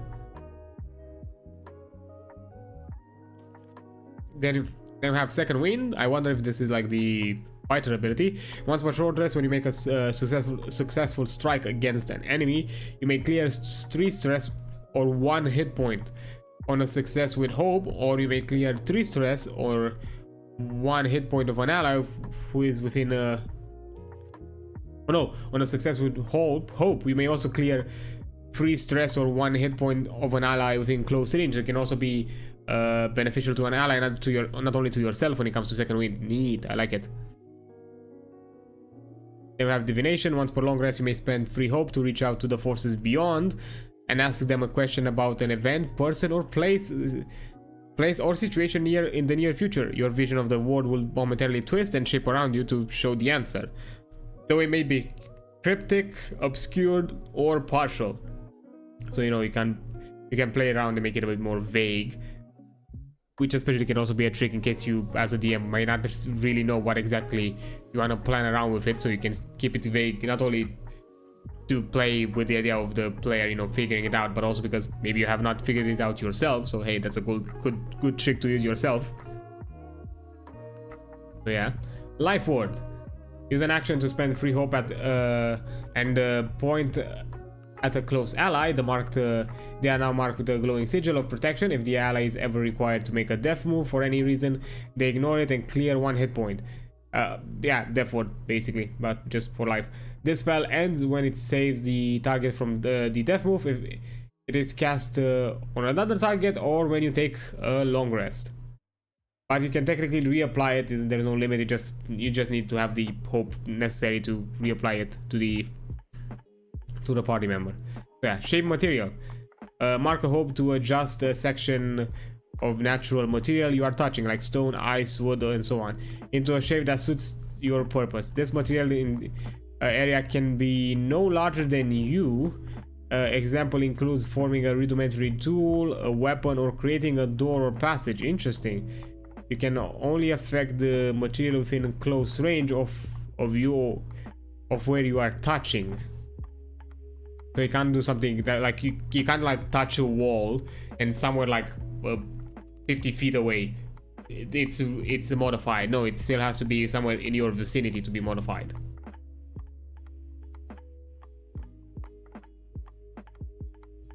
Then we have smite. Spend free hope to charge up a powerful smite. On the next successful attack, double your proficiency on the damage roll, and this attack deals magic damage regardless of the weapon's damage type. So yeah, the classic paladin ability to basically charge up. I'm just loading my weapon with some smite shells. Don't worry about me. Restoration. After a long rest, place a number of tokens equal to your spellcast rate on this card. You can touch a creature and spend any number of tokens and to heal them for 2 hit points per token.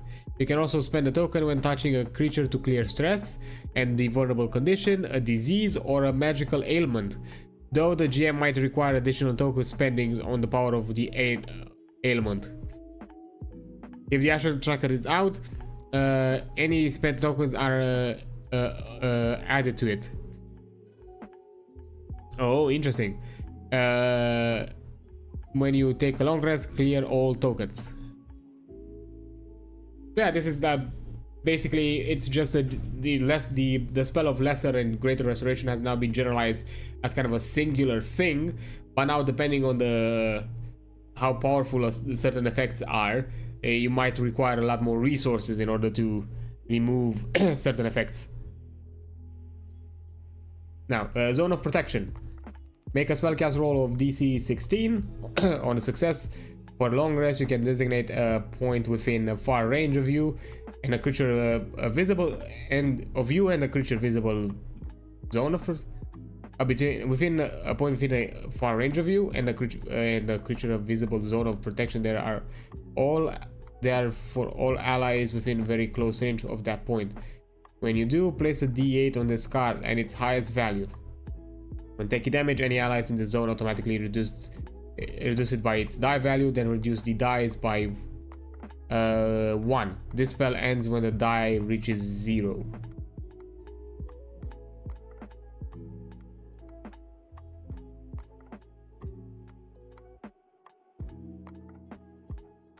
Yeah, you can. My understanding, because I think it's worded a bit weirdly around here. You basically generate like a bubble of protection.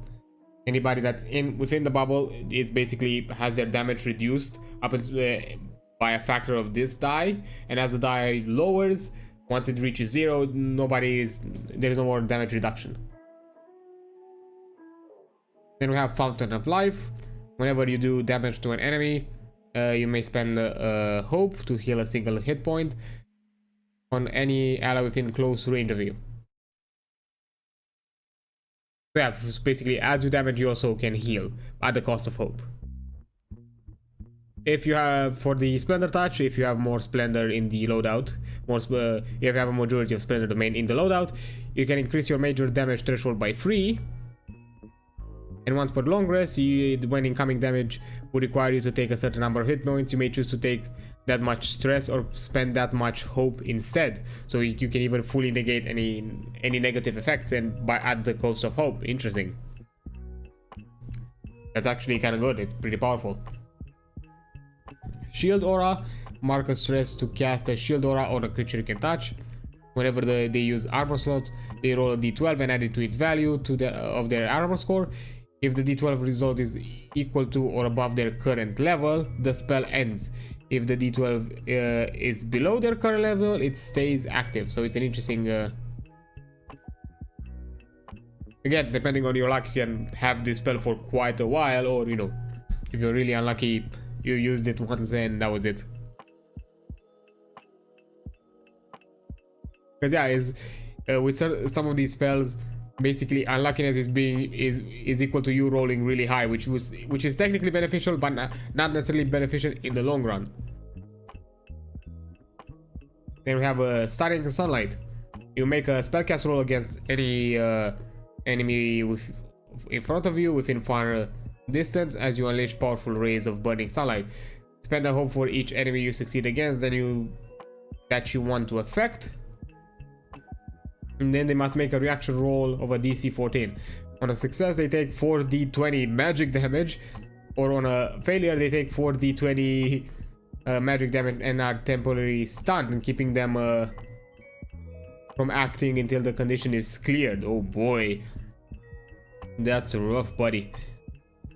That's actually really powerful. It's literally a giant ass flashbang that also burns you as you do it. You also have Overwhelming Aura. Make a spellcast roll of DC 15 to temporarily embody a powerful presence. On a success, spend 2 hope to make your presence score equal to your spellcast rate until your next long rest. While your Overwhelming Aura is active, the GM must always spend a fear to target you with an attack. Oh boy, that's neat. You become kind of with this ability, kind of, if you choose a more of a kind of like a tanky option. Oh boy. Because it's with the Guardian, if I'm not mistaken. Not Guardian, oh no, it's not really, it's with the Wizard. Although it would be really interesting to have it with the Wizard, though. It would be interesting to... Oh, you wanna focus a glass cannon? Fine, but you gotta use fear if you wanna focus a glass cannon. So yeah, Salvation Beam, make a spellcast roll of DC 15. On a success, must mark any amount of stress points to clear that many hit points on a line of allies within far range. Oh boy, so that's really good. Like, Salvation Beam, damn. You just you ask everybody, like, put yourself in a line, just pew, and now all of them are just cleared of stress. Damn. Cleared of marked hit points at the cost of your stress. Interesting. When you or an ally close to you, invigoration for the... 1 second.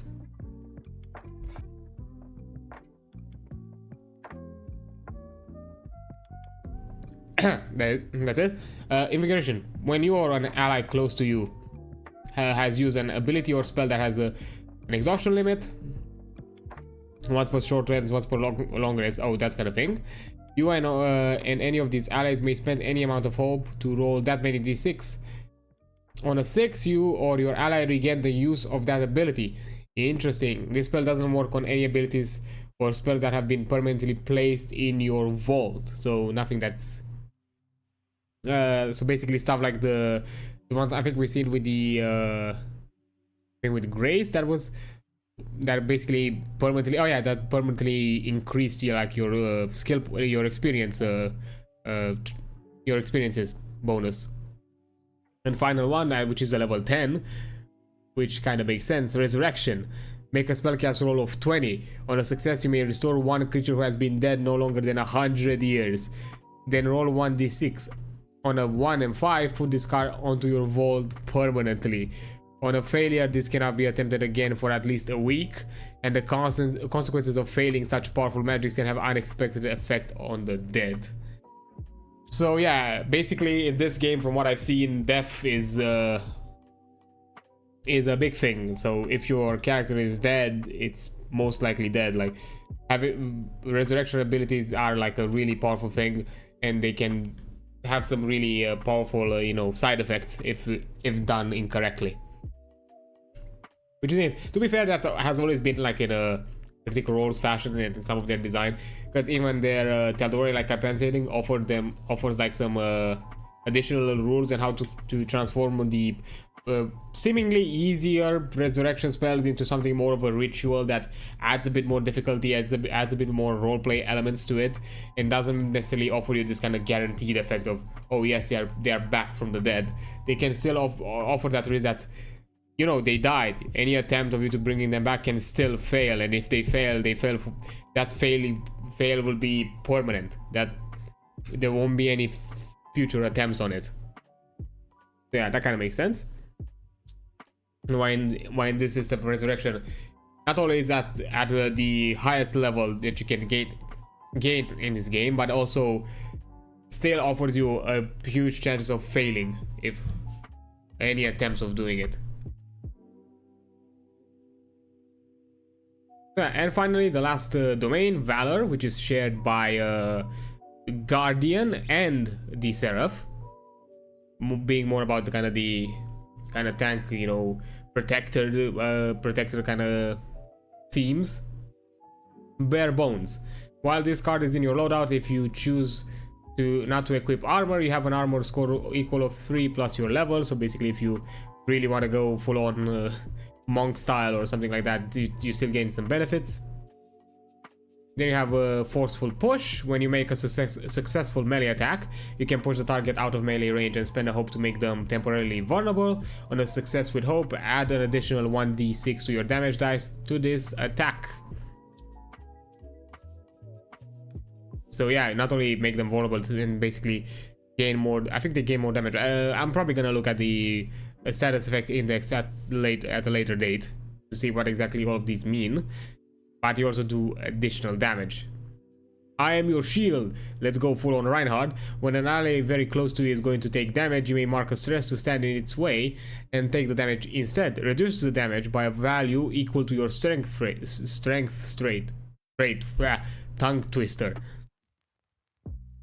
You may also reduce the damage by spending armor slots. So not only that your strength can reduce it, but you can also still utilize the existing, you know, features to reduce it even further. So basically, it can become just minor damage if you wanted to.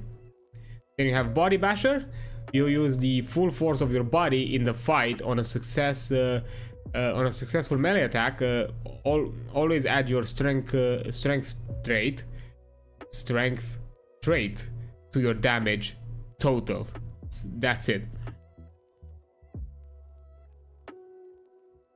Then we have overall, I think overall their abilities, so they're a bit more simplified.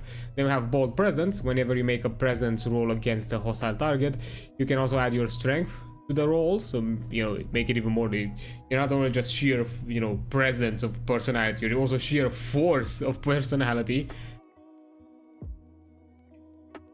You have a critical inspiration.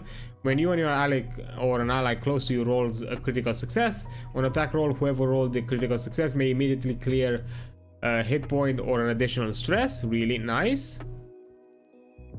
Basically adding, as it was mentioned in the video, the critical success, depending on certain abilities or other like domain cards, can offer you additional boons. So it's not necessarily just something like a homebrewed rule that the DMs have to figure out, like, okay, how do we make critical successes mean something or be a bit more powerful, or, you know, feel interesting in some way, not necessarily just big numbers. Then you have Lean on Me. Once per long rest, when a character has failed an action they were attempting, if you console them or inspire them, you both clear 2 stress. Nice. Goad them on. Make a presence roll against the target. On a success, the target takes a stress, and the next time they act, they target you with disadvantage. So basically you taunt them. Hey, yo, get good, you're shit. Nah, I'd win. All of that kind of shit. Support Tank. When an ally close to you fails a roll, you may spend 2 hope to allow them to reroll either their hope or fear die and take the new result instead. Interesting. So basically you can offer them the possibility to succeed with hope or overall just succeed no matter what. So that's cool. Also have armor. Your armor score is increased by 1 while you are wearing armor, and this card is in your loadout. Also, during your short rest, if you choose to take the repair armor downtime action, everybody in the party also clears 1 additional armor slot. Nice. I really like some of the stuff here that really synergizes, or is party beneficial in multiple aspects, not necessarily just in combat or social stuff. You also have like downtime benefits, which I really like, because I don't think I've seen a lot of features that offer a ton of downtime benefits aside from like ribbon stuff here and there. But in this case, armor slots are an important thing, important part of the game, not necessarily just something flavor-wise. Rousing Strike. Once per short rest, when you roll a critical success on an attack roll, you and all allies that can see or hear may clear a hit point or 1d4 stress. Nice. So basically an even more powerful kind of critical inspiration. Then you have Inevitable. When you fail an action roll, your next action roll has advantage. I am inevitable, and basically just bonk 'em. Also Rise Up. While this card is in your loadout, make your minor threshold value the value of your strength trait. It doesn't necessarily, because I think, in which one was it? I think it was the bone. Yeah, I think it was the bone one.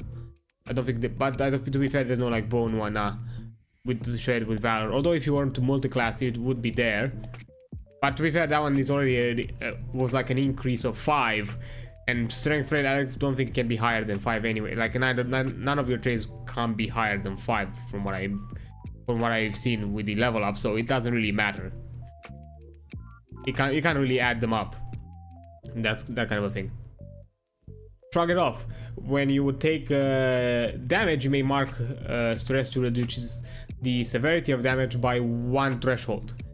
When you do, roll 1d6. If the result is 2 or below, place this card into your vault. So which is kind of neat, because you could, depending on your luck, you could really keep at reducing this and really tank it. Then we have Valor Touch, like all of the rest. If the majority of your domain cards in the loadout are the Valor domains, your armor score is increased by +2 while this ability is in your loadout. And when you mark 1 or more hit points from damage, you roll 1d6. If you get a +5, if you get a 5 or more, you can clear a stress. When you mark 1, so basically if you receive damage, even though if you basically, I think that's my understanding, if you receive like some kind of hit point damage, you can clear a stress instead. So basically opening you some possibilities to utilize abilities, which is neat. Then you have Full Surge. Once per long rest, mark 3 stress to push your body to its limits, increasing your character traits by +2. This lasts until your next rest, whichever that may be. Although if you were to combo with Valor, that I guess you could double it to a +4. Damn. Ground Pound. Spend to hope to strike the ground where you stand and make a strength roll against any enemy within very close range of you. All you succeed against are thrown back to far range and must make a reaction roll of DC 17. On a failure, they all take 4d10 damage. On a success, they take half damage instead.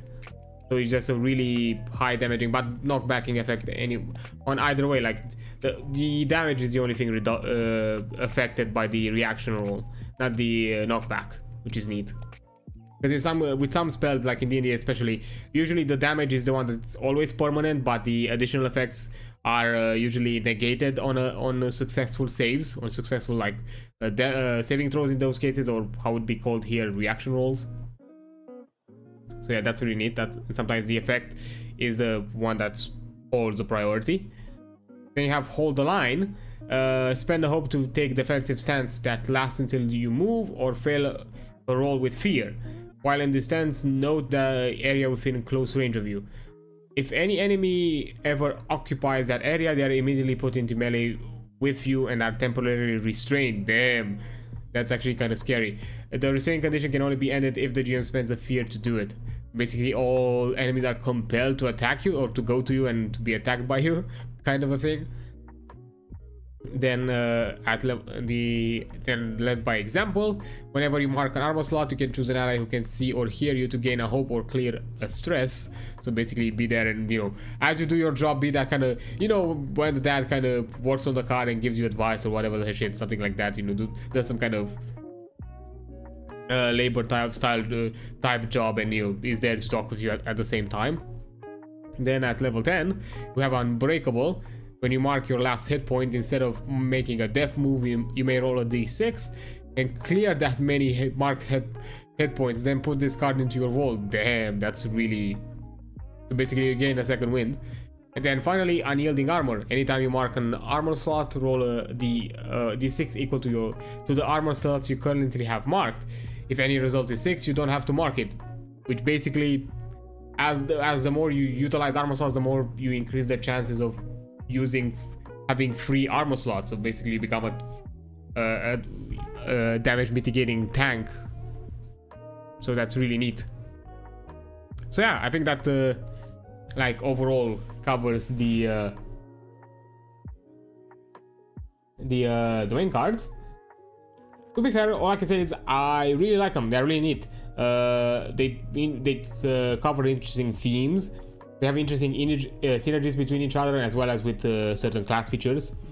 And even with multiclassing, they can offer, similar to when I talked about the multiclassing between class features, even with multiclassing between domains, this can lead into interesting results. Although in certain aspects, they can share similar benefits, as I talked about, like the Valor one, having the card that increases their minor threshold by their strength, while there was also a bones card that also increased their threshold by a flat 5, which in turn would mean the same thing. Although if you were to synergize it with the with that character trait higher level bonus, it would basically make it even higher if you were to combo it with that one. So yeah, I like it that some cards, even at the lower level ones, from what I've seen, can still be beneficial even at higher level plays, because depending on what they are, they can be utilized, they can be synergized simply because of that, because of the synergy. I like how some of them had some interesting themes or like ideas. Like the Midnight one was kind of a mixture of abilities and spells. The Codex one I found really interesting, that's being a grimoire of spells, or that kind of thing, where you have this kind of collection of abilities and spells, and depending on how you build your character, you can basically just full on focus on this aspect of the class, and for all levels, including, because even at higher levels you at the very least have one card that is a grimoire, just basically be full of that. I think with the only exceptions being I don't think I've seen at level 5. No, level 5 always has like a spell, and I think similarly with level 6, yes, level 5 and 6 are always spells, are exclusively spells, but the other ones are full on grimoires. So basically you can get an insane number of abilities or spells. So yeah, which kind of goes into the kind of play idea that, you know, the wizard has this kind of wide collection of abilities to use. So yeah, I really like them. Honestly, I like the concept of this kind of deck building. It really creates some interesting things, some interesting concepts, and some interesting builds, because you have builds that focus more about a full-on damage mitigation. So you can have some of them that are full-on about like increasing not necessarily damage mitigation, but hit point mitigation. You can have builds that focus about stress mitigation or stress generation for enemies. Builds more about, you know, crowd control, healing, or like support in multiple facets, and also full-on mean damage builds, dealing builds with interesting synergies and combos. Yeah, I'm really curious how this once this game is released, how exactly they're gonna approach it for expanded content, for additional source books and that kind of thing. How exactly, I'm guessing they'll add more cards, more things. I wonder if they'll add different systems or all that kind of thing. because I like this idea of kind of having certain cards that have these kind of unique traits, like the grimoires were. I would love to see more of that, personally. And of course, more interesting interactions between Fear, the DM, because I've seen some of them being more tactical, more about like disrupting the DM's resources, not necessarily gaining you more resources yourself, which was also really cool. It wasn't necessarily only about managing your own resources, but it was also about disrupting the DM's resources. So yeah, I really like all of this stuff. Yeah, overall these have been really interesting, really fun. I'll really like to try a lot of them and put them in play. Now, as I mentioned, because I've done the domain stuff, I've run really long, to be fair. As expected, a bit beyond what I was planning to do, but as I mentioned, I do want to at the very least stick with some elements of the topic and then continue with the other ones later on. So yes, equipment, I'm gonna delay them for the next stream, and I'm probably gonna put them together with the leveling up chapter, because I'm pretty sure like the equipment has a few pages here and there, but after a while we're just gonna get in list of abilities, in list of items, not necessarily in a lot of text. Here it was a lot of text because we were reading like spell abilities and that kind of thing.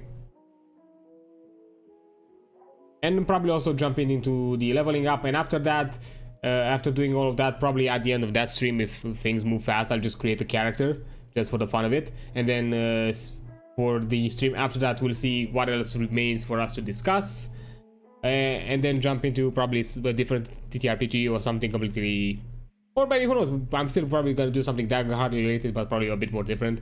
Who knows, maybe some other like updates will come around by then, and that kind of thing, and we can discuss about those as well.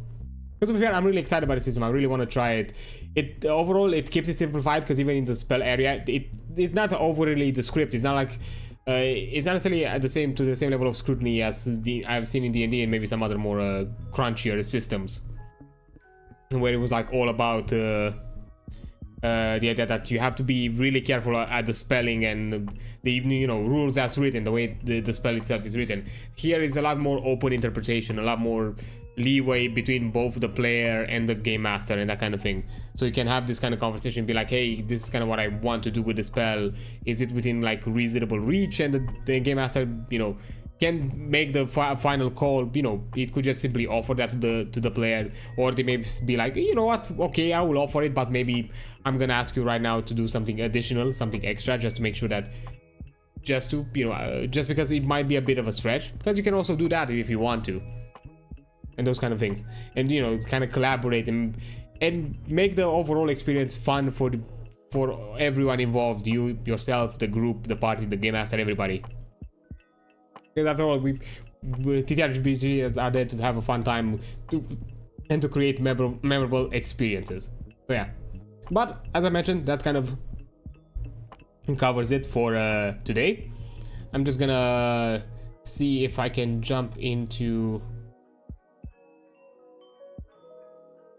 anybody's wait, did I not make the post? Am I delusional? Did I not make the post?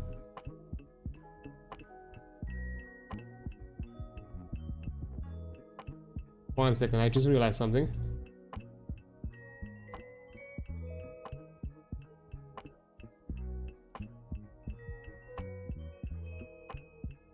Oh boy, I'm such a dummy. I've written the post of me announcing that I'm live, but I did not send them. I just had the 30 minutes announcement, the pre-30 minutes announcement, but I also had the post prepared. I just did not send to them. Oh my god, I'm such a dummy. Anyhow, it happens. It happens. Oh my god, I'm such a dummy. But let's see, do we have anybody? Oh, actually, yeah, we have somebody that I would like to raid. Let's go ahead and jump into Dokuro's stream. Why not?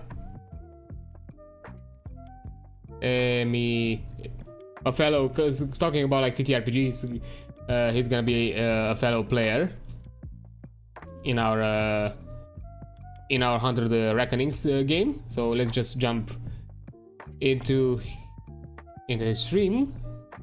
So let me do this. Start the raid.